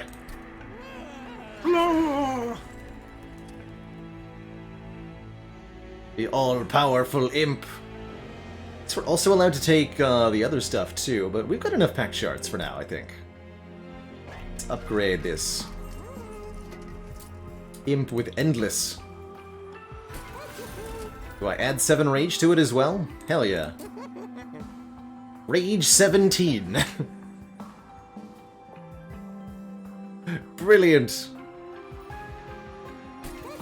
Oh, maybe Borfil, right? The super imp is not going to be guaranteed drawn, is it?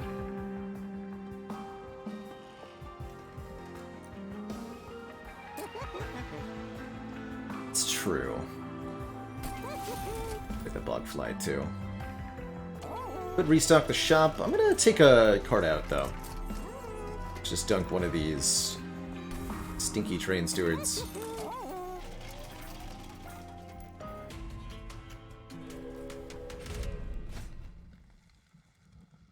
Ten armor to get an additional unit draft. Enemies have spikes. I think I can deal with that. Got an endless super imp, right? Still has no the imp still has no health, but it does have 10 armor.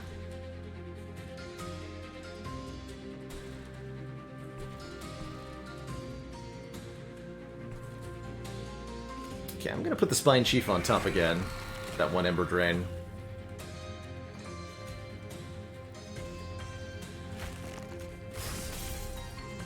Actually, don't kill them.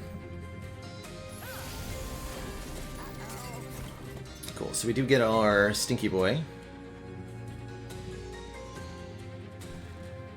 These things in the back apply shields, or thorns rather, to the units in front.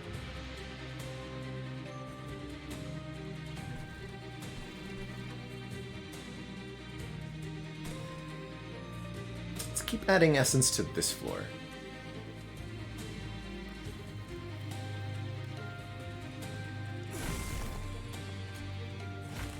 Kill him.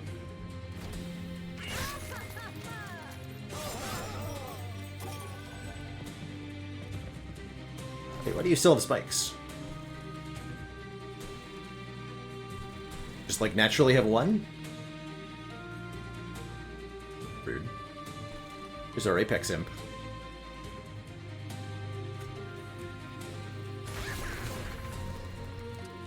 Meep meep. Oh, I should have summoned Steward first. Foolish, foolish. Okay.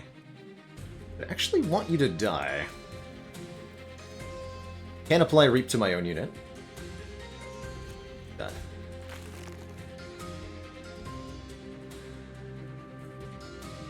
Trusted Priest. Restore 10 health to friendly units after combats. Spell Shield 1. Oh, this must be one of those upgraded units we're told about.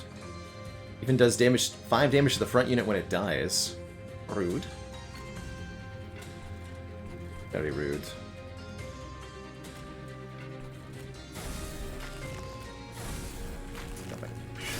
Wait, did I see that correctly? Is it going over the 4 count?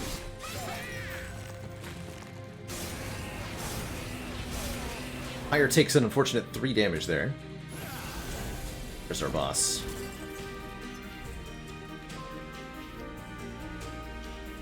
Okay, you can go over the cap, but the excess gets removed at the end of turn. That makes sense.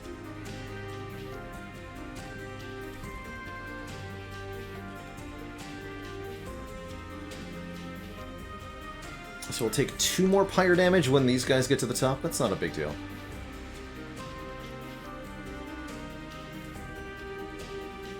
But I could make it 0 more, right? Get some rage buffs.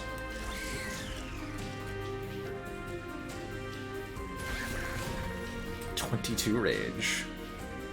Yeah, now they're all dying. And you know what? You have even more rage, sir. Have fun.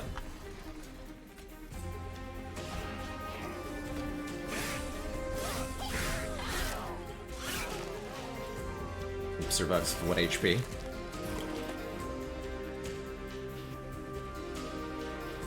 I'd like to resummon the imp, so we're gonna kill our own imp.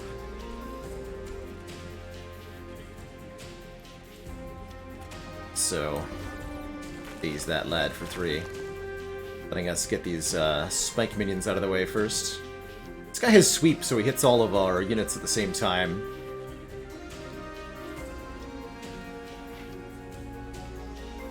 Combat in. Die. I have no room to summon either of these. Let's fracture the boss, because the Reap does not wear off, so that'll be every turn.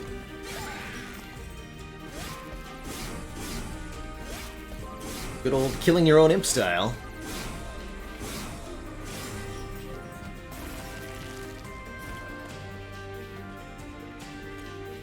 Imp it up. Oh, minus 224. We're 2 damage short of killing the boss. Good thing I've got a way to do that. So we exactly win? Spooky. Thanks to this thing doing AoE damage.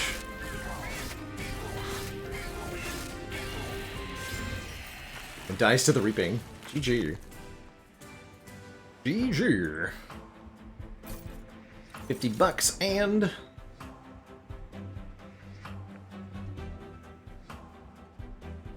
for Bogfly. Can also skip for 10 gold in Monster Train instead of taking another card.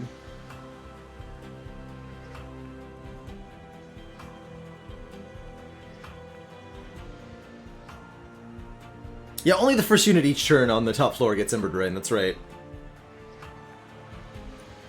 I want Echo Infusion? I don't think I do. I'm gonna skip this. Ah, Infused Hornbreak. That'll take. 5 piercing damage twice. And our bonus reward, First of Kin. Costs 1, normally a 3-cost enemy. When a card is consumed on this floor, gains 5 strength and has a very high stat line of 30-55 to start. Stone form refer to these kin as the first intelligent wormkin to spawn from the remains of the Titan. They were doomed to turn into echoes themselves after they eradicated the kin host for control of the ring. Most knowledge of the mechanics of echoes was lost in the transition, though there is a sort of justice in the punishment of conquerors.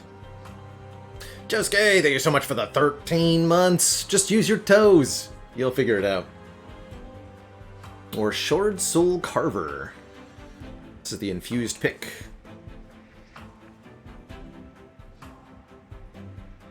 Gains +2 strength and armor 2 whenever we gain essence on the floor. Let's try the First of Kin. Do I have any consume cards? No.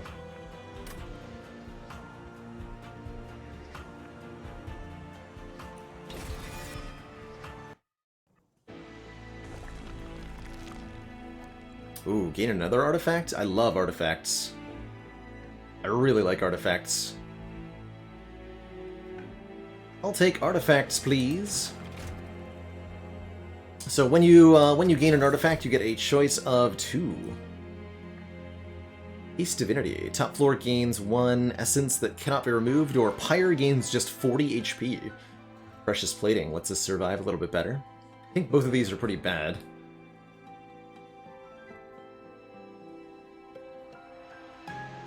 Encased Divinity seems almost useless, but maybe it's useful with, like,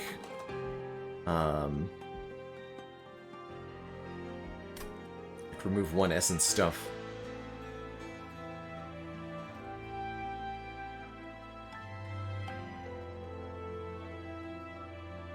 The Essence is a DLC mechanic, I believe. It's unique to the new clan. Take the Precious Plating. That's a lot of health. And give me another one, please. Oh, we get to choose from 3? And these are much better. Collection of Tales, Rage does not decay. We're applying lots of Rage. So that seems really good. Reduced merchant costs is also quite powerful, especially early. And Light's Gift applies daze to enemy units when they enter the top floor of the train. All of these are great. I'm gonna go with Collection of Tales for the massive rage gain. And what's our event? An arcane machine peeks through the snow, mechanical arms and controls in various states of disrepair. The large harness in the center looks to have held something vaguely familiar, but you can't place what. Near the opening of the train, a metal control board stands relatively untouched. Clean, even. Strange. When you move towards it, the board whirs to life and a single button with a diamond flashes at you. Do you press the button? Of course I do. The machine moans in response, additional prompts appearing on one control panel. A row of levers arises from the metal board, each one adorned with symbols you can only assume refer to various elemental effects.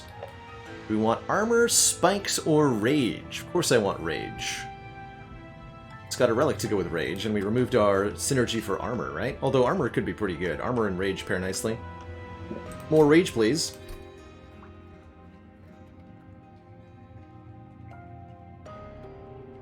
A row of levers rises from the metal board, each one adorned with symbols referring to various health-related effects. Damage, heal, or buff.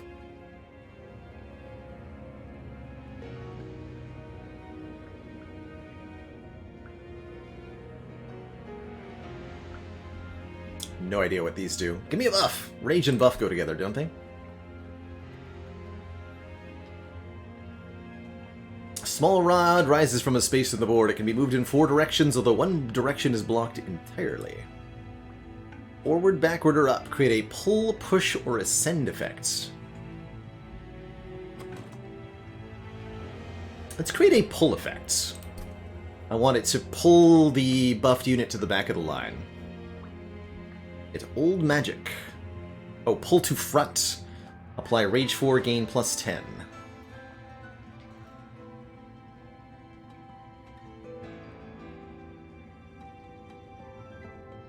Yeah, that seems fine.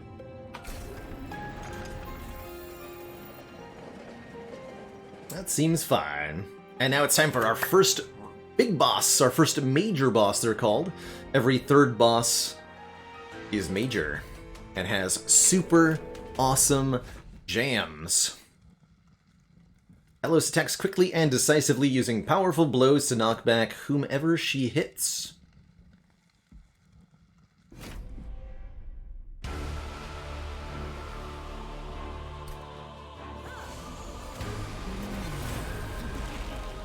$650 health, dang. Heals from the first 8 attacks she does. She's enhanced because of how many shards we have.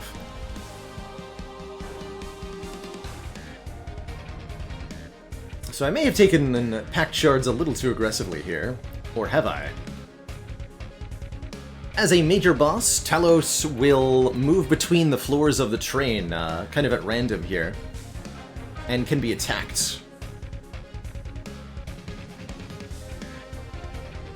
Let's get Spine Chief down on top again.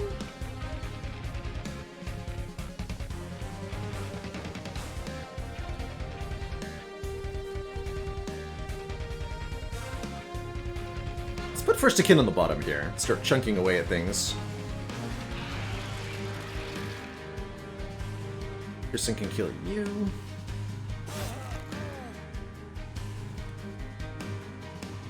Attacks are going to be a bit annoying. Let's put you on top. And you should... The Reap should go on the boss. We want to stack that as much as possible.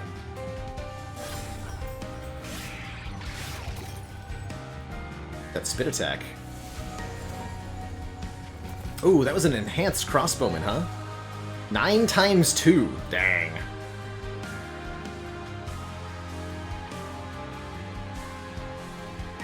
That's rude. to summon some fodder here. Might have a hard time with this.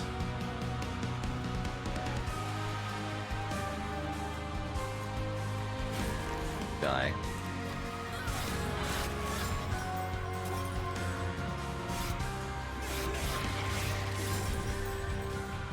These extra strong enemies are definitely going to give us a hard time. Oh, this is also enhanced with Sweep. It's a bigger disciple. Spooky. Very spooky.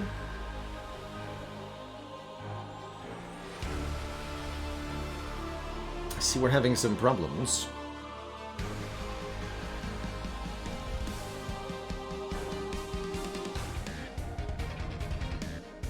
Bogfly can block just a couple of hits. We'll still take... Actually, it only blocks for 2? It's not even worth it.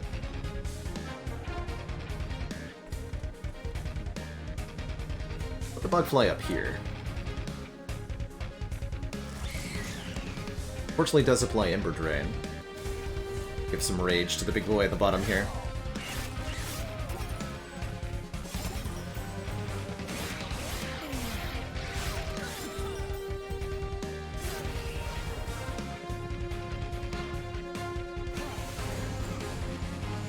Spiky boy.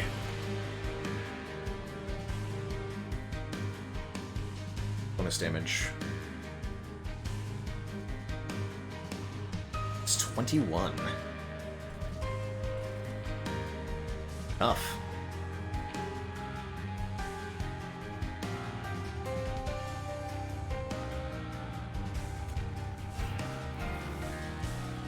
As well, I suppose. Everybody's gonna die on the top floor? That's good. Let's keep applying Reap to the boss then.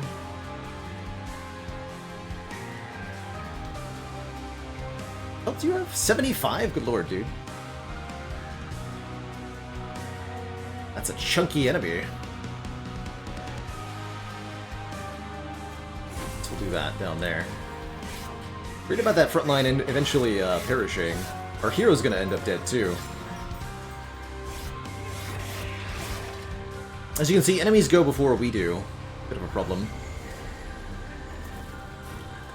So for example, fortunately it's only 4.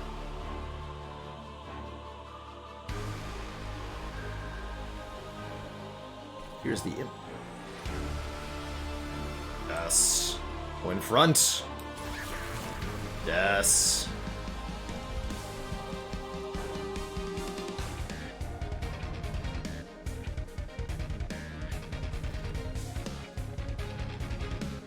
Good.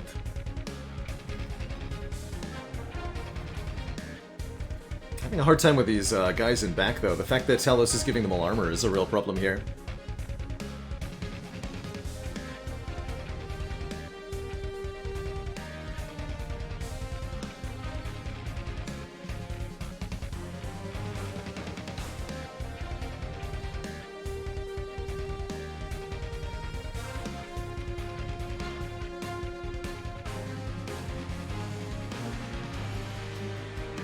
Plus 10.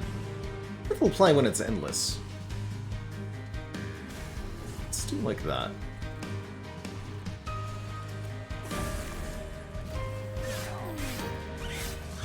Oh yeah, she pushes stuff to the back too.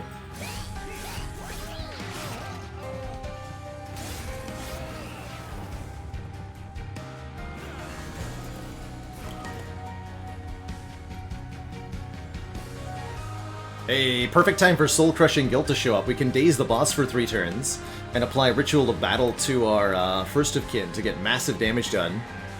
Won't be enough to kill them, but it'll be damn close. Yeah, minus 394. Meanwhile, we actually just lose this fight. Does this make me win, though? No. Shoot. Dang it. I should have fractured you, I guess.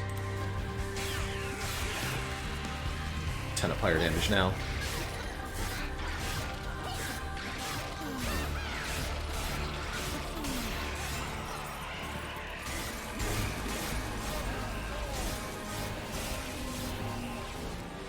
Ouch. Glad we had that extra health, though. Yes, he does keep the base 11 damage. Steal.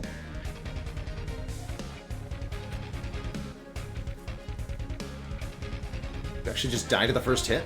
Yeah, you do.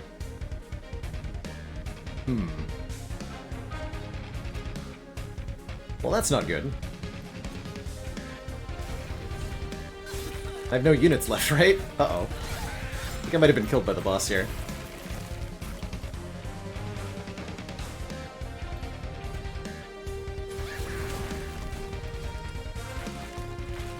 Oh, that fracture stacking, though. Wow.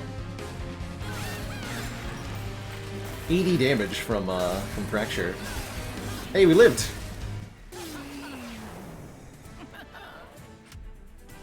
Ouch.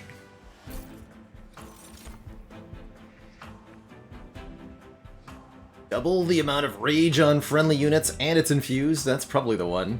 Last stand. The One Horn's Tome applying Fragile and Multi-Strike, but costs 5. Hard to afford. Take the last stand, thank you.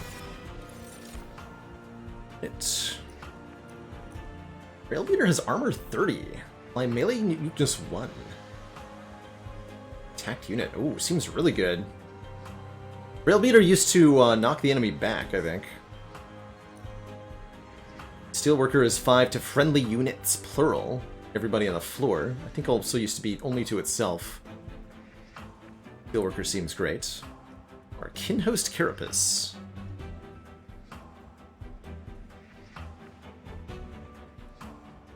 It gets bigger the more essence you've done.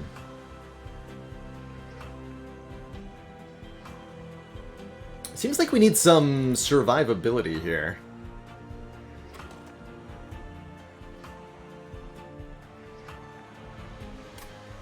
I want one of these two. All other things being equal, I guess the one that's infused is a good idea. Almost feels like we want more capacity. Yeah, only one size, but note that it gains +1 to its size per thingy, so it gets really huge and takes up a ton of space if you have any essence or whatever.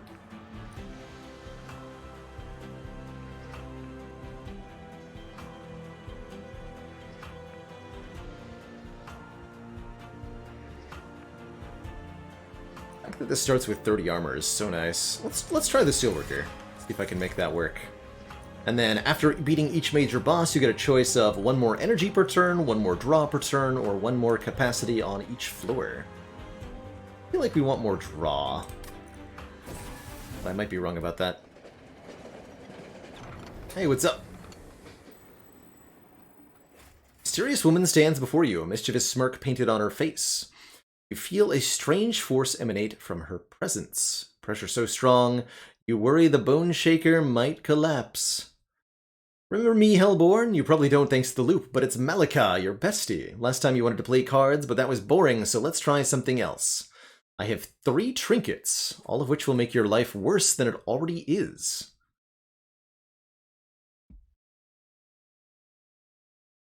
Replace with a better artifact later. 4 damage to enemy units.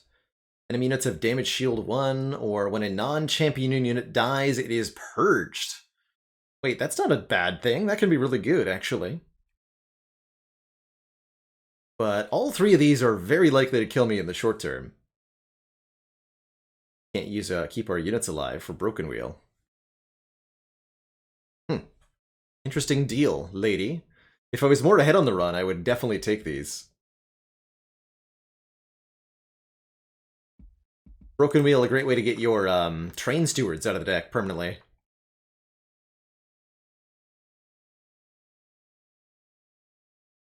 You can take them all? Yeah, take as many as you can bear to carry. Interesting. 4 damage to friendly units. That'll kill all of my units so fast. No survivability. I can't take your stinky offers. Get out of here.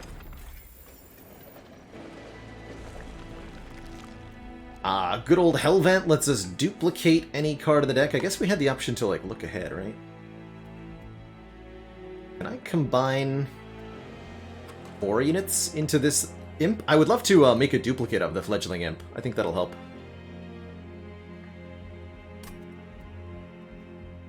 Gives us no more unit upgrades. We'd like to upgrade our steelworker. The next essence of steel or other hellvent.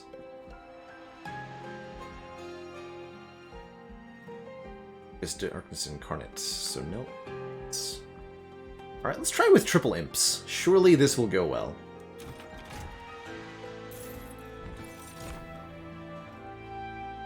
Double steelworker? Yeah, I actually like that a lot. Wait, how come one of these is not infused? Last time I clicked on a banner, one of them was. Weird. Oh, what? It's plus 15 shards to dupe you. Well, that's unfortunate. Alright. That's gonna kill us, but we'll see. Multi-strike, very good with rage. Here. Apply Reap 2. Oh, stacks Reaping. Okay. No, I want multi-strike, big time, and more health. Alright, on to our 4th battle. Non-boss enemy units get more damage. Gain 150 more bucks. 150 is a lot. Corporal Ninja, thank you so much for the 4 months and those vacation well wishes.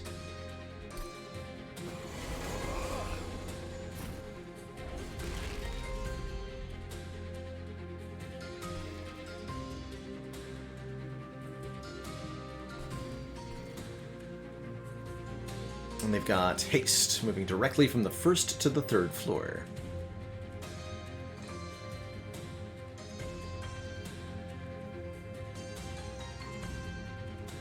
I'm not playing Ritual of Battle.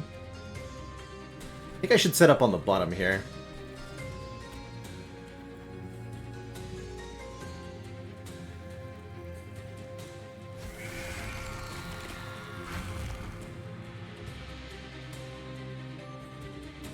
And then Ancient Resonance can kill the back 2. We can go Fracture Resonance. Damage Shield. Right. That's deeply unfortunate. Oh, they do so much damage! Not good, man.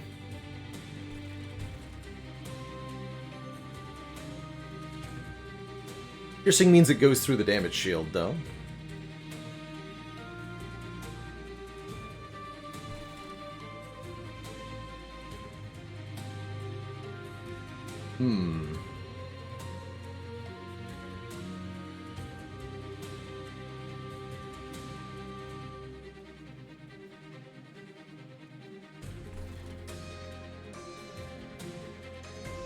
Dear.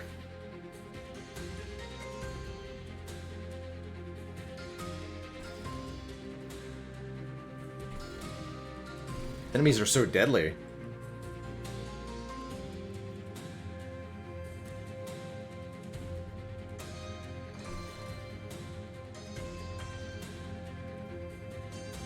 So I think what I need to do is Hornbreak you. We're doing against the top here. No, I can't let this guy get to the top. Take some damage down there.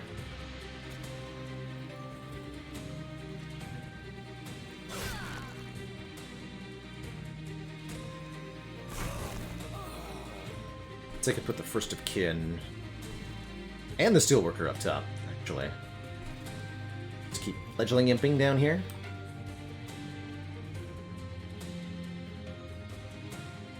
Oh, actually. Do that. 180? Dang. So much tankiness.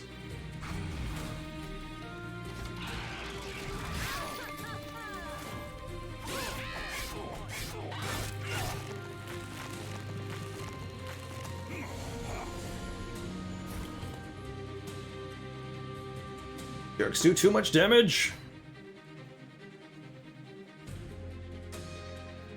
He's torched these guys. It's 30. Oh, that's just gonna kill me, actually. We're just dead. Man, buffed enemies with the patch shards are brutal. GG.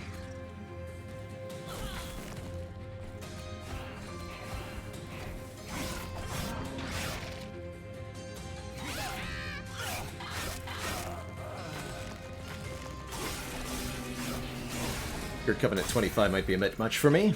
It's been a long time since I played this. Yeah, enemies have all the power creep. Not what I expected there. GG.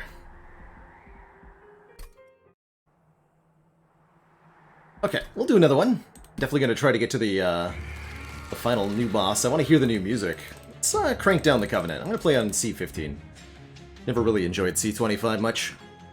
Before I do that, though, I'm going to take a quick break, refill my water, use the bathroom. When I return, we'll dive on into another one.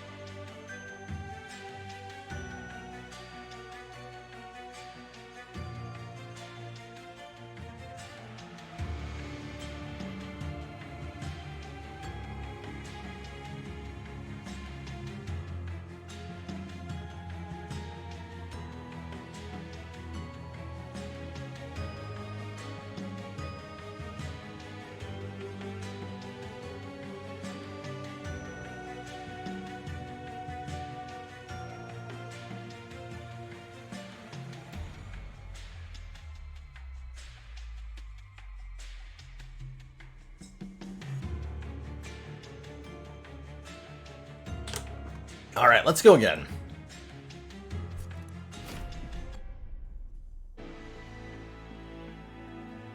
Consume 2 armor per thingy. We've got regen. So we rolled, whatchamadoodle? Awoken. That's our secondary clan here. Deal 5 damage twice. If it kills the enemy, gain 2 echoes back. Okay.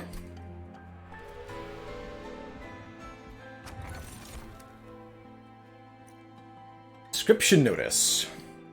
When you first summon your champion, gain a random unit card with a lot of buffs. I also really like the infused mallet, 25% chance to bop enemies. We go again! Let's try this new one. Description notice. It has reduced cost, reduced pips, and buffed stats. It seems really good. And now knowing what the shards are used for, this starting 100 gold seems kind of terrible. No, I want the other one.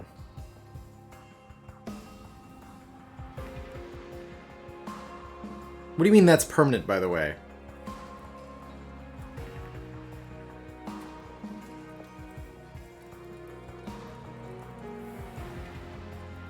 So, permanently added to my deck?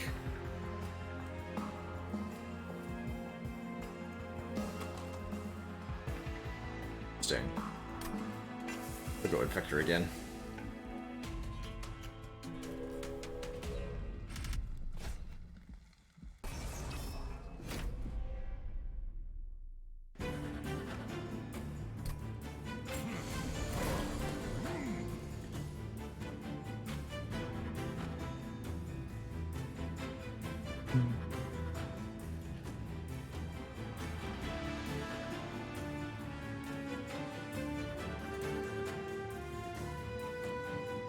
So I can... Oh, he had 10 armor. That's right. Put you up top. Ooh, can't gain armor 3. Guard of the Unnamed.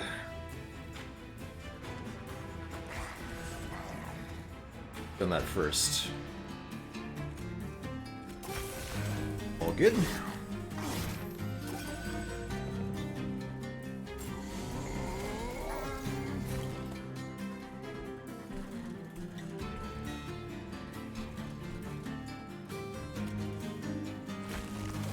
Some reaping.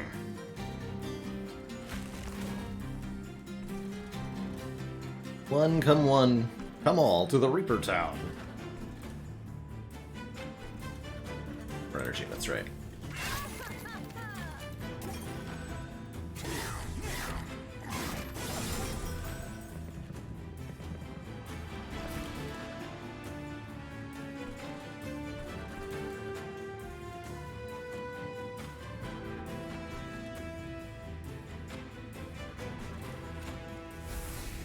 Some regeneration.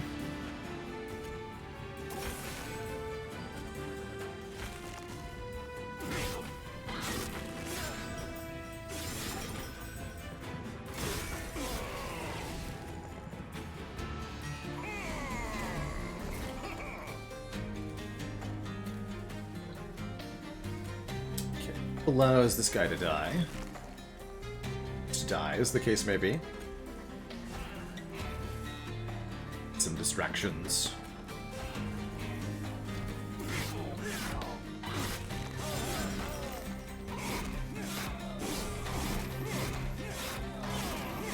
Oh, right, reaping is after combat. Right. I keep expecting it to be each turn, like Frostbite is.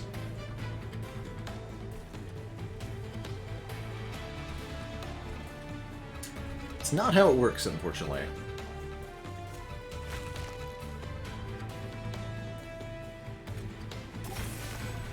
Double that guy there.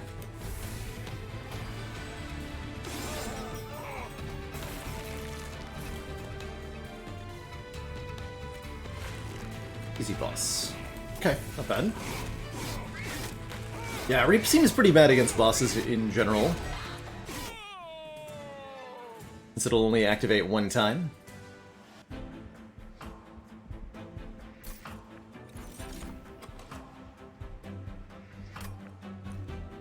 Apply infused to cards in hand. I like this hosting kin. Code infusion to apply 10 health. Deal 13 seems like a good amount of damage to deal. Ah, good old restoration detonation. Deal damage to a front enemy unit equal to 5 times the amount healed. Also stack more regen. It's like anti-poison. A third Wildwood Sap is pretty good, especially if you've got a beefy unit like the Spine Chief. Let's take a third of those. Rejuvenate, Cultivate 2. Oh, they changed how Woken Hollow works too. Now when you heal it, you increase the damage and health of the friendly unit with the lowest HP. Interesting. Very interesting. It's per... Shard Shell Cleaver pairs really nicely with our champ. And you'd think they'd be good together, except for the fact that they don't freaking fit in the same floor. So they can't be used together, period, until we get an upgrade. How useless.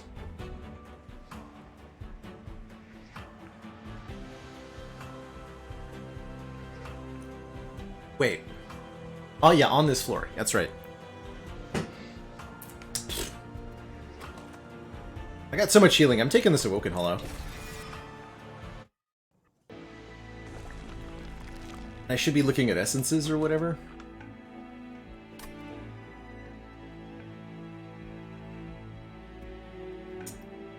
I want to go Merchant of Steel first.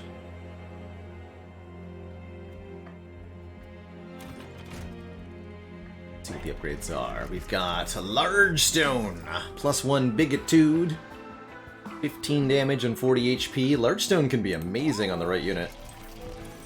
Got Bog Chrysalis, Shell 5. When all shell is removed, the unit will hatch. Apply the egg unit's upgrades and stat changes to the summoned unit.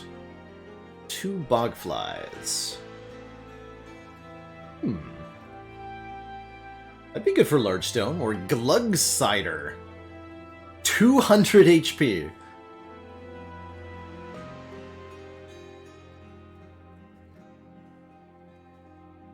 Applies Reap 5 when damaged.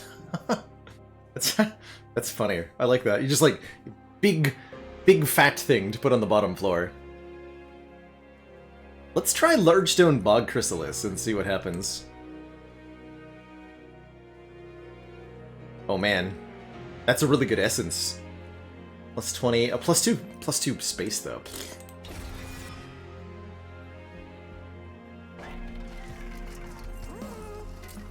Become big, my fly creature. Good turn. Oh, we have to use essence to... These interact with essence. How annoying.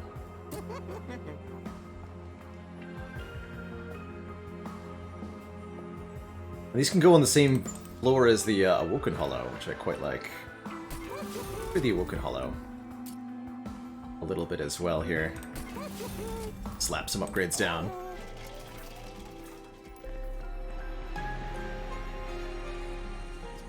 Value Stone, -2 cost, or Purge and -1.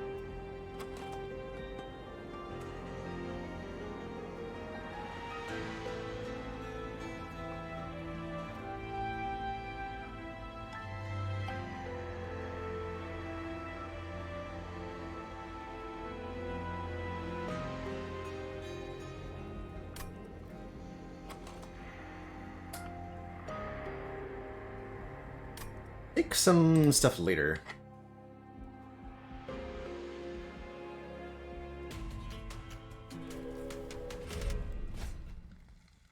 Spikes 3. Can probably deal with that.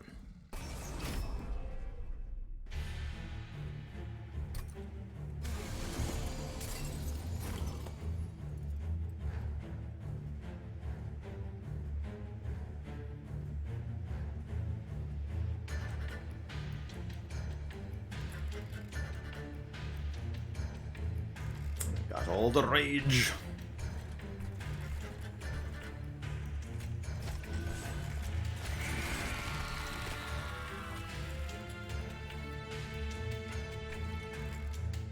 Guys.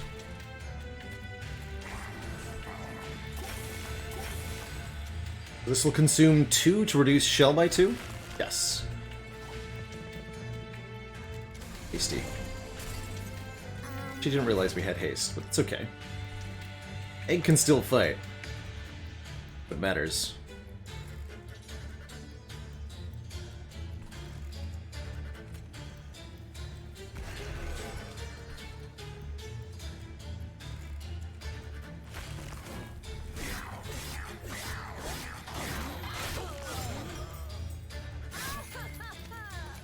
Funny. A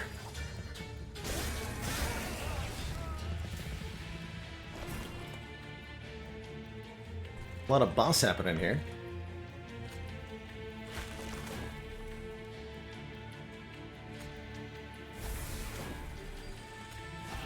Guess I'm not gonna summon the bug flies this fight.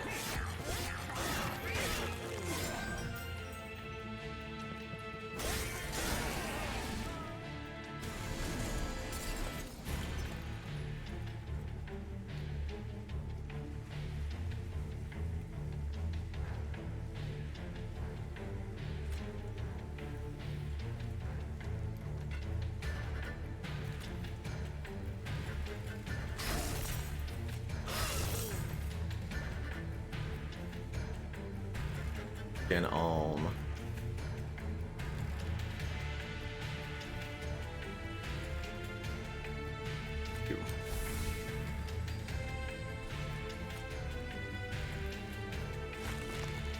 Prevent the haste there.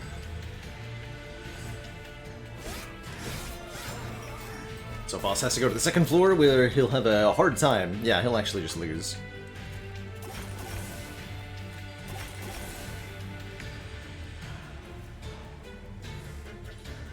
Wait, will this cause it to hatch? I gotta know.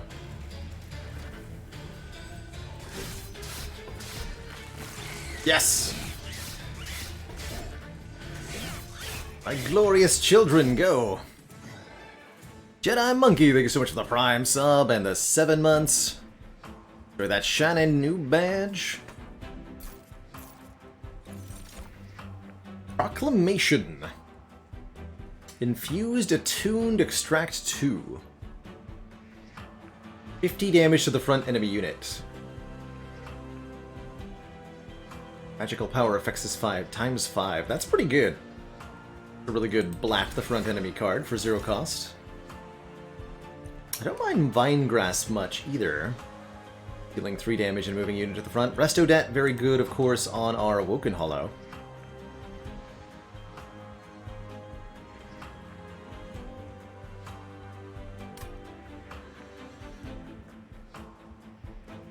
But I don't want any of these cards.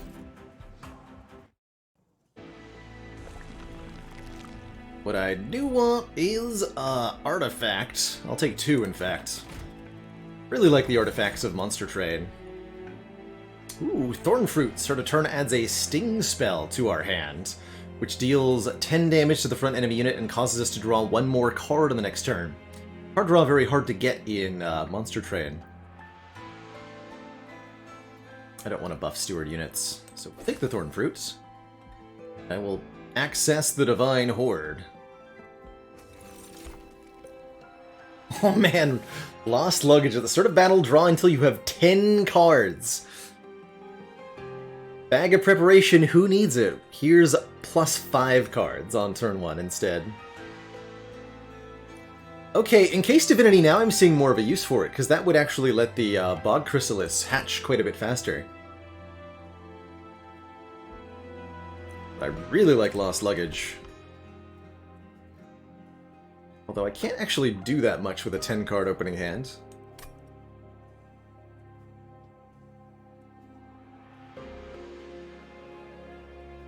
Improved Firebox would go really well with the Lost Luggage.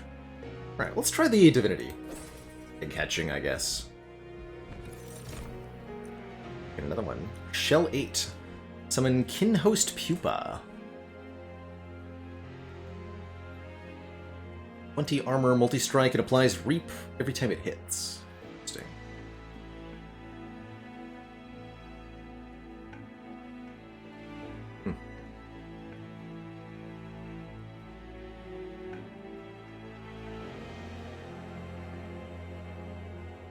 This is where I get to, like, I just want to skip.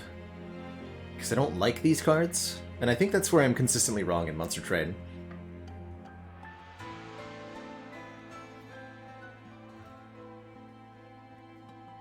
So many words that come up when we mouse over these cards. It's crazy.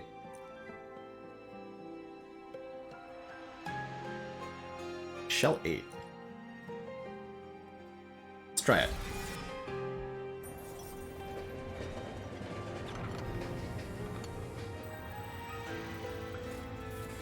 Ember deposits frozen in place collect around openings in the ground.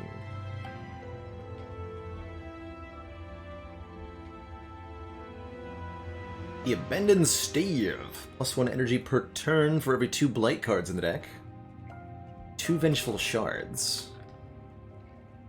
1 Blight card in the deck currently. So this is only... Actually, no, this rounds properly, right? So this would be 2 energy per turn. But we get 2 curses. Or 3 Calcified Ember, which turn into upgraded versions of themselves later. Let's remove the rubble. We take 3 big stinky curses, but we get something better later. We'll fight Talos again, this time without buffs. At level 1. There's unit with Wage 2. Gains armor when she kills something.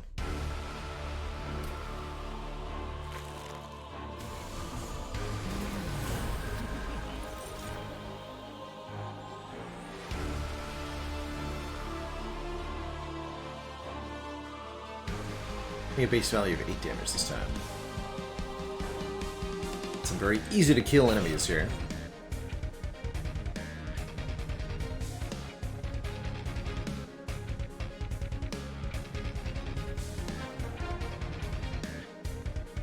Like the icon for the unremovable echo. Top again? Weird.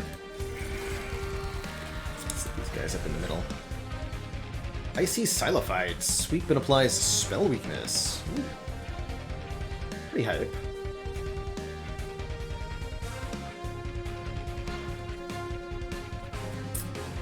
On the top.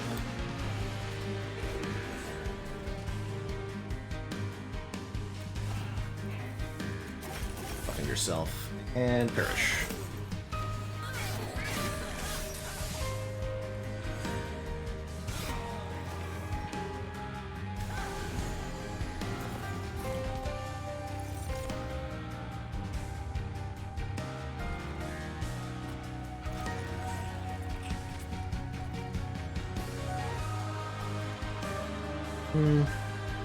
And then this one goes up here.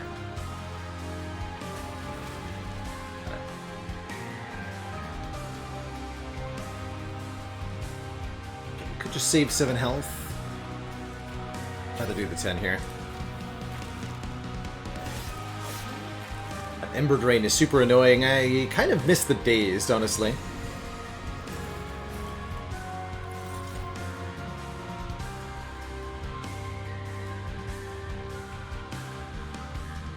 Kinda missed the Dazed. Gonna lie.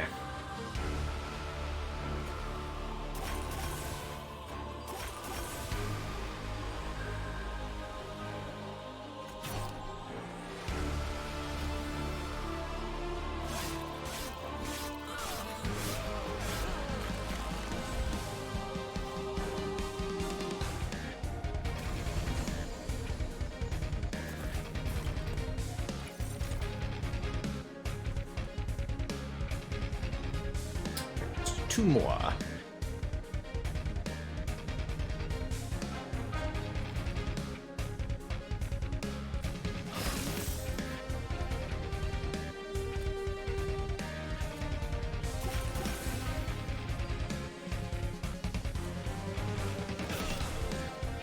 So I'm going to use Fracture rather than Wildwood Sap, which is fine.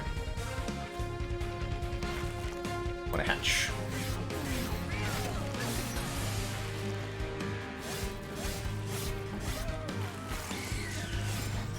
Yeah. These are technically 2 capacity bogflies, right? Yeah, the floor is now overstacked. You can't place new units on a floor when the floor is maxed out on capacity, but you can still generate them through other means.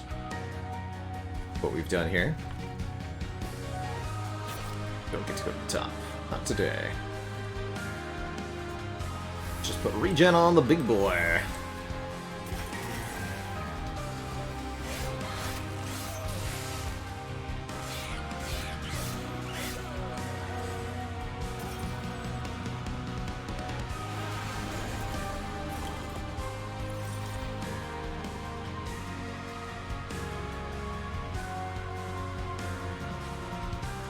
This would be really good if I can get it onto the leader here, but I can't.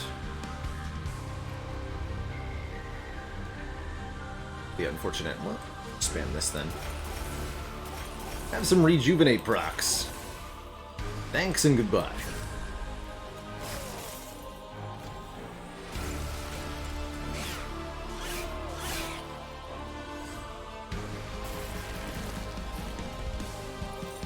And that's one super dead boss. Good. Run is doing things. Huzzah.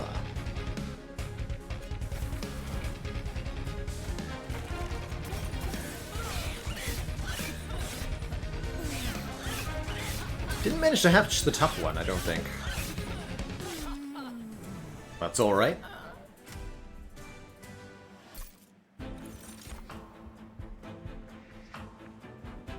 Unleash the Wildwood restores friendly units to full HP, which is quite good. We've got relatively beefy units, especially the Awoken Hollow.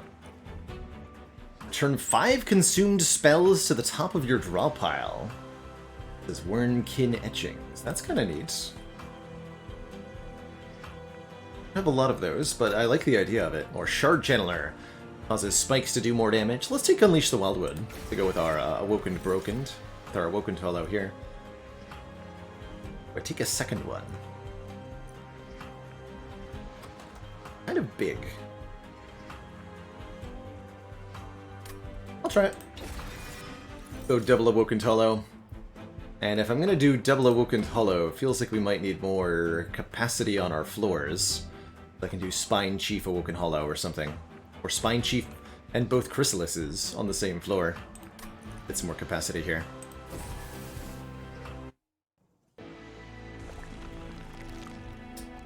Old Hellvent lets us dupe a card, or we can go to the Merchant of Steel, which feels more relevant. We need to get some upgrades down. You want to have upgraded units before you start duping them. Yeah, we'll go to this Hellvent.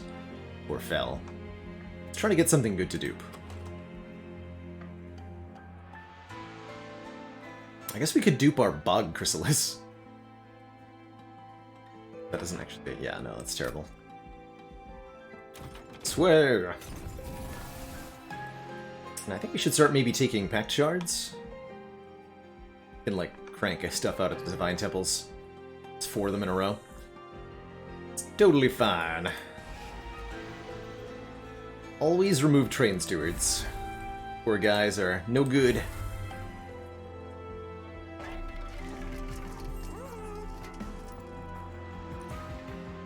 Actually, what's the unit essences? I could merge my Awoken Hollows together, right?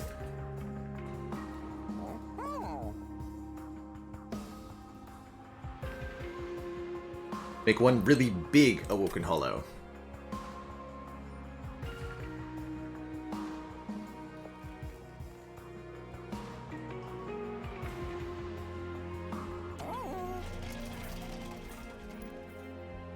I like that idea.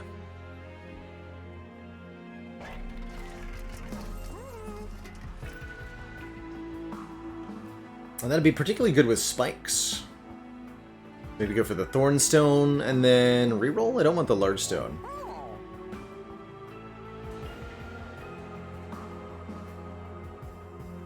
For maximum bigness, we could. We could. I think we do...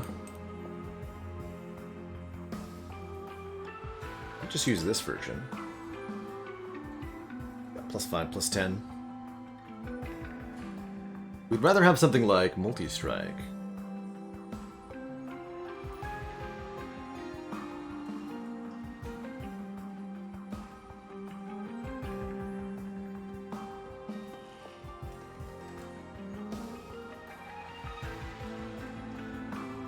Not sure how fusing works with the upgrades on the sacrificed creature.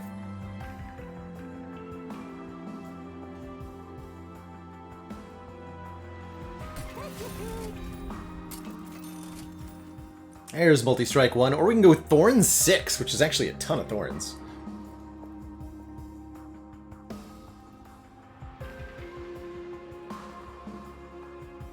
But Frenzy Stone is very powerful here.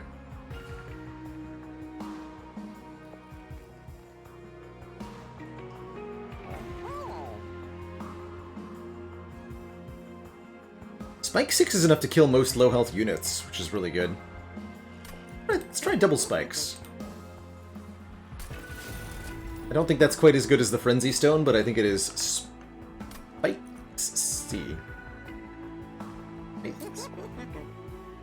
Good. I'll take one remove. You can remove as many times as you want at the shop. The cost does go up each time, just like in Slay the Spire.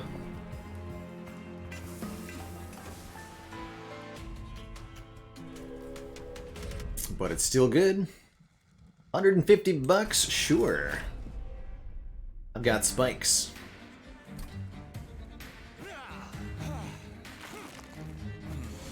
Heck was that? Oh yeah, that's my thingy. The units gain stronger when you die. That's fine. Put the beefy boy at top here.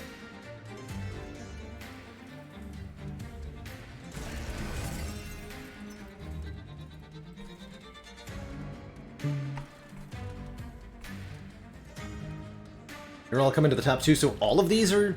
Oh man, that's going to be a stacked top floor next turn. Let's try to thin their numbers. Specifically, you gotta die. I'll also kill you, and then they don't go to the top floor. Just seems better.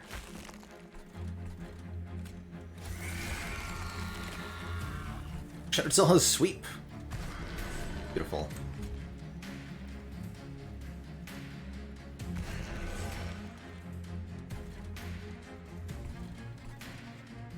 Awesome.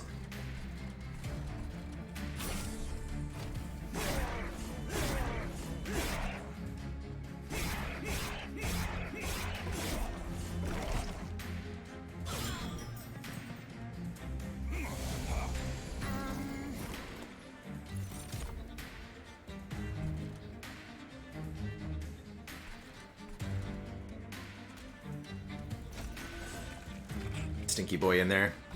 Teal Spike Man to full. 72 health. All dead, including the Collector. Good.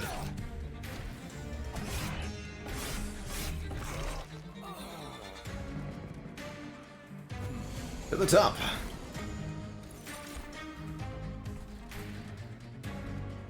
Front guy doesn't die. Fix that.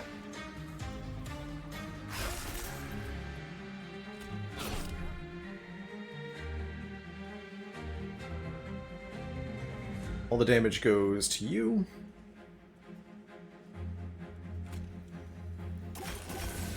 $69, dead.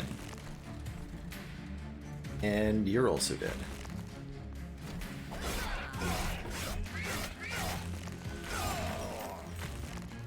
Cool. Yeah, this is going a lot better than our previous attempts. I mean, the lower difficulty is helping, but I think also being a little less aggro with the pack shards is helping me too. It's the feeling I'm having. Excellent. Yes, regen there. Make sure these guys don't get to the top.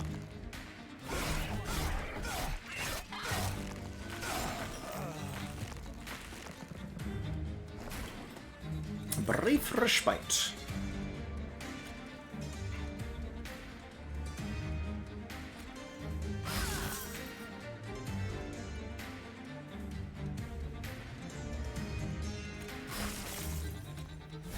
Crunchify.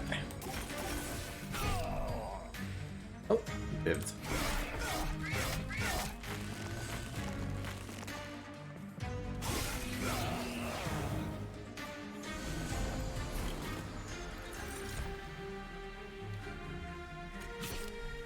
Not to the top floor with you.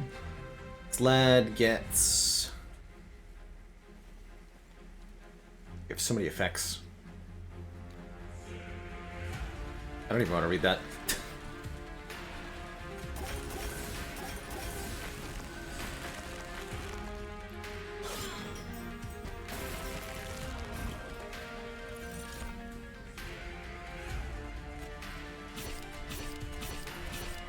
It's a lot of stinging.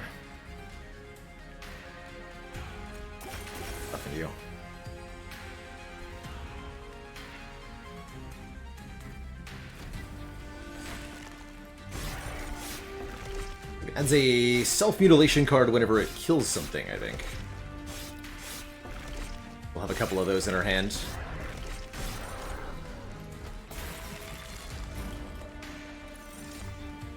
It's a cluttered hand right there. We're already winning, so let's just make sure we don't deal with these. Here.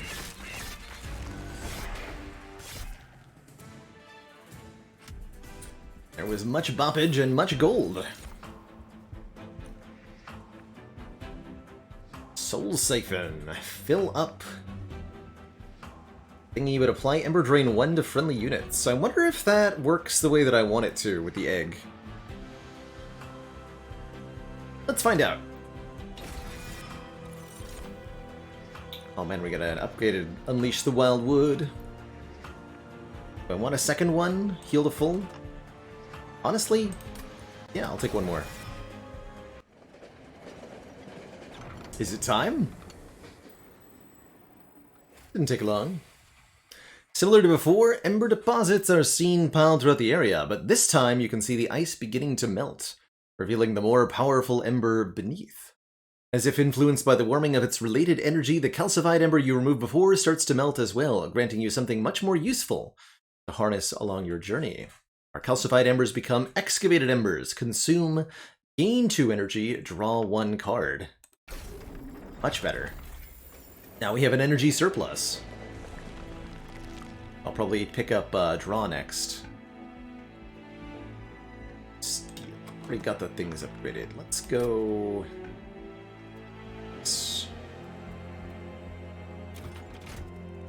And let us combine... Spell Chain.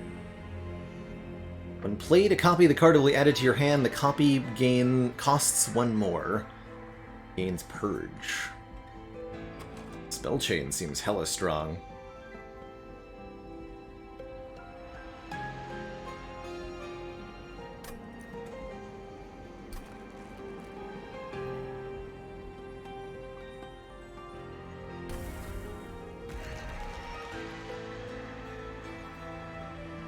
So, for capacity, 30, 50...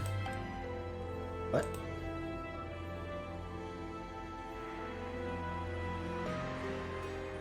Rejuvenate, cultivate 2.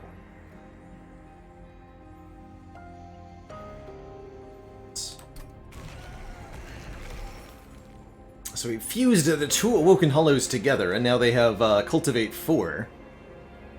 They should. So plus 4 health and damage whenever healed, which is easy to do with all these healing effects in the deck.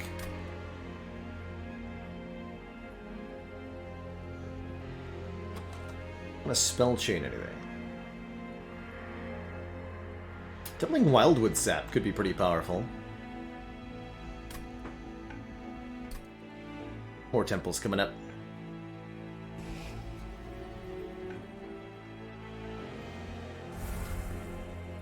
Start losing these fractures.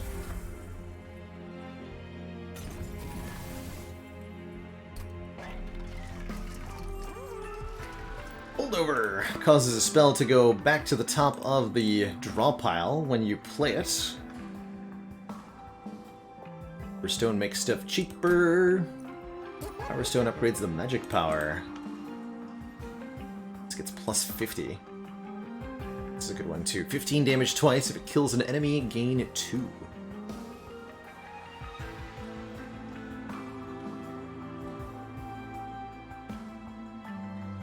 Holdover Revenge of the Damned could be kind of interesting.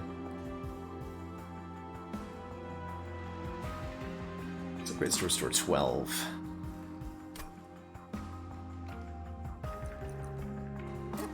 Thing. Yeah, Holdover Unleash the Wildwood's not bad.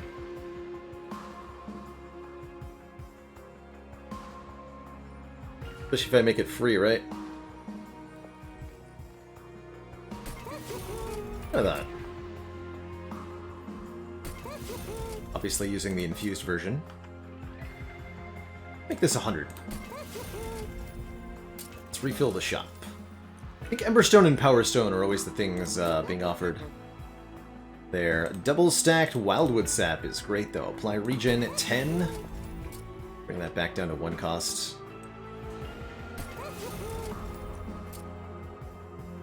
We'll upgrade this as well, making our run-of-the-mill spells a bit more powerful. Good use of all that extra gold we had. Onwards. Hell yeah, I want a random artifact. Who cares about multi-strike? I have thorns.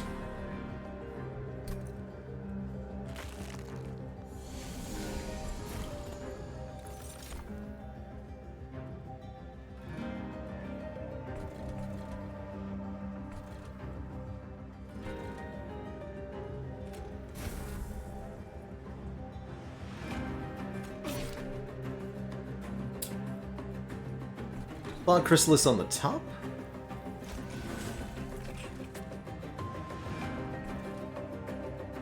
Where it can pair with our beefy boy, and we'll put the Spine Chief in the middle.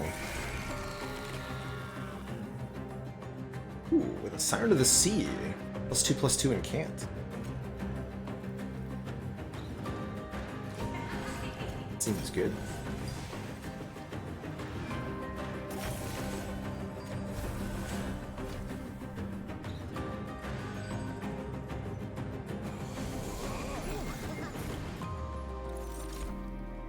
Here's our beefy boy. He's so big! Look at our large child.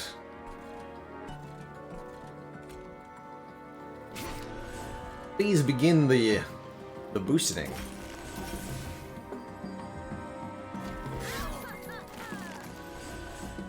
Yes.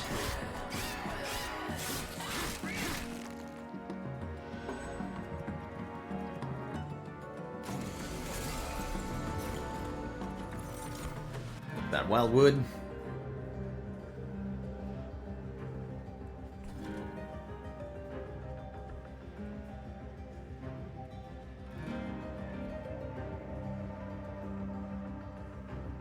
Only shell 2 already, and this will already cause it to hatch, right?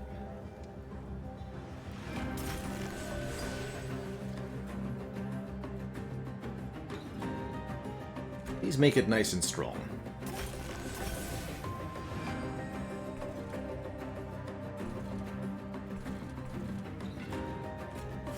Fill up the ember over here or whatever. Here, you can go to the back, so you don't do any damage anyway.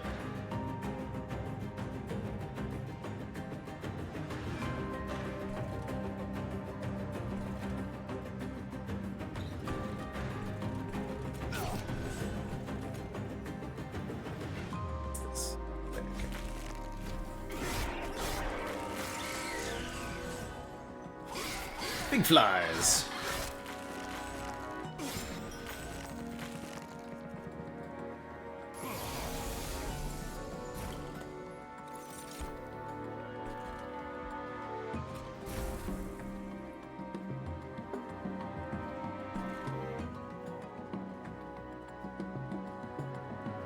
So big.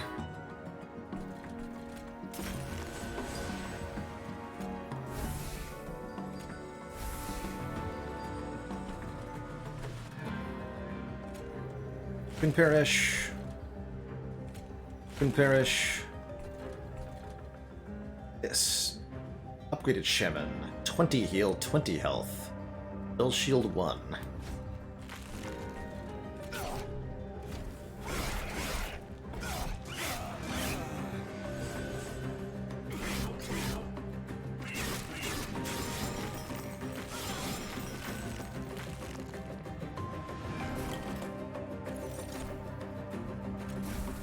Behold, more regeneration! 19 regen, meaning it restores 19 health after each fight. Pretty wild.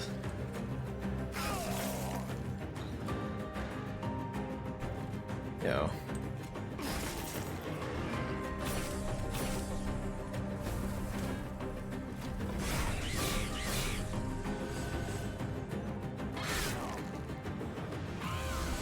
Caw. Yes, more healing.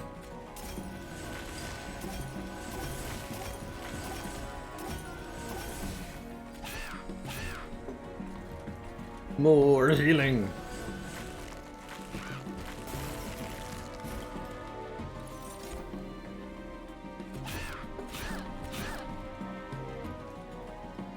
Okay, we'll easily lose our champ here. That shouldn't be a problem. But there is more healing to be had. Caw!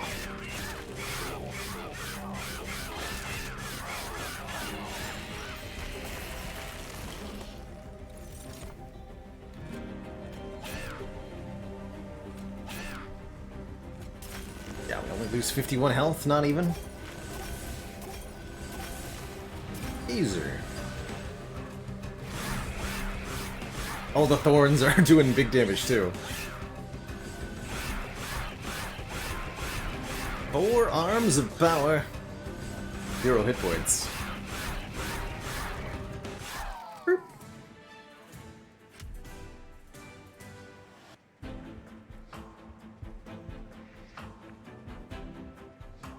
We get Precious Plating, giving us 40 additional max HP. I'll take that.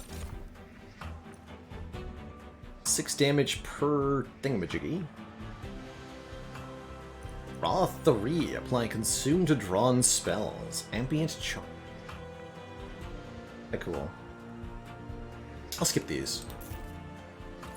Dash. Invigorating Solution. There's a good way to get draw. Good old Channel Song. They still haven't changed this. I don't think it's a very good card. It's the way units are drawn in Monster Train. It's really hard to get this actually drawn before it matters.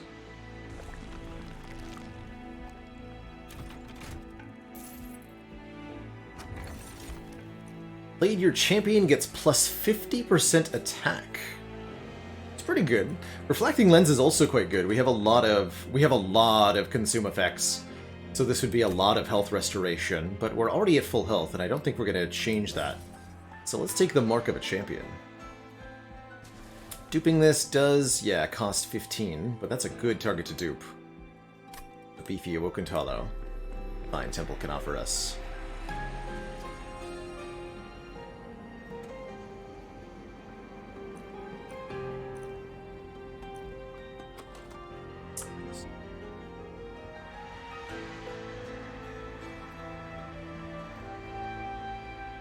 Maybe sack the Kinhost Vessel. Can you infuse a unit multiple times? Not actually sure. Do we have the space for another 4 Pip Hollow? Not really. Actually, not really.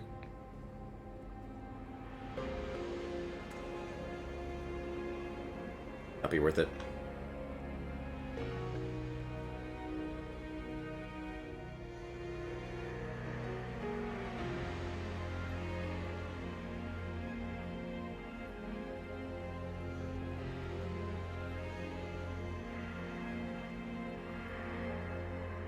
Then we dupe the Wildwood Sap.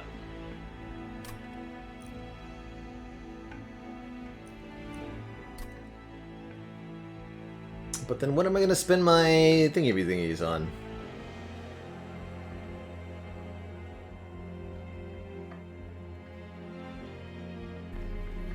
I guess it's okay to add intrinsic to the holdover.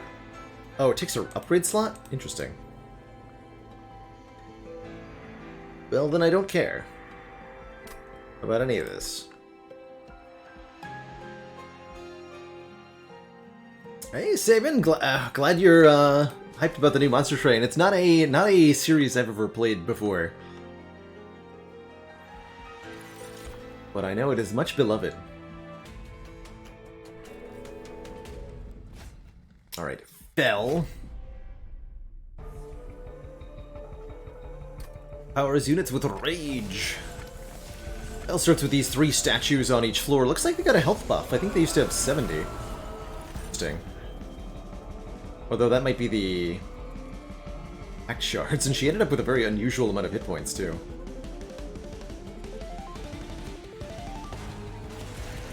Go ahead, attack me. See what happens. You won't. On this floor dies. +3/+3. Okay. See if he can make big times. Not.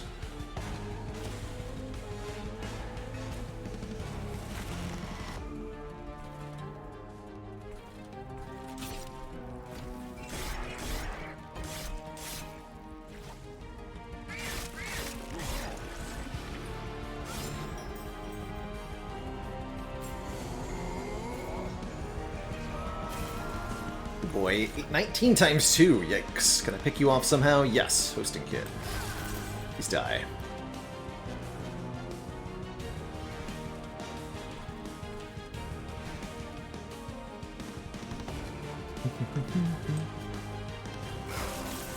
Perish 2, so we get to hit Fel here.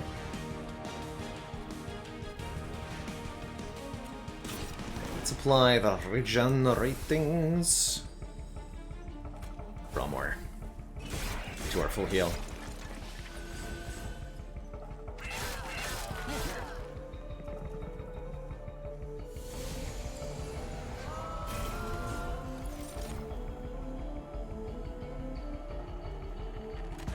Or draw. Oh, you've got enchantment, right? Don't do that. This, though.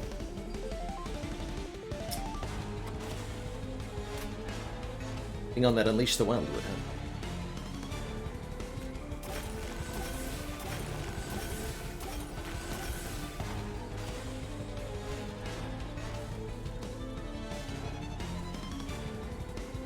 Need to be fractured. Big tough guy.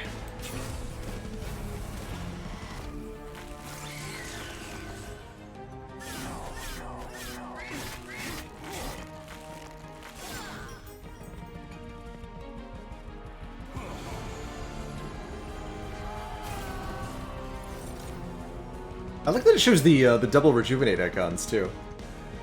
Pretty cool. Be careful I don't give front guy too much armor here.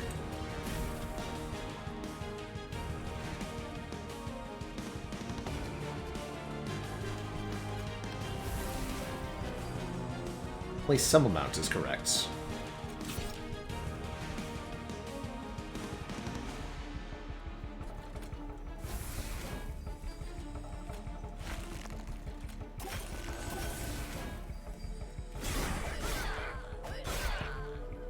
Get him, Thorns!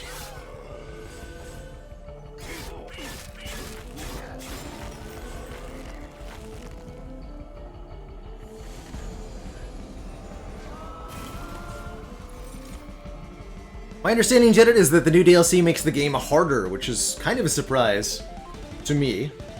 At least with the new final boss it does. Curious to... I bet Seraph runs are got a lot quite a bit easier.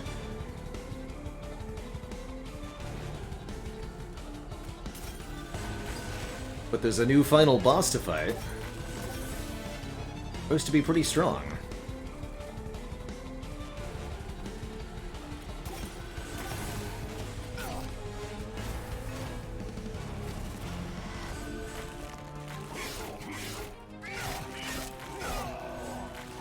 So the icons in the top left of each floor Slytherin is the capacity for the floor.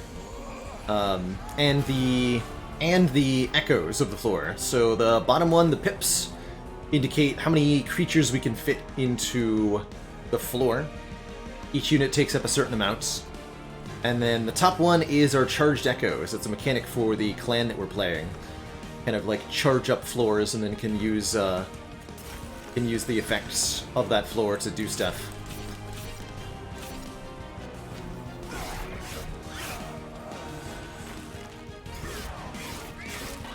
Boopity boopity. Poor Fel not going to stand much of a chance to this beefy thorn lad, as they call him. Here, you die. That's right, you die.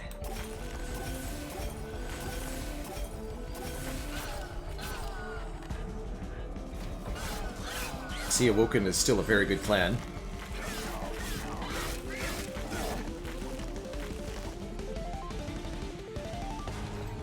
Yeah, if you're interested, the DLC is only about $10 right now, like $10.74 or something, on sale on Steam. So if it looks even vaguely interesting, go for it. Pick it up, why not?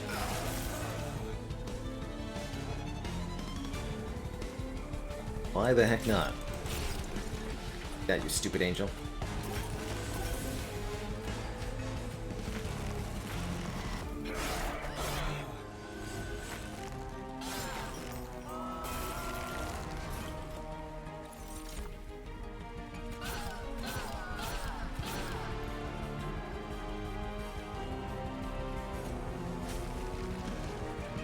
You.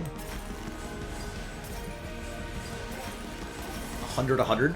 Good stat line.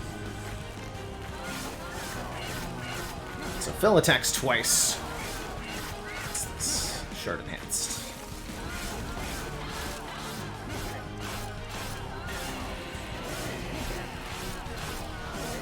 Stacking Reap on her additionally.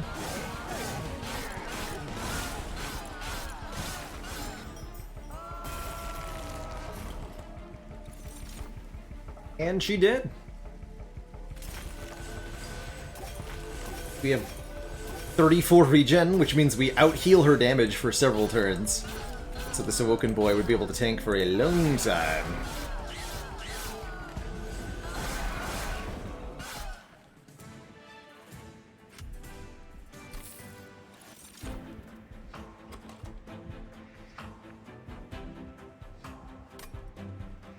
Wormkin Spike. Apply 4x Reap to enemy units. Kind of an AoE DOT. Or Awoken's Royal Spike, which is Draw X. If they want one of these two. Spike's kind of cute. Not much more spikes, though.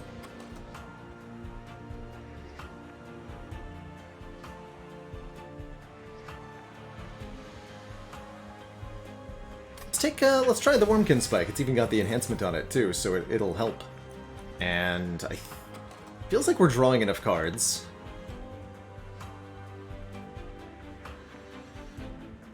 I probably want to transition now into Awoken Hollow Spine Chief. So let's take one more capacity so that we can fit them into the same floor. The Gimp, thank you so much for the Prime sub and the 20 months. And now we have a reason to duplicate our Awoken Hollow, too. When you play your third card of the turn, draw 1, says Winged Steel. Serrated Mandibles. When one or more echoes are added to a floor, apply a Reap 1 to a random enemy unit twice. That's kind of interesting. The card draw, thank you. It's the event.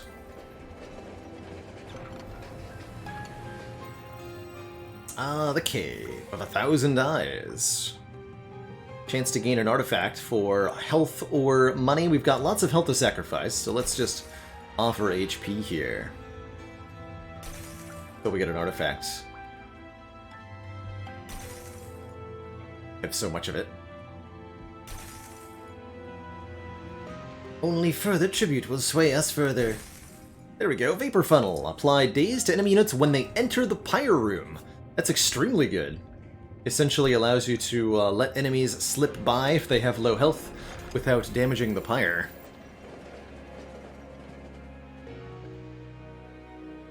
So the final boss fireworks is determined by how many packed shards we have. Every floor you're given a new thingy in the middle that offers you strong benefits. Oh man, multi-strike 2? Hell yeah. It's gonna be the one.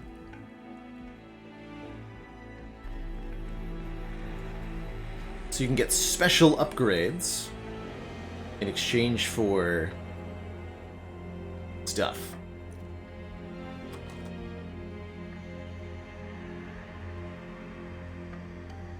Attempt to Dispel Chain on the Wildwood Sap plus here. Although that's full, right? Costs an upgrade slot, right?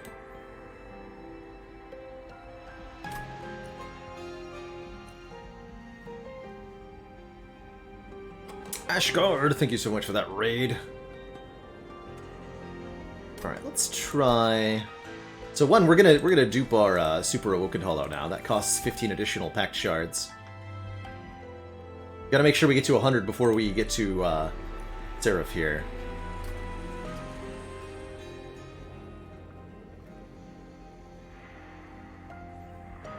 Sacrifice.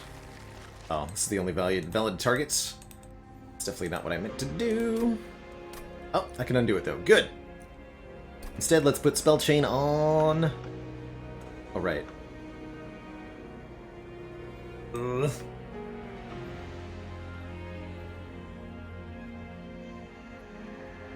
Guess I'll put Spell Chain on Proclamation.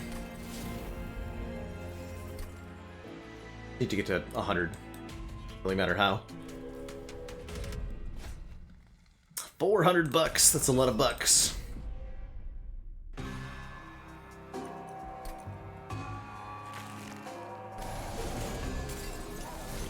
There's some seriously powerful enemies here. Oh man, these enhanced Gilded Wings. 260 health. Wow. That is way too many hit points, dude.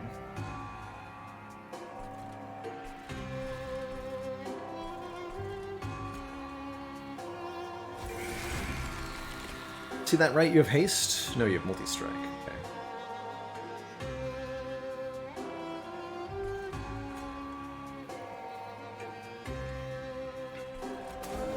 Let's put her on the bottom here.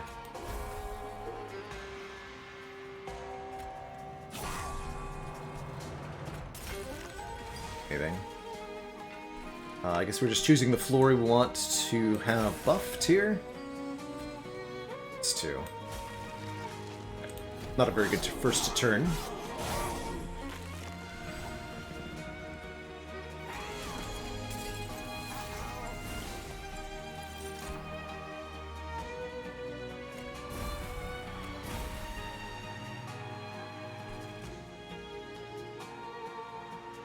Here's both of our Super Awoken Hollows.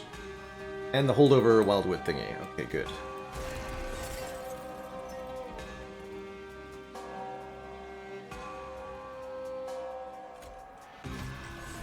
Like all of that.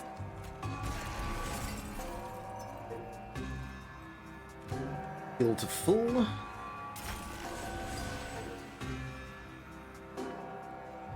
Do a smattering of damage, not a whole lot, unfortunately. Make sure the collector dies, so we get the bonus money. Start buffing you guys.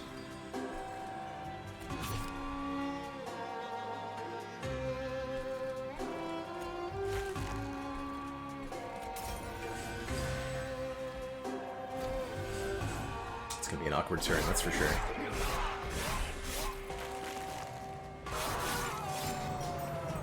Kill that frontline guy with a sting. Question of, can we kill the 260 health Gilded Wing, though? I don't know. This guy will do a lot of damage if he gets to the top. Too much damage.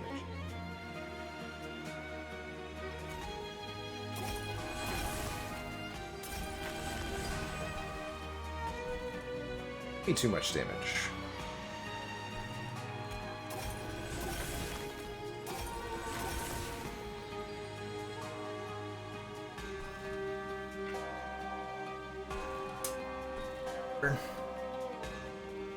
Down here, though.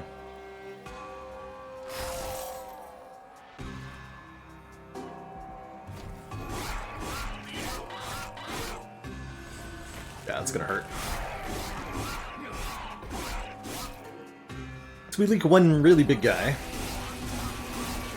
And like 50 damage.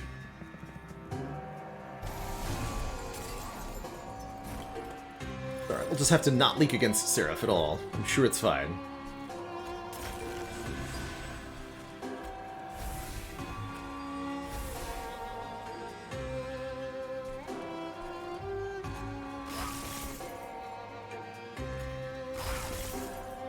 That guy. Or 100 damage front load.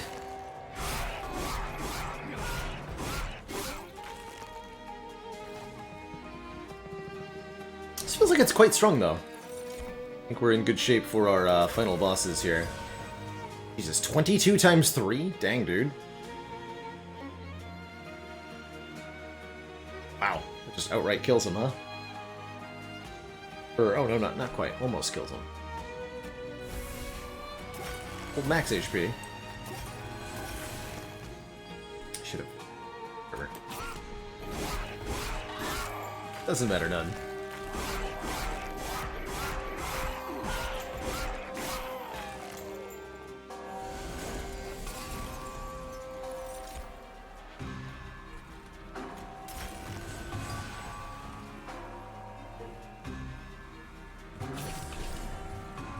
I think just stacking these restores is better than trying to Wormkin Spike here. It's kind of telling, isn't it? No reason to not have played that 100 damage spell, though. Brain was just like, it costs something, you can't play it. Oh, it's free. Stacking that regen, though.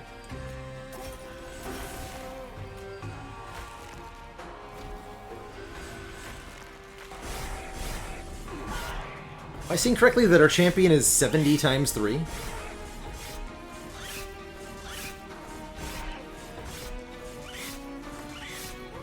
That's right, this particular boss gains more damage every time you hurt them.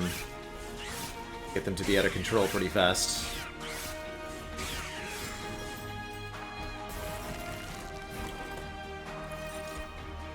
We got them beat, though.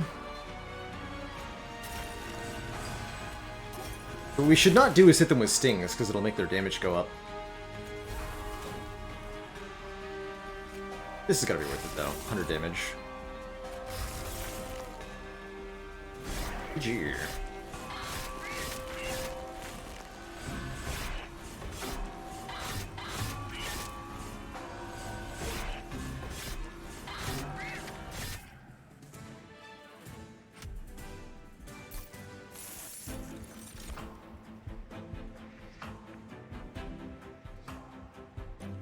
Ooh, Broken Memory is now pretty good. Giving us back a consumed spell, ideally Wildwood Sap would come back, so we can stack more regen. I don't want any of this, though. Maybe Awake, 30 health, regen 3 is okay.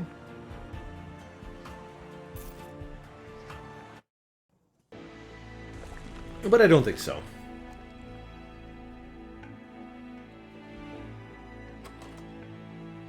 Pyre health is really hard to get back. You can mostly only get it from the Pyre remains. You get a couple of these each run, and they only heal 20.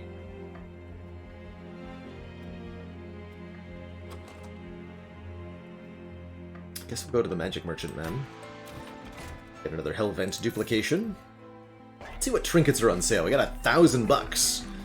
Channel Heart for plus 20 magic power on stings is good, given that we have a sting in our hand every turn. Decayed Decoy, plus 1 stack of Reap each time it's applied. Also pretty solid here. The extra upgrade slot on units not useful because we don't get to upgrade units. Although... yeah.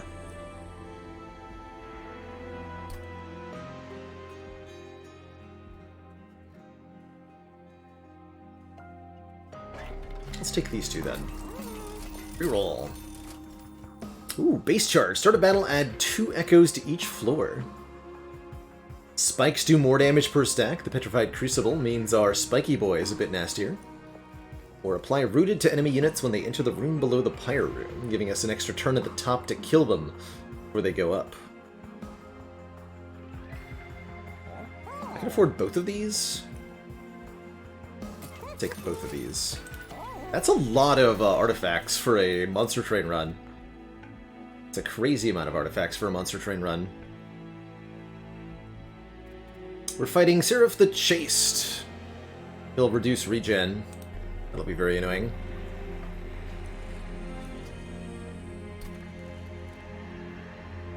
Put it away.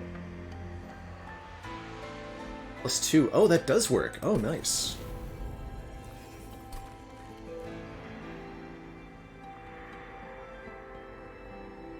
Good. Okay, just getting these for the Pyre Shards. Guess we'll sacrifice this too. Just for the Pyre Shards again, so that we have 100 required to win game.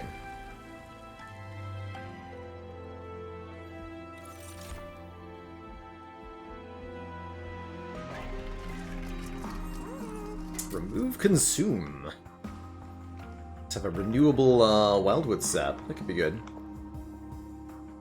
Renewable Excavated Ember. Let's have renewable Broken Memories. Fights don't last long enough for that to be very good, though, I don't think.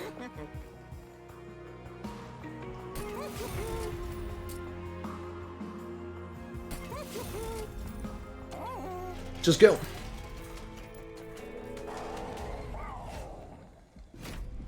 Let's just go. Yeah, these 20 shards probably make things harder for us. Not sure the exact details. Man, 3,000 health on Seraph with 15 lifesteal. Big yikes.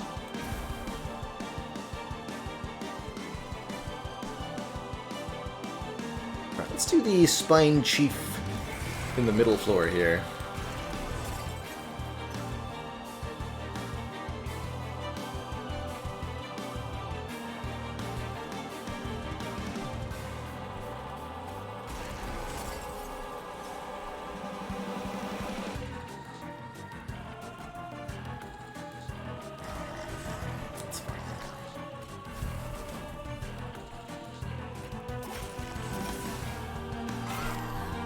Heart Seraph a bit more here.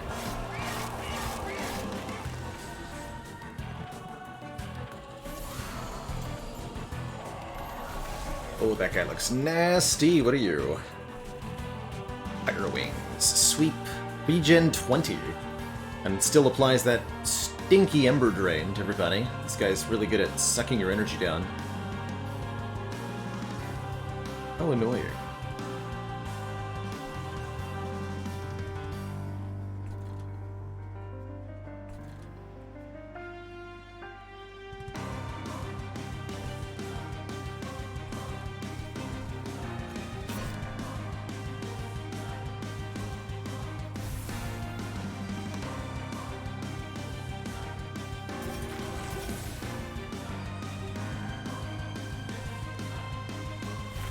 Fills that floor for free.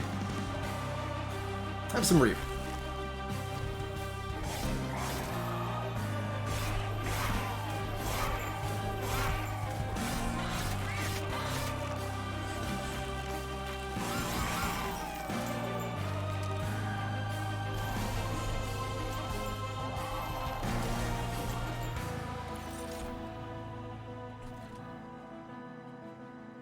We're dying, unfortunately causing the nasty stuff to happen.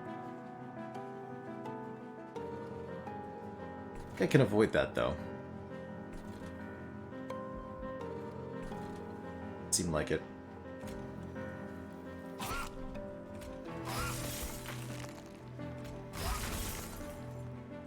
Here's restore friendly units to full health. Good. Pay that back.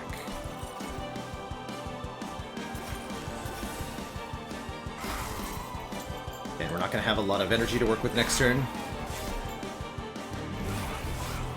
That Ember Drain that we just got applied to us.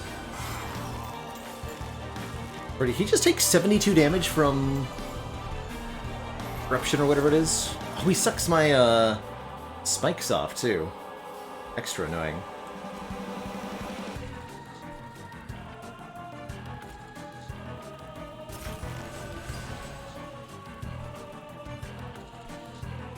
How very deeply annoying.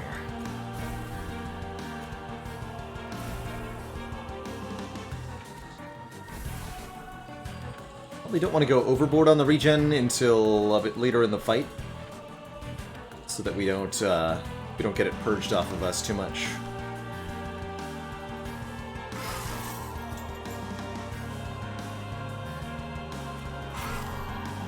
I just die. Buffing.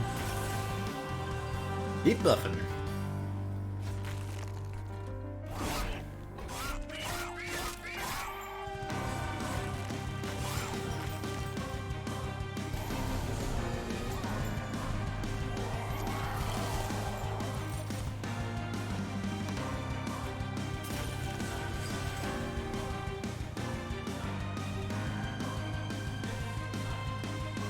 not play my... Oh no, it's still there.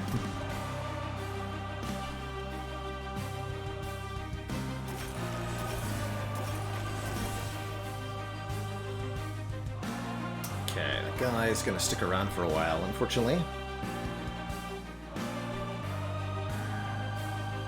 Which I can do about that, either.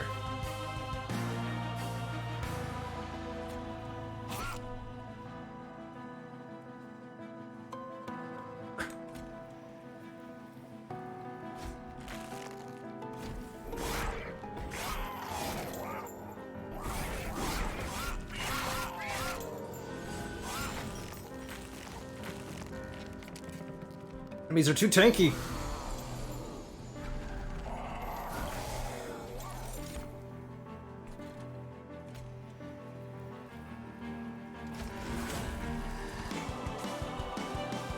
Too tanky.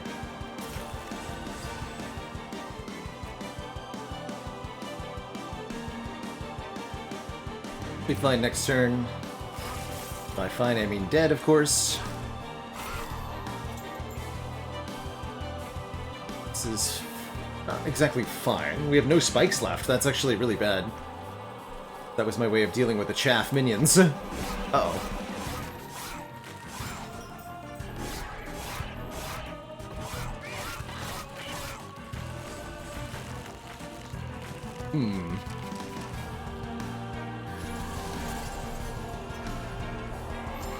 That's too many units, dude! No!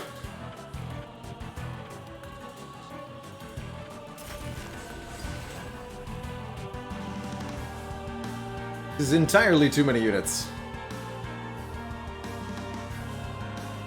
That's right, the chaff actually just dies to the vapor funnel. That's a good call. We just need to kill the big frontliners, which we're doing successfully.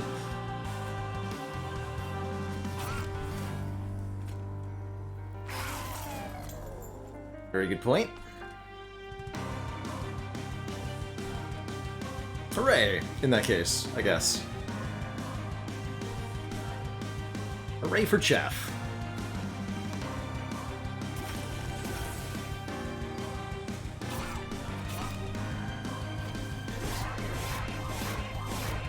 Oh, we're done with cleansing. That's true. I should have played the sap there. Keep an eye on the counter. I forget how to deal with these enemies. We do, yes, we have the First Strike Pyre artifact, Vapor Funnel. Yes, we do.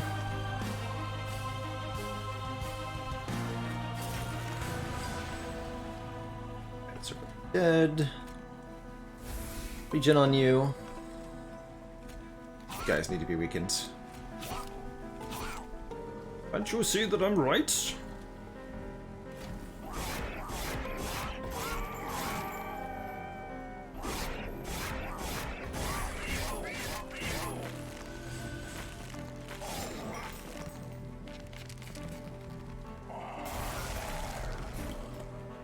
Seraph is currently really easily winning this encounter. Uh-oh. It's not good. Minus 1,000? You guys don't die?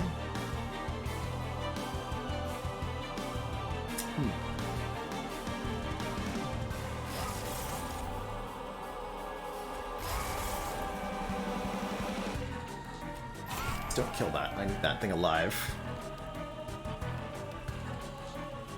At 15 times 3, we don't have enough regen to stop him. It seems.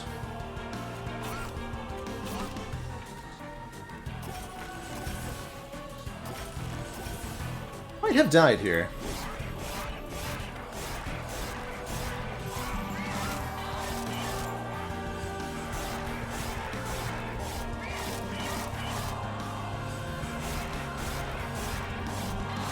Wow, he just does so much damage.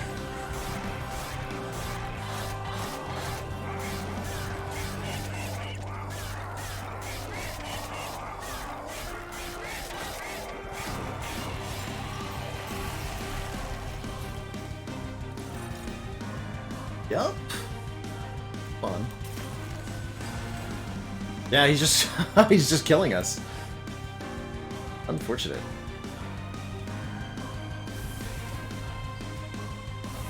Was the right Seraph to counter us, I guess. Gee, that actually made him take less damage. Interesting. Huh.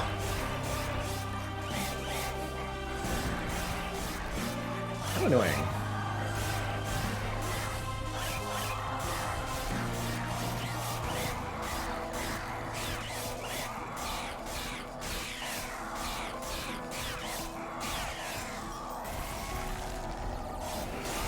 Well, GG, Mr. Seraph.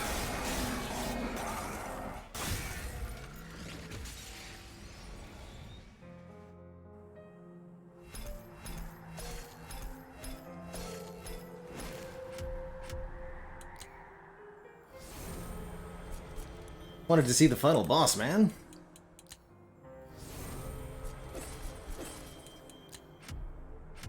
Okay, we'll play with, Thank you. Try that again, then, with, Stygian Guard. Stygian Guard Awoken. Who I find a really powerful and successful combination.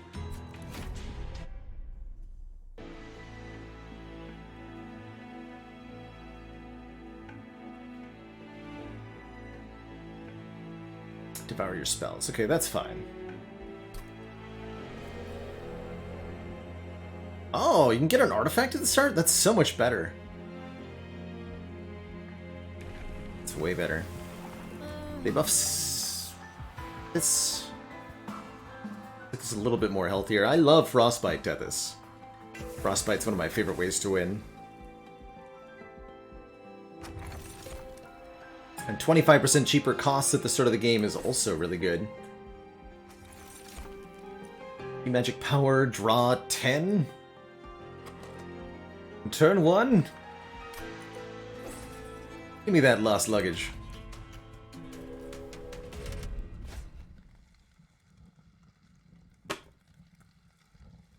Despot, thank you so much for the 16 months of positivity and great content.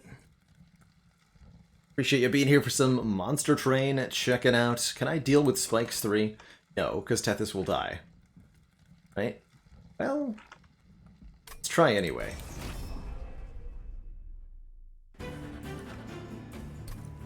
Got heals and such.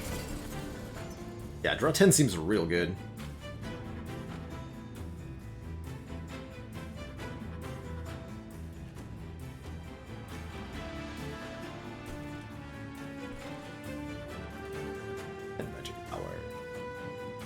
You died of thorns! No!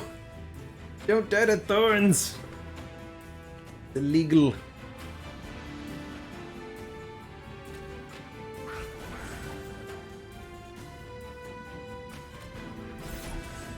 Steel Enhancer keeps you alive.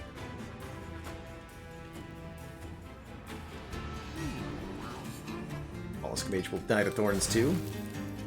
Or will it? Yes, it will.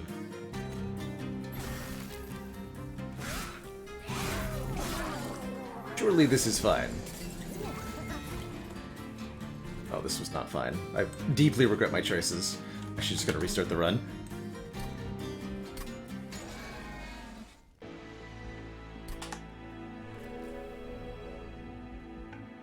Could not take that challenge.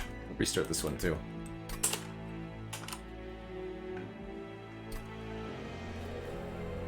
Yeah. Rerolling, I think, for an artifact on floor 1 seems like a reasonable choice if that's the kind of thing that you want to do. The frozen cards and extra upgrade slot on units sounds good. First vines are pretty good too. Vine grasp each turn.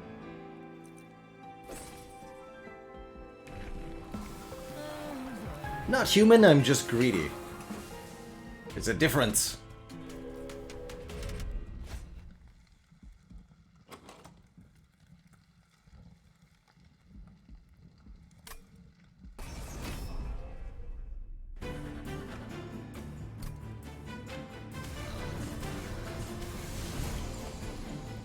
Rage Boyers. So I can only summon Tethys on top. Hasn't been killed anywhere else. I like that this one guy is just taller than the other ones. That's how you know he's big. He's a big lad.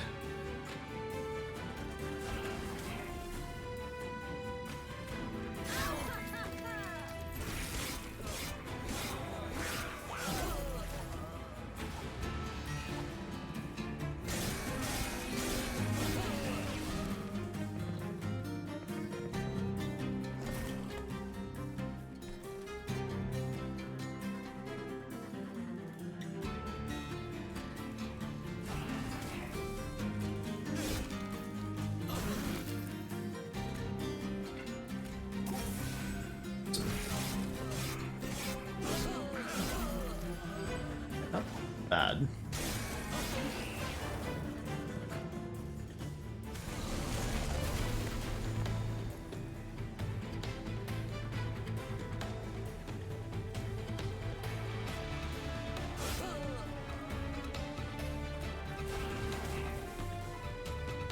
Okay.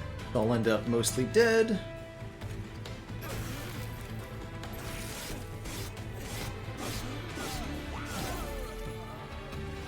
Need some distraction while we bop the boss after all.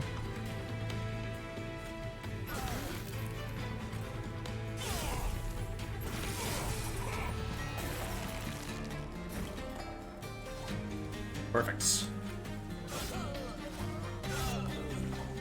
Frostbite! We'll daze him too.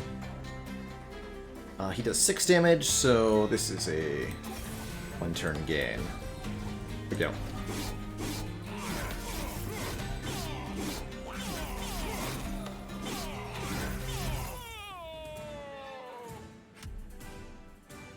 Okay, we got the money, we didn't lose too much health. That feels good. Do we want the old Crit Builder? 3 cost to deal 60 damage to the front enemy unit and push it to the back. It's got the attuned keyword, so it benefits more from spell power. Another Mollusk Mage, or an Offering Token. Draw 1, discard 1. Let's take an Offering Token. Offering Token can synergize with the Offering keyword. Any card with the Offering keyword is played for free when discarded. I'll do Steel Enhancer again. 0 cost. I'm looking for something with Incant on it.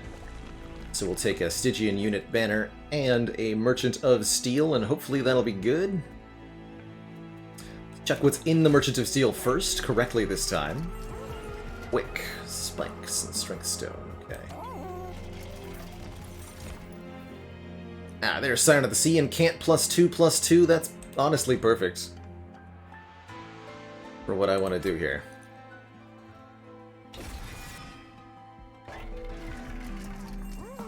But I don't want to give her quick. Let's reroll. More Incant bonuses are good, though. That's right, we have 3 upgrade slots.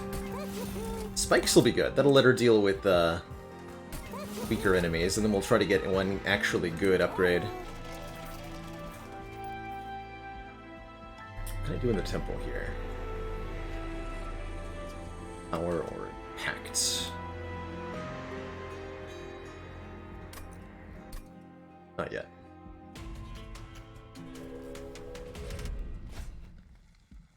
Armor 10 for a unit draft? Sure. Sure. Sure, we'll take some fire damage for this. But that is okay. And we'll put both Tethys and the Siren at the bottom here. Where the Frostbite, excuse me, can matter more.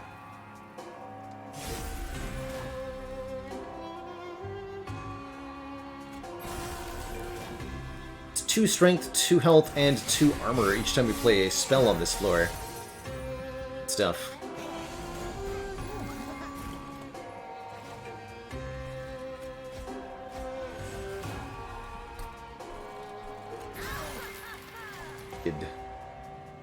Deadified. Yeah, this is gonna be a problem.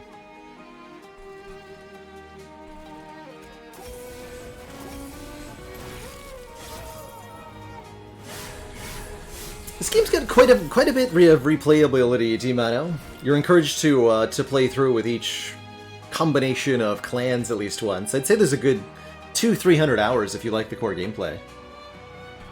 Easily. Oh, we actually don't need to deal with these two because the boss is gonna die. Good.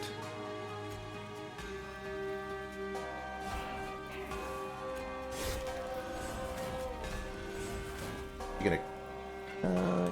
let's kill you so we don't get a sinner's burden.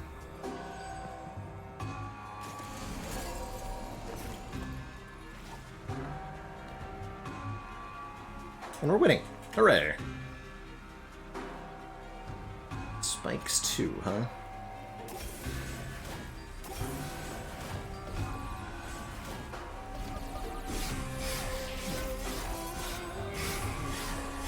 Tanky lady!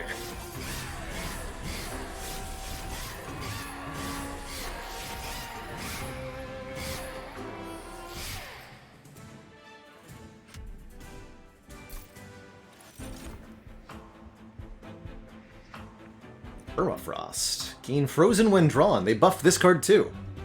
So many of these cards have been buffed.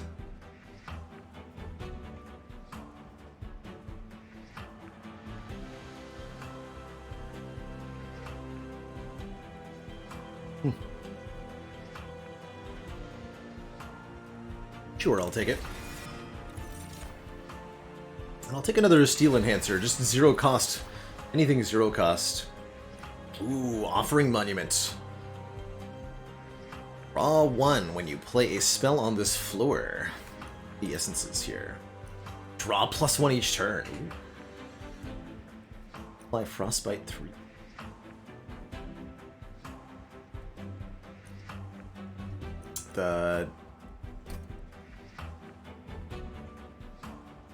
Here's our next Divine Temple. Actually, no, our next Divine Temple is next floor. So we can immediately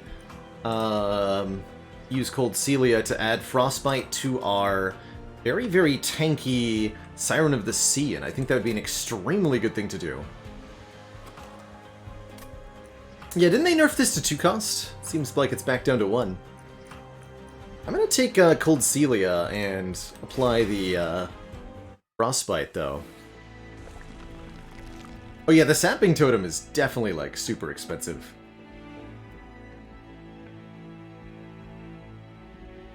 Steel.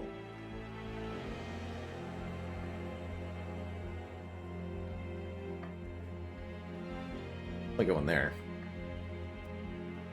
Got some good dupes to make.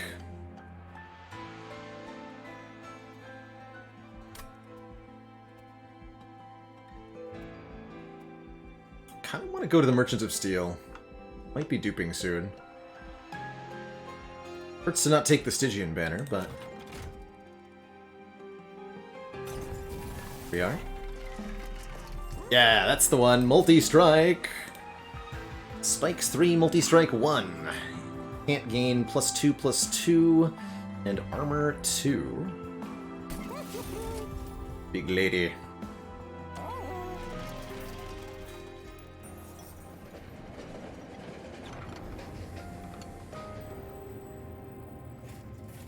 Chests! Do you break off some of your pyre to get what's inside? 150 coins for 25 fire health. I'll make that deal.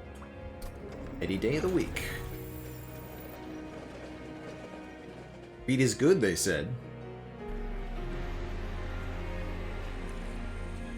Alright, let's see. Fires. Doesn't increase her space at all. Just, 10 health and the freeze. Perfect. And then we're probably going to go ahead and duplicate this unit. If we can get 2 on the same floor, we're just going to be super OP. Surely that will kill Seraph. Right? Do I want 10 magic power piercing on something? Eh. Maybe later. We're gonna be duping, so let's not for the moment. The Daedalus! So Daedalus has the explosive sigils. Enemy units deal 1 damage to the front unit on death. Not a problem for our superpowered Siren here.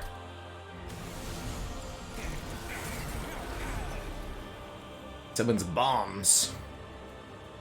Bombs.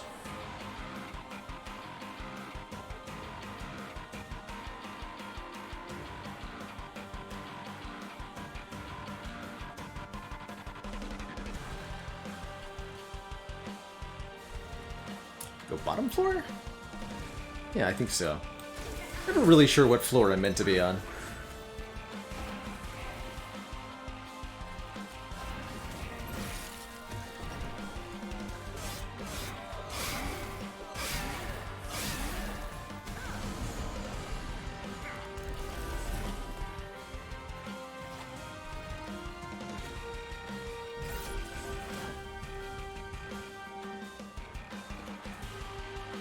Sweep! Actually just can't do anything about that? Wow. Okay, so we're relying entirely on the Siren to win then. Ugh.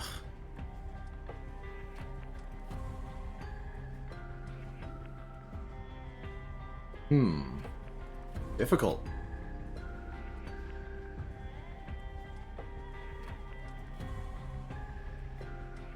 No way to keep him alive either.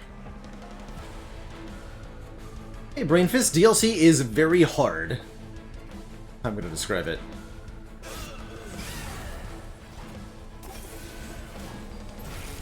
Very hard.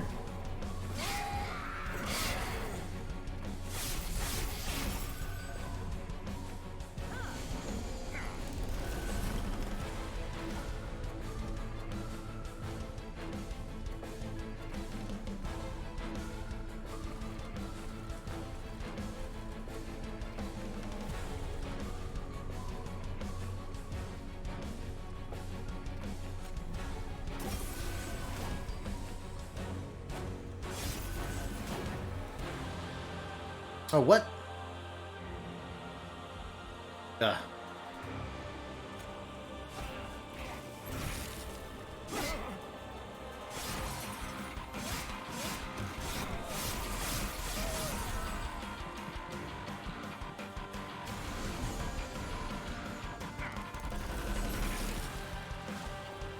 Bombs.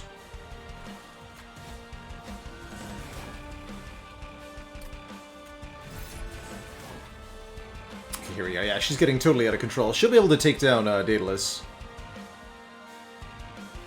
This will kill the top. Fire damage for me.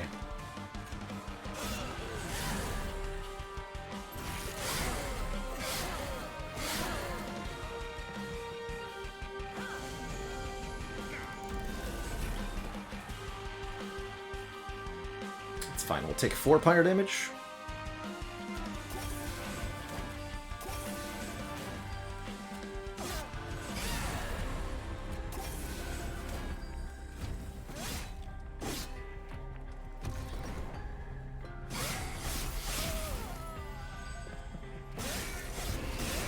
The Brain Fist, thank you so much for the 3 months and that tier 1 sub. Glad you enjoyed the chill, steady times. Yeah. Flash freeze.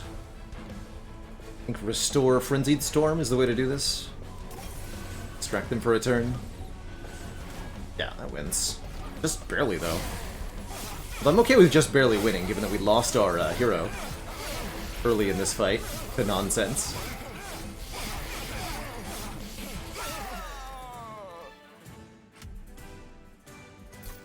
Good heart or bad heart? Well, it depends on you. For me, personally, I mean, I lowered Ascent down to a Covenant 15. Tone Hack, thank you so much for the 12 months, that full year of support. Spike of the Stygian, a great way to apply some sap and frostbite, although the X cost of it is really awkward. I don't like X cost cards in this game. Very much. It's so good against Seraph, though.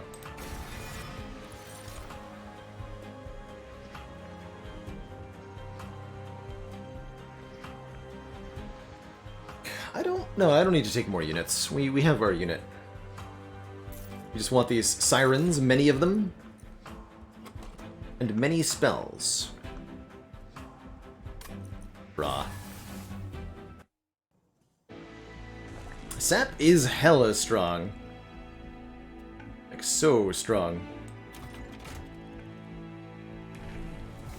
And Fiabi Boy, thank you so much for that tier 2, that very generous sub, and the 13 heckin' months of support. Out here, train stewards.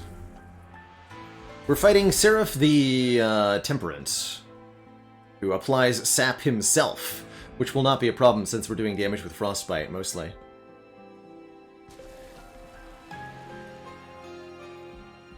Dupe the lady! Take 10 more bucks. Again, don't want any more units.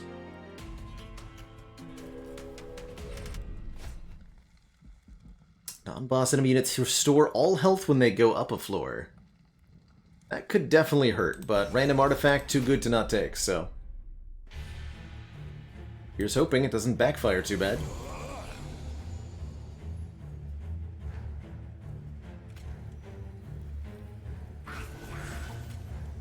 Again, setting up on the bottom floor, I think, best here.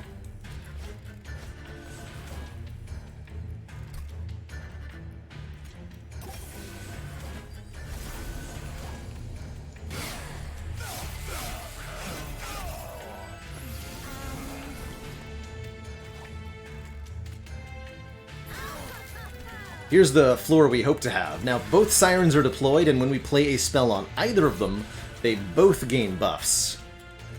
And that gets, real spicy real fast. For our opponents.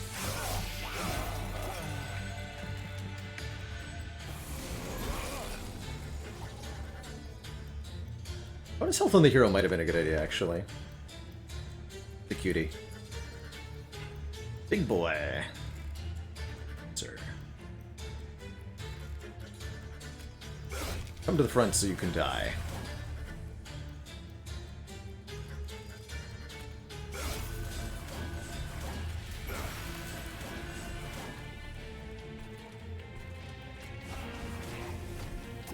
Do not summon on the top. That Ember Drain gets me every time.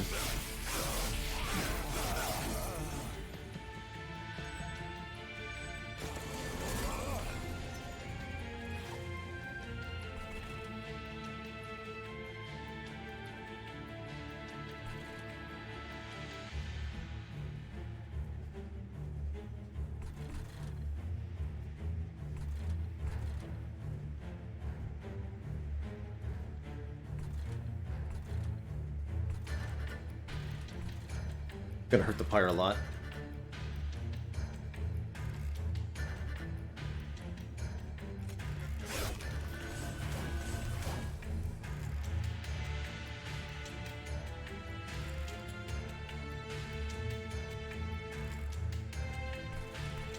I'll just kill him with Ice Tornado next turn.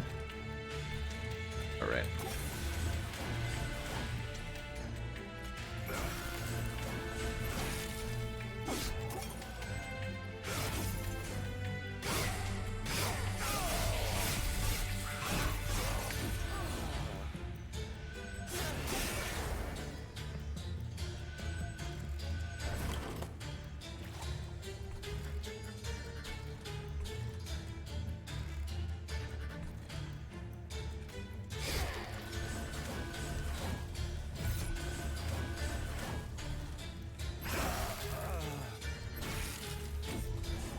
And I shouldn't need to kill this one, because we should beat the boss very easily in a one-on-one fight here.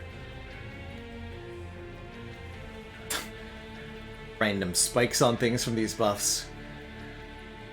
Feels like exhaustively knowing all the possible buffs on this shard stuff could help quite a bit.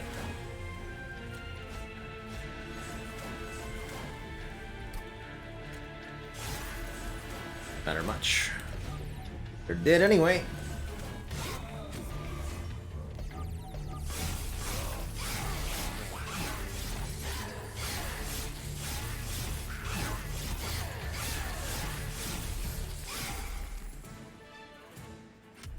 destroyed. Get Channel Hearts! Sting spells get 20 magic power. That's not bad. I was hoping for the one that would give me thingy every turn instead. Glacial Seal's pretty alright. Apply Frostbite 2 to enemy units whenever we play a spell on the floor. It's with our incanting. Armor Frost to apply Frozen, preserve just another zero-cost spell, which is good. Or Titan's Tooth, which we can discard with either Frenzied Swarm or Offering Token for some AoE damage in Frostbite. Take the Titan's Tooth.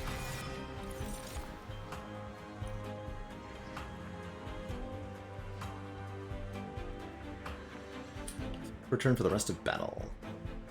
They changed Pyrogrow again.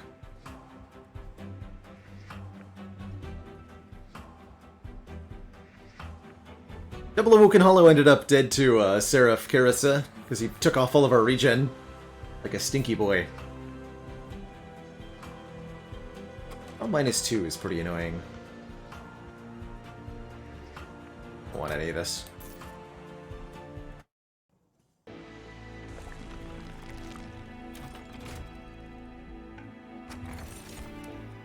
Blights and Scourges cost 0. That's kind of cool.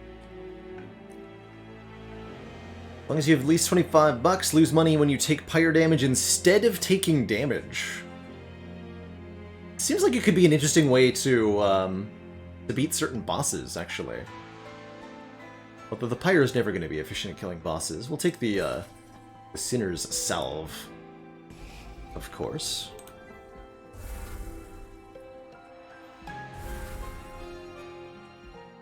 I will dupe Crazy Siren Lady one more time, so now that we have 3 of them.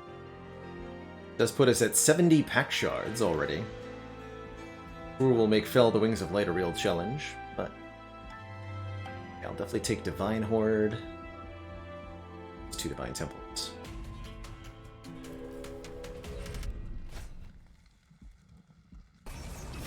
Give them more strength! Yes, pack shards are part of the DLC. That's right.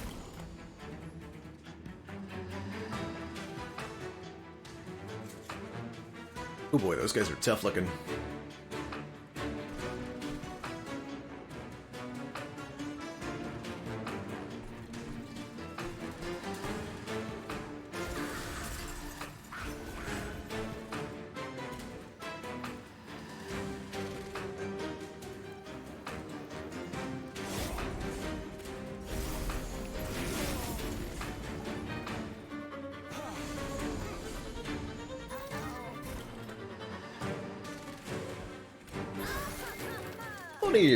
Okay, let's start buffing.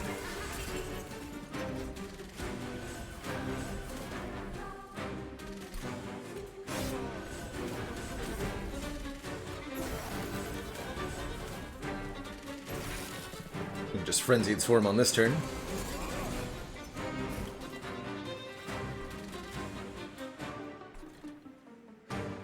And that'll cause the Titan's Tooth to go off. So yes, Frenzied Swarm on this floor will just kill everybody.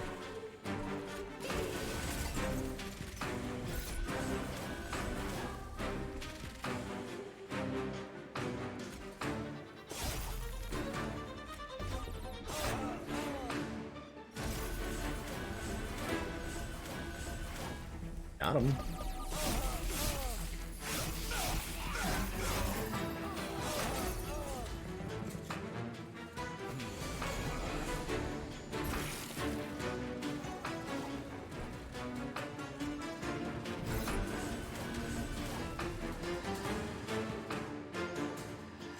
-48, dang. They do so much damage. They do so much damage.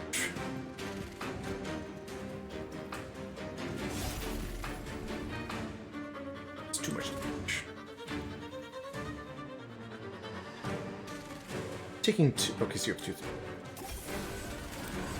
Yeah, the random spikes are super annoying.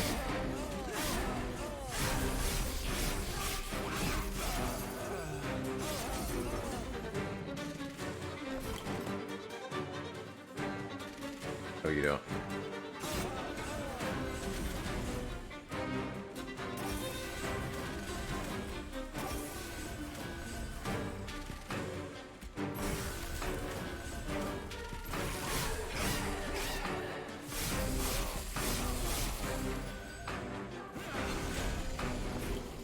That's right, this boss has a sweep.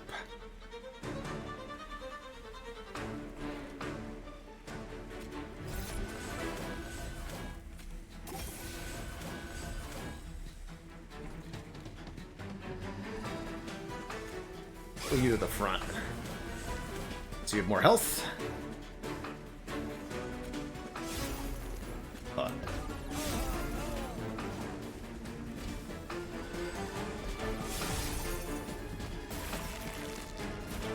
Although being in the front won't matter because the boss has sweep, right? Right.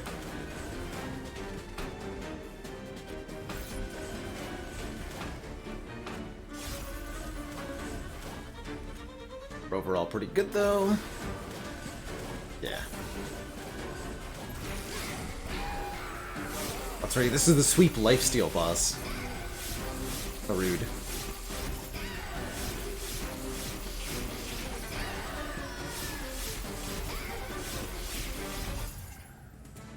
Here. Hey, Sanguine Penguin! DLC is a fun challenge so far. Big Preserve, just another zero-cost rock here. I don't trust the Pyre Grow.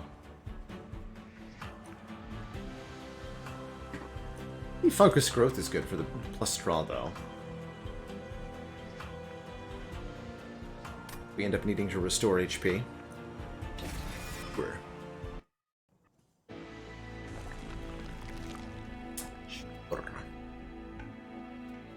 Merchant of Trinkets. We're definitely around that point, yeah? I need a Merchant of Steel for. I've got 3 maxed out upgrade units.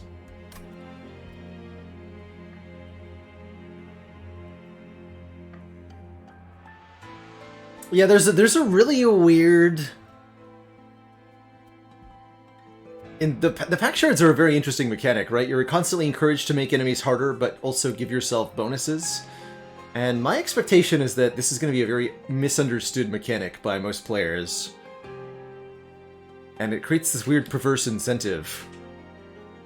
Where you want to greedily take all the good stuff, but you're going to get punished for it.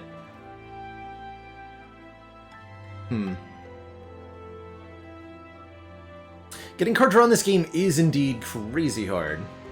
Okay. Oh man, Split Anvil. When you play a spell, spells in hand that cost less are reduced to cheap. Or the Kinstone Totem. When a card is discarded before the end of the turn, gain energy. The Anvil's great with this focused growth and this Ice Tornado, letting me just play an entire giant hand for free. Titan's Tooth too. Heck yeah, Split Anvil. Like, unlimited energy. What's the Trinket Merchant have? Merchant. Friendly units get +1 attack per stack of spikes. Interesting.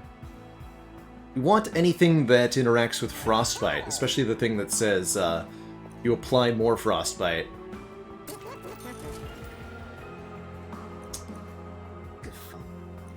Trader's Quill's good. When a card with Consume is played, do 30 damage to the front enemy. Currently don't have anything with Consume, but we might end up with some. I'll definitely take the Worn Grindstone. Just +5 damage is great, and let's take the Trader's Quill too. Why not?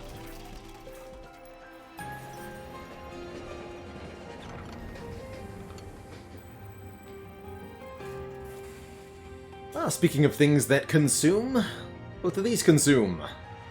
Steel Polyclaw. Send an enemy unit to the Pyre Room, apply Dazed 3, where the Pyre will obliterate it. Or the Trap Shoot, to send it to the bottom and apply Dazed 2.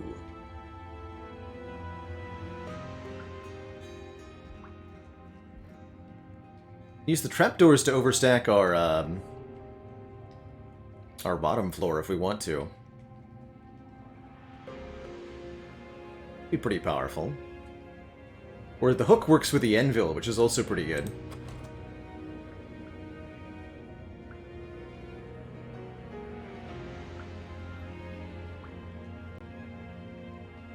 Trap shoot also being 0 cost. I think I'm gonna go with the trap shoot here.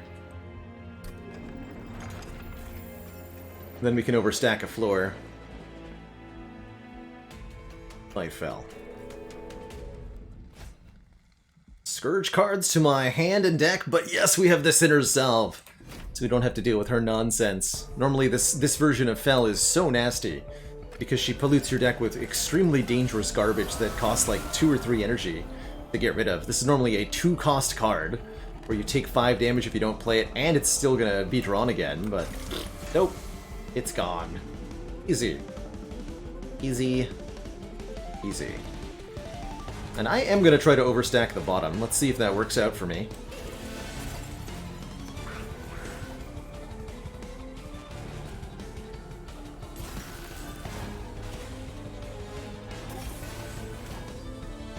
Also got a Weight of Contrition. That's also fine. Thank you, Thorns.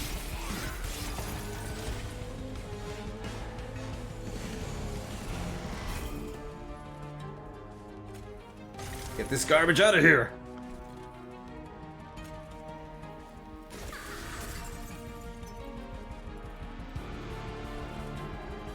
You need to die.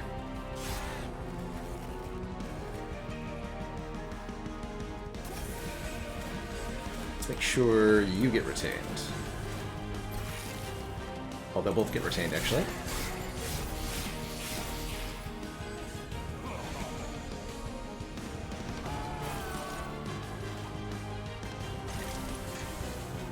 Get it out of here.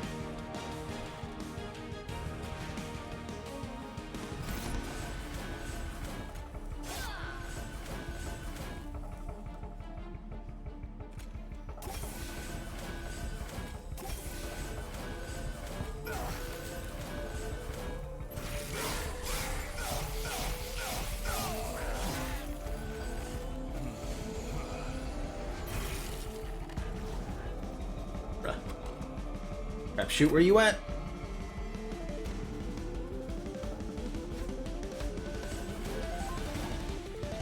Alright, so if we play the Ice Tornado, everything in our hand should become free, yes?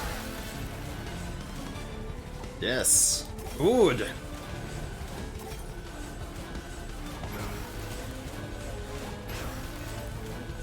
That also applies if you play an X-cost card for 3. It'll count for the Anvil. I think I could have played this Spike of the Stygian earlier.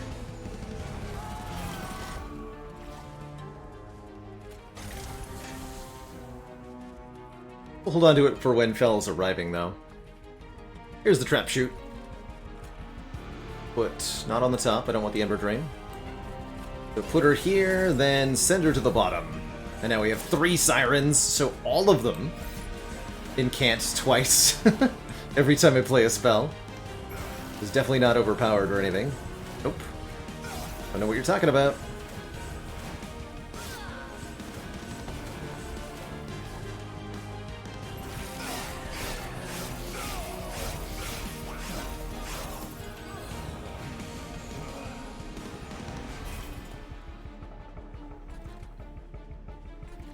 I'm sure something is going to ruin me with this build. I'm just not sure what it's going to be.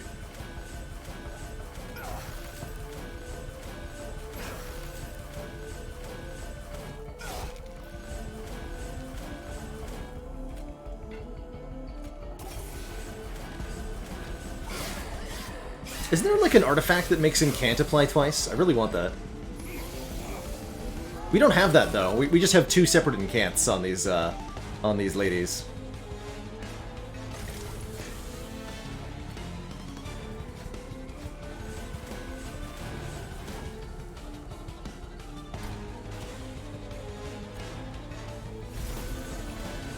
Some Sap and Frostbite.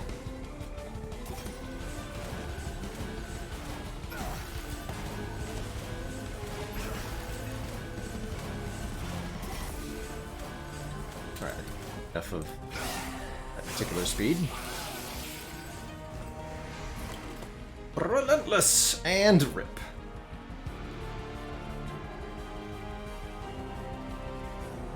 And pepperoni.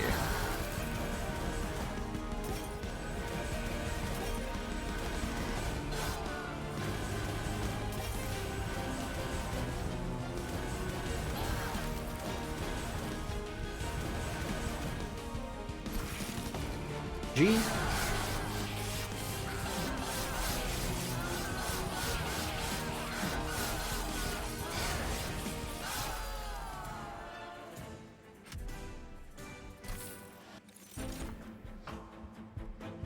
5 magic power to spells in hand. That's kind of cool.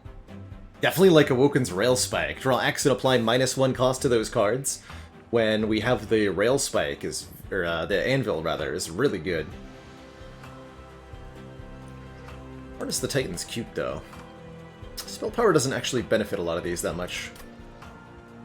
Consume is exhaust. Yes, they are identical mechanics. I think we just want more card draw.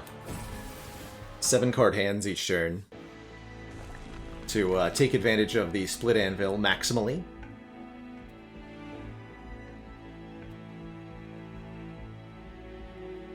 Yeah, I want to keep taking artifacts because I want double incant. That would be the most game-breaking thing ever. Dazed 3 and melee weakness 1 to enemy units on the bottom floor in the first wave of combat. Oh, I like that. I like that a lot. Essentially giving us a turn 1 setup. Let's upgrade. Frostbite 40 or -1 costed damage spells on this floor. Both useful in their own way. Let's go Frostbite 40. We have the split anvil in huge hands.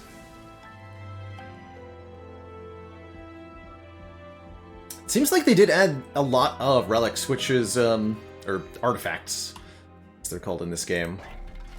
Was one of my complaints about the first game. The relatively small pool, so they literally can't use you. Okay. Let's just cut a couple stinky cards. These restores are relatively miserable. Got a couple of those. Yeah, I wanted the sweep version of Tethys, but wasn't to be, unfortunately. -2 cost. Purge -1. So that's a permanent removal, essentially. Purge Stone. +2? Oh yeah, we want to put X +2 on one of these. Probably on the Spike of the Stygian, right? 2 more sap and 10 more frostbite. And that gets us to exactly 100 shards. Do that.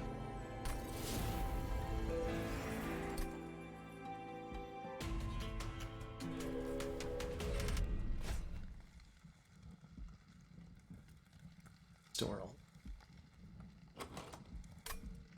Yeah, there's always a merchant of trinkets at the end. Okay. We'll mess with that. Might be a huge mistake, but I'm doing it.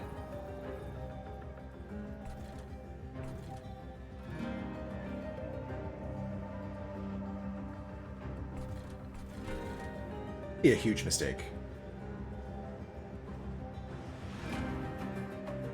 I don't know what I'm gonna do about this guy.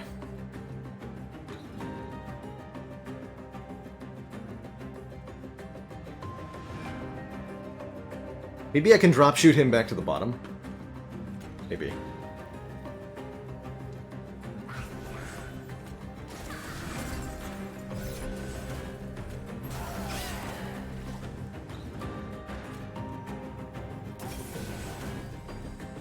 It's 170, wow.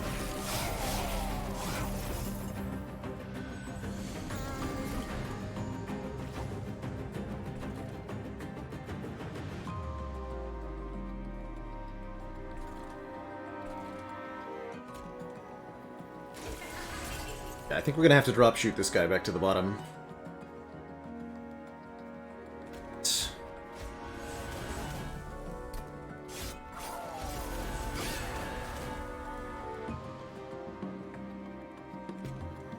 Oh, and that made everything free too? Wow.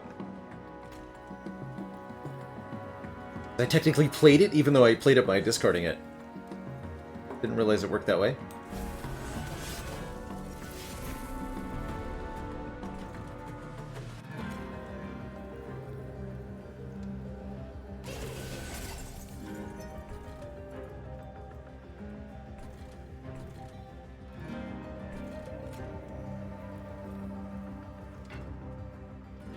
It's gonna fail to kill you. No, good.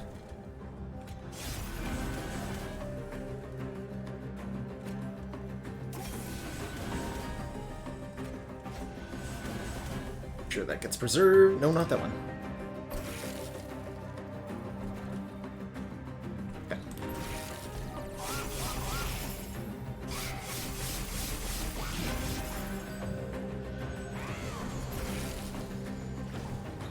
Actually, he won't be that much of a threat to the Pyre with 44 Frostbite on him. See that we are actually losing the front line here. Hold on. Acceptable.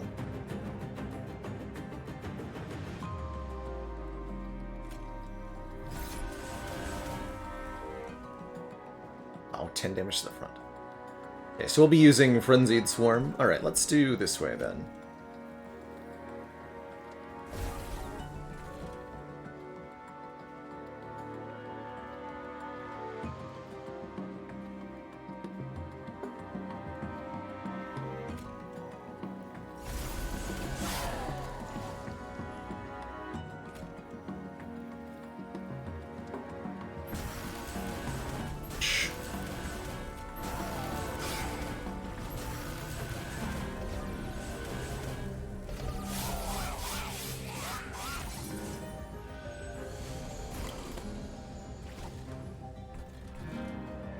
Actually end up killing him, but 68 Frostbite and 4 Sap should be fine.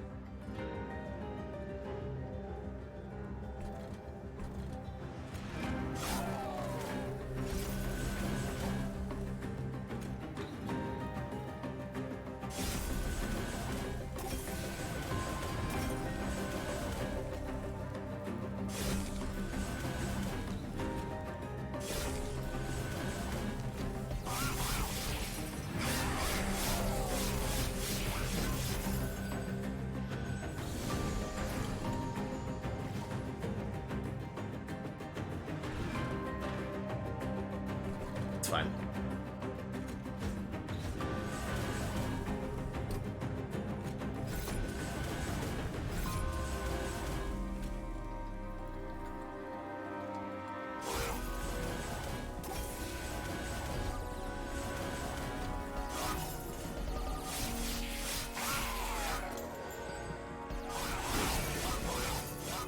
Okay, yeah, so like 20 health for 400 gold, good trade. Really good trade.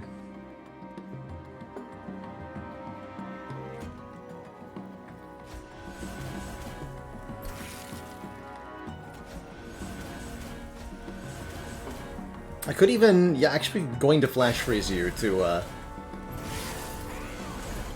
do the thing. He is big man. 300 armor. Still dies though, so whatevs.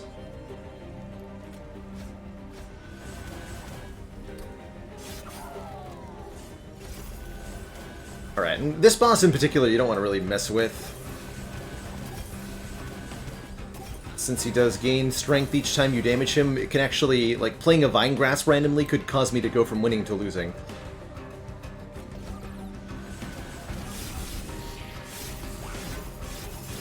Stack the Frostbite.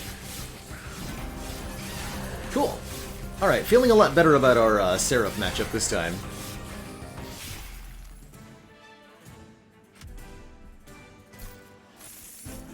Ching!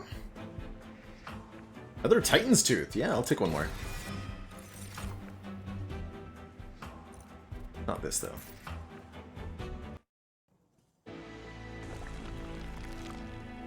One last Hell Vent, we could go quad. Quad Siren of the Seas. Although I think I'd rather duplicate Spike of the Stygian, potentially.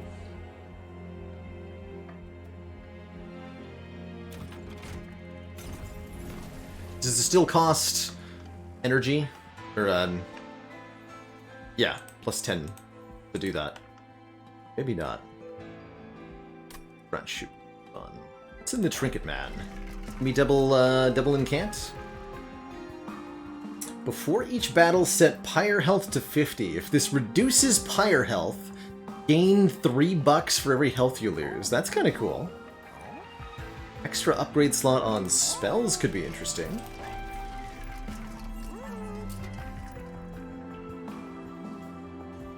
Yo, we can double stack this? Instead of 1 times x plus 2, it'll be 2 times x plus 1. That's really good. And we can add an Ember Stone on it, too. Okay. Yeah, extra upgrade slot is good. It's a weird item. I don't really care for the tempering thingy. Yes, Cuddlebeard! Gain plus 2 stacks of Frostbite each time it is applied. Frostbite does not decay, so stays at its full value every turn instead of going down. That's going to be the winning strategy here, for sure.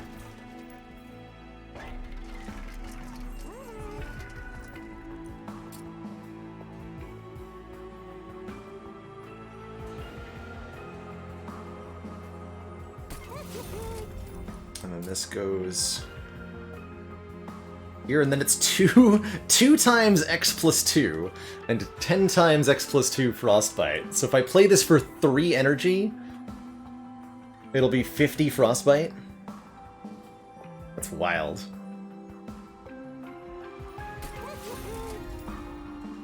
I'll probably dupe that. And let's add Consume onto, I guess, a Frozen Lance or something, just so I don't draw them again. Also afford some removals, right? Permafrost. I would like Permafrost on... Heck, what do I want Permafrost on? Yeah, it's only plus 10, right? That spell is so strong. Surely duping that is worth it.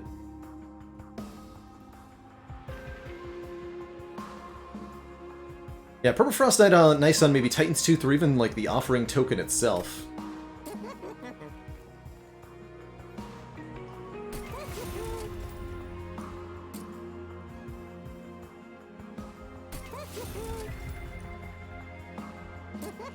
Actually, let's upgrade Frenzied Swarm with Permafrost. Take out one of these Frozen Lances.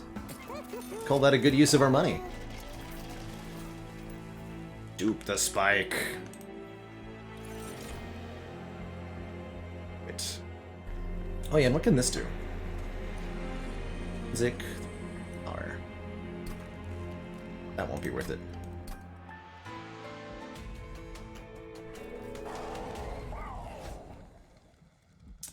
So Seraph saps our units, but that shouldn't be a problem. He's only threat level 2 out of 4 with 100 pack shards. That's pretty wild. Definitely want to try to overstack the bottom floor this time around. So glad these got dazed. 12 times 3, this is a super-powered Shade Wings. Gnarly. Gnarly.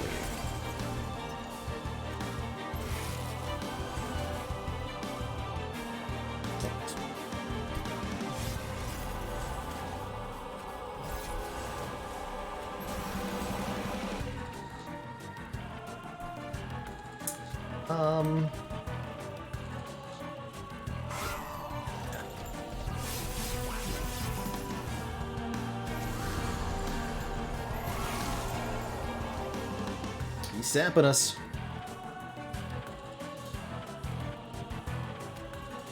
With the Sirens. This Tornado will have to wait for later. But we can play Focused Growth and then everything else. That's good. Lots of damage headed our way here. Oh no. Die? This is like 50 damage? Against 4 health per spell I play. We're gonna lose one of our Sirens here.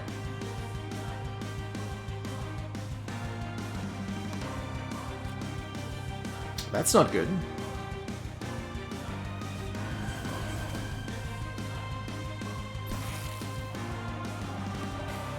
Actually, wait, I can take out 2. We can kill the back one, but that won't be enough. I can kill the middle one, that will be enough. Save 24 damage, right? Pull it to the front and Frozen Lance it.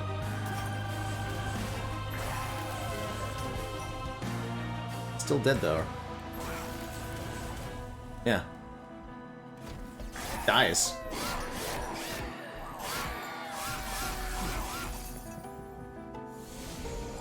That's not good.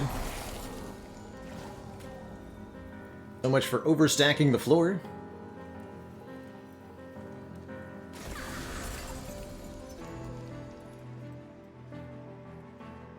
Same problem here. The front one is dying. Straight up.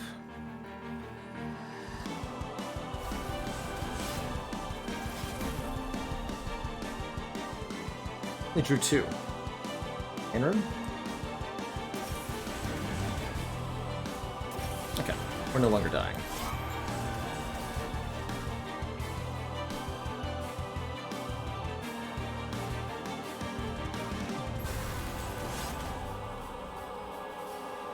Play Titan's Tooth to actually just KO them, which I really like.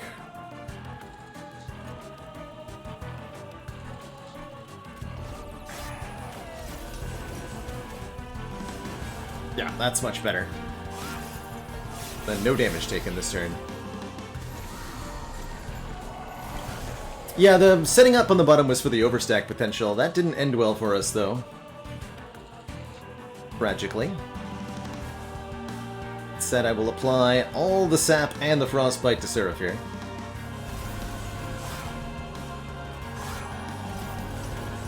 Because heck, Seraph.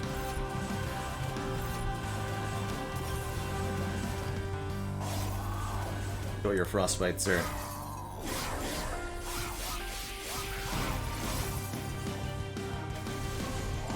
Die. That's right, I have 2 of these? That's ridiculous.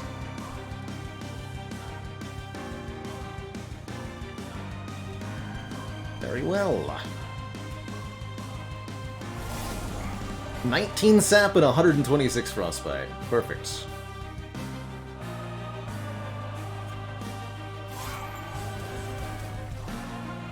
Oh, I got that. No, I didn't. Probably should frostbite you, but it shouldn't matter, you'll die.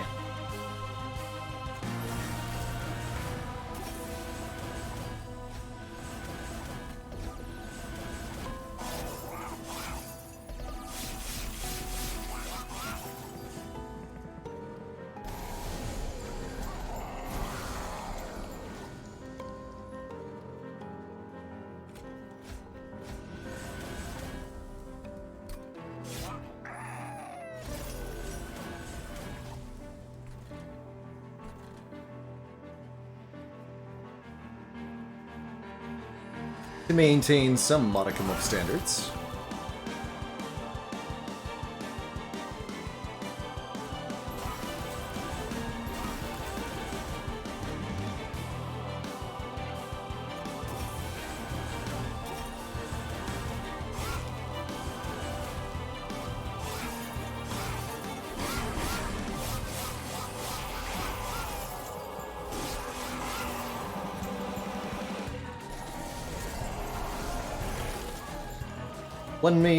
One wave remains.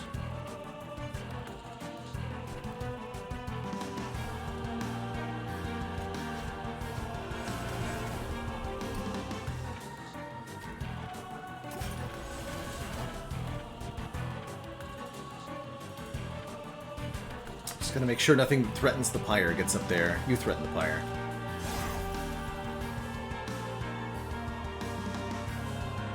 This guy's never going to get to the top. This guy loses to the pyre. None of these guys are ever going to get to the top either.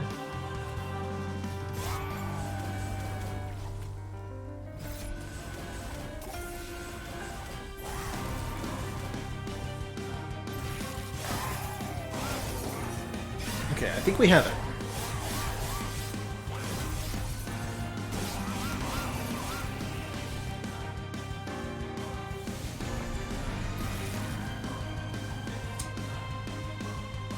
×4? Excuse you. Anyway, Seraph does 0 damage. That's the real power of Sap. Is that you can easily reduce an enemy to absolutely no damage, and then they'll stick around and get frostbitten many, many times. And then they'll die. Hooray!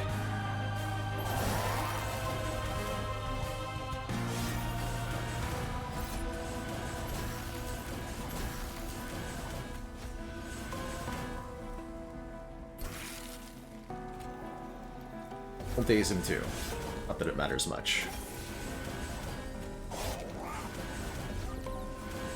GG, nerd. Alright, we get to go to the actual final battle for realsies. How exciting.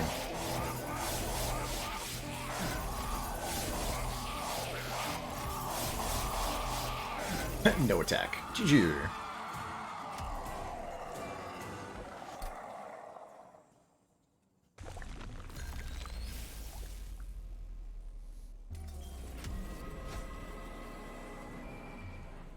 Last divinity, either in victory or defeat, the divinity's endless destruction rages on. After a debuff deals damage to this unit, remove that debuff. No! That's my whole plan.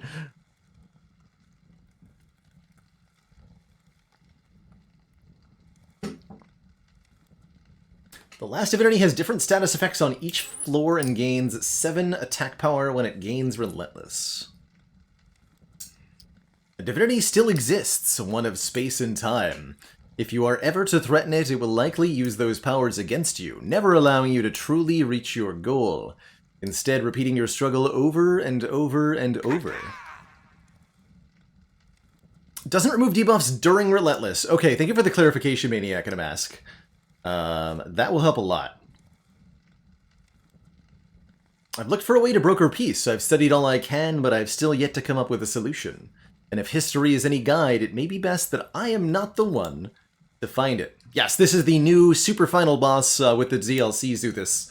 Essentially the game's equivalent to the Hearts. And exactly how well designed and better yet, how good the music is in this fight is going to determine a lot about how good the DLC is, I think. Let's hear some jams.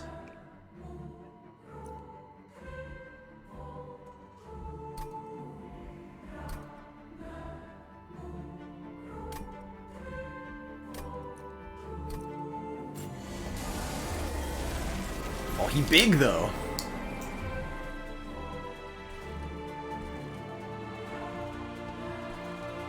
Oh, I see. He's on all 3 floors. And to do different things. He's got sweep on the top floor. Well, let's absolutely not deal with sweep on the top floor. Relatively weak enemies. I think setup on the bottom is still the way to go here.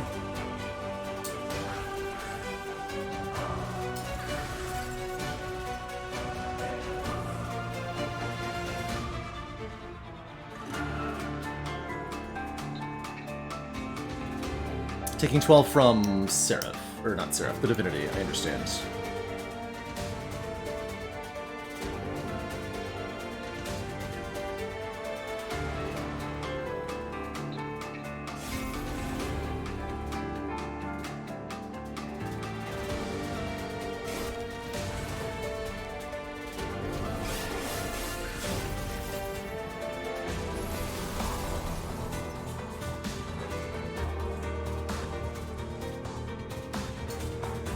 Jams, though.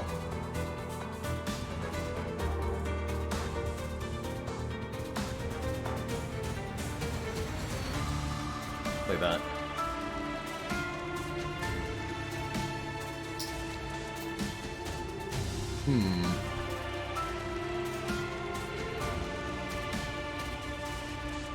Can't allow that 22 times 2 to fire.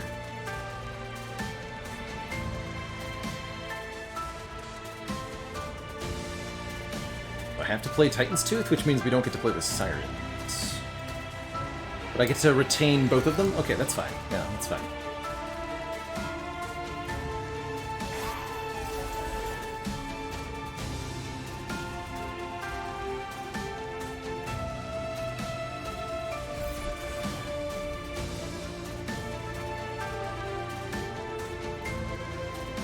You need a bit more health, because you're taking thorns.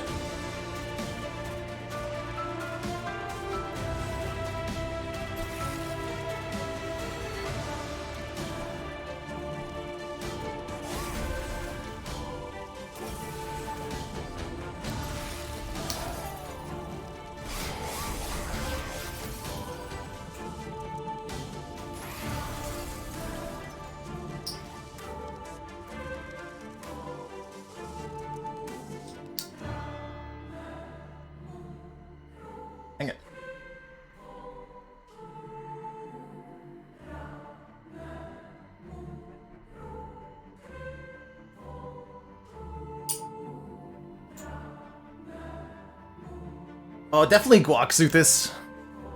Guac over salsa every day of the week. Except Tuesdays.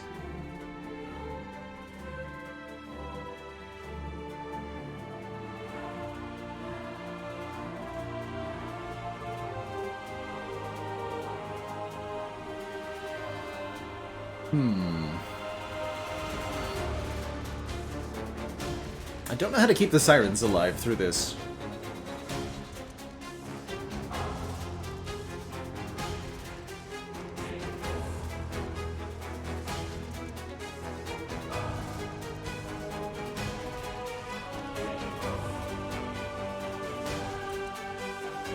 Actually, the... No, we can Titan's Tooth here. I'm struggling to get the sirens down, though.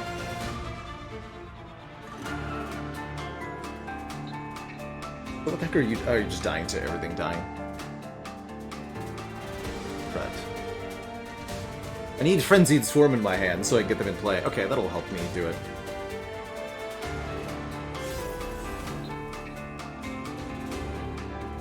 Oh, that didn't kill you? Yeah. Let me do double Frozen Lance to actually kill you. Restore that health. There we go. Stay alive. For one more turn.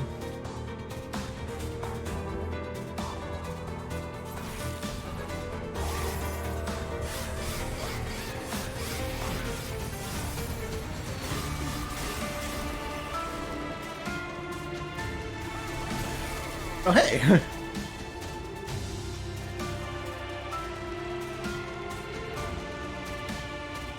Dudes.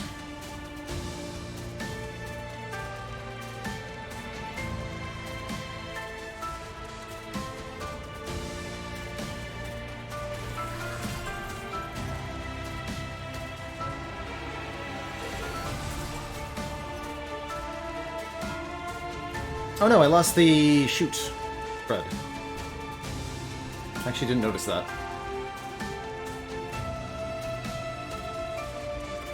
Well, crap. I guess I only get 2 of them. Oops.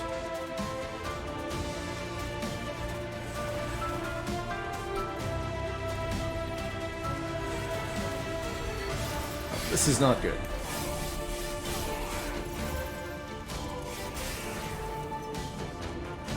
Also, I think he's just gonna... Wait! I have to deal with a 600 health unit without Relentless? He's just gonna kill my Pyre on his own, right? Excuse you.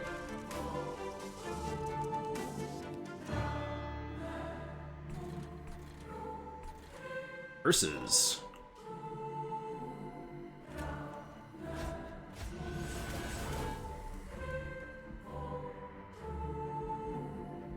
Card this.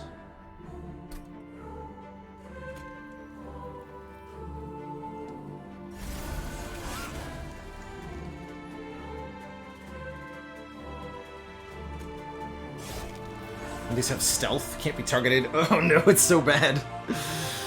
I see.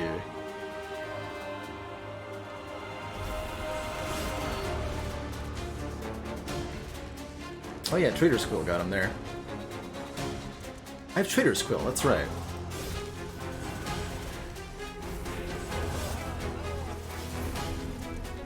That's right.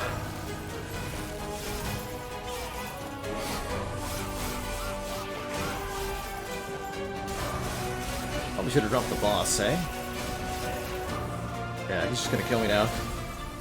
Unless I sap him. If we hit him with a Spike of the Stygian, the Pyre should be able to kill him. Okay, that'll work.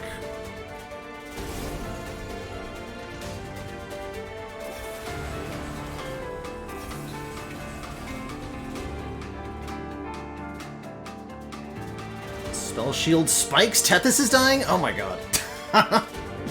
Didn't even see that.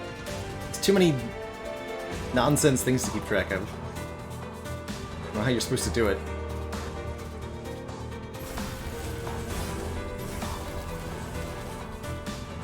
I can definitely see the heart similarities. Everything in the game is thrown at you, and if you don't have counters to all of it, you just die. But through extensive game knowledge and preparation, there may be a way to make this a bit more reliable.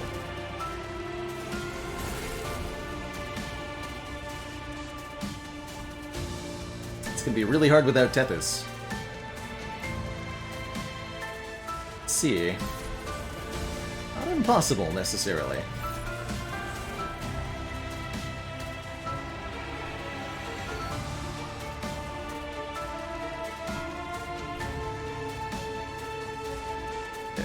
You are gonna kill me if I don't do something.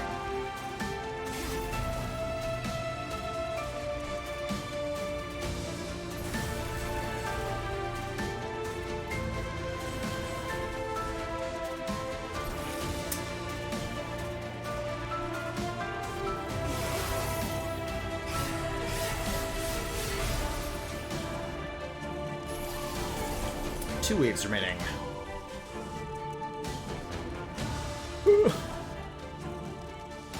Only 20 frostbite? Oh yeah, because Tethys died. Oh, we're dead. I don't think I can stop this guy from killing my pyre. Or this guy, even. Right.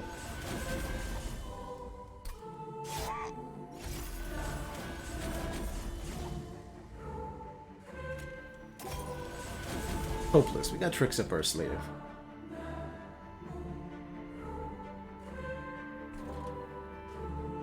Well, this might be hopeless.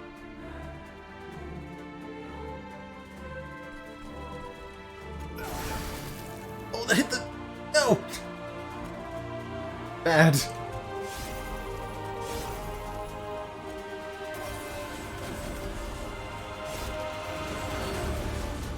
Oh, actually, waves remaining... No.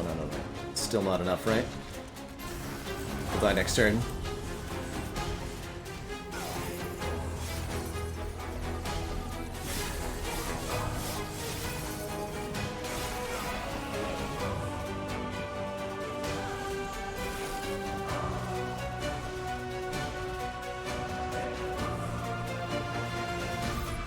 Cool fight, though. He's just got some good jams.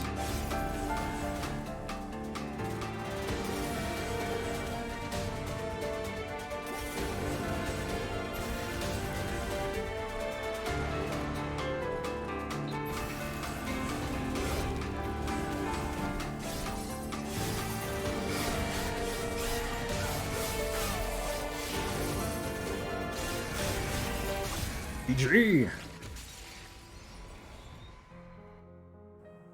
GG. Justice Ness, thank you so much for the Prime sub. Welcome to the council.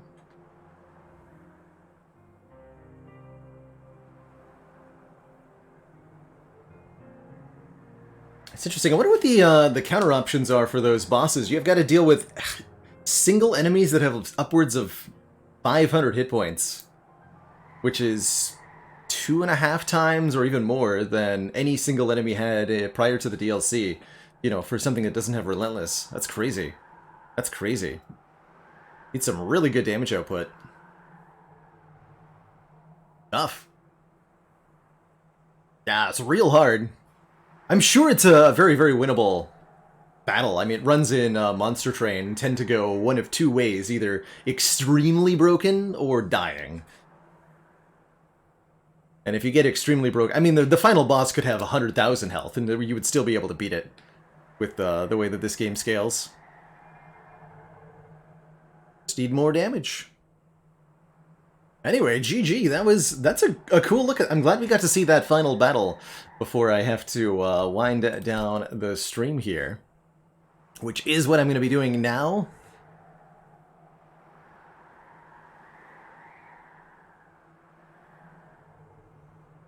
As we head off to a vacation time. Is where I'm off to. A whole heckin' week off, my first in 2+ years of full-time streaming. I'm super excited for. It's been a wonderful, wonderful time. Nose to the grindstone and all that with the stream, but I'm definitely excited for some time off and looking forward to returning to the stream with some renewed vigor. Remember to rest, recuperate, yada, yada, yada. That's right. Yeah, Ashgard. And I mean, like, going into a final boss blind, not gonna end very well, fundamentally. I'm happy that we almost got to the... I just wanted to see the Relentless phase, but oh well. Didn't quite get there. GG, everybody. Thank you so much for tuning in today. We had a wonderful finale to the ladder, even though it did end up dying. I was super pleased with that defect run, making it past Ascension 18. So we'll be back on Sunday the 4th is the next scheduled stream. Don't forget there will be a week of reruns. We'll be rerunning Baba Is You, a wonderful puzzle game experience during the stream's absence.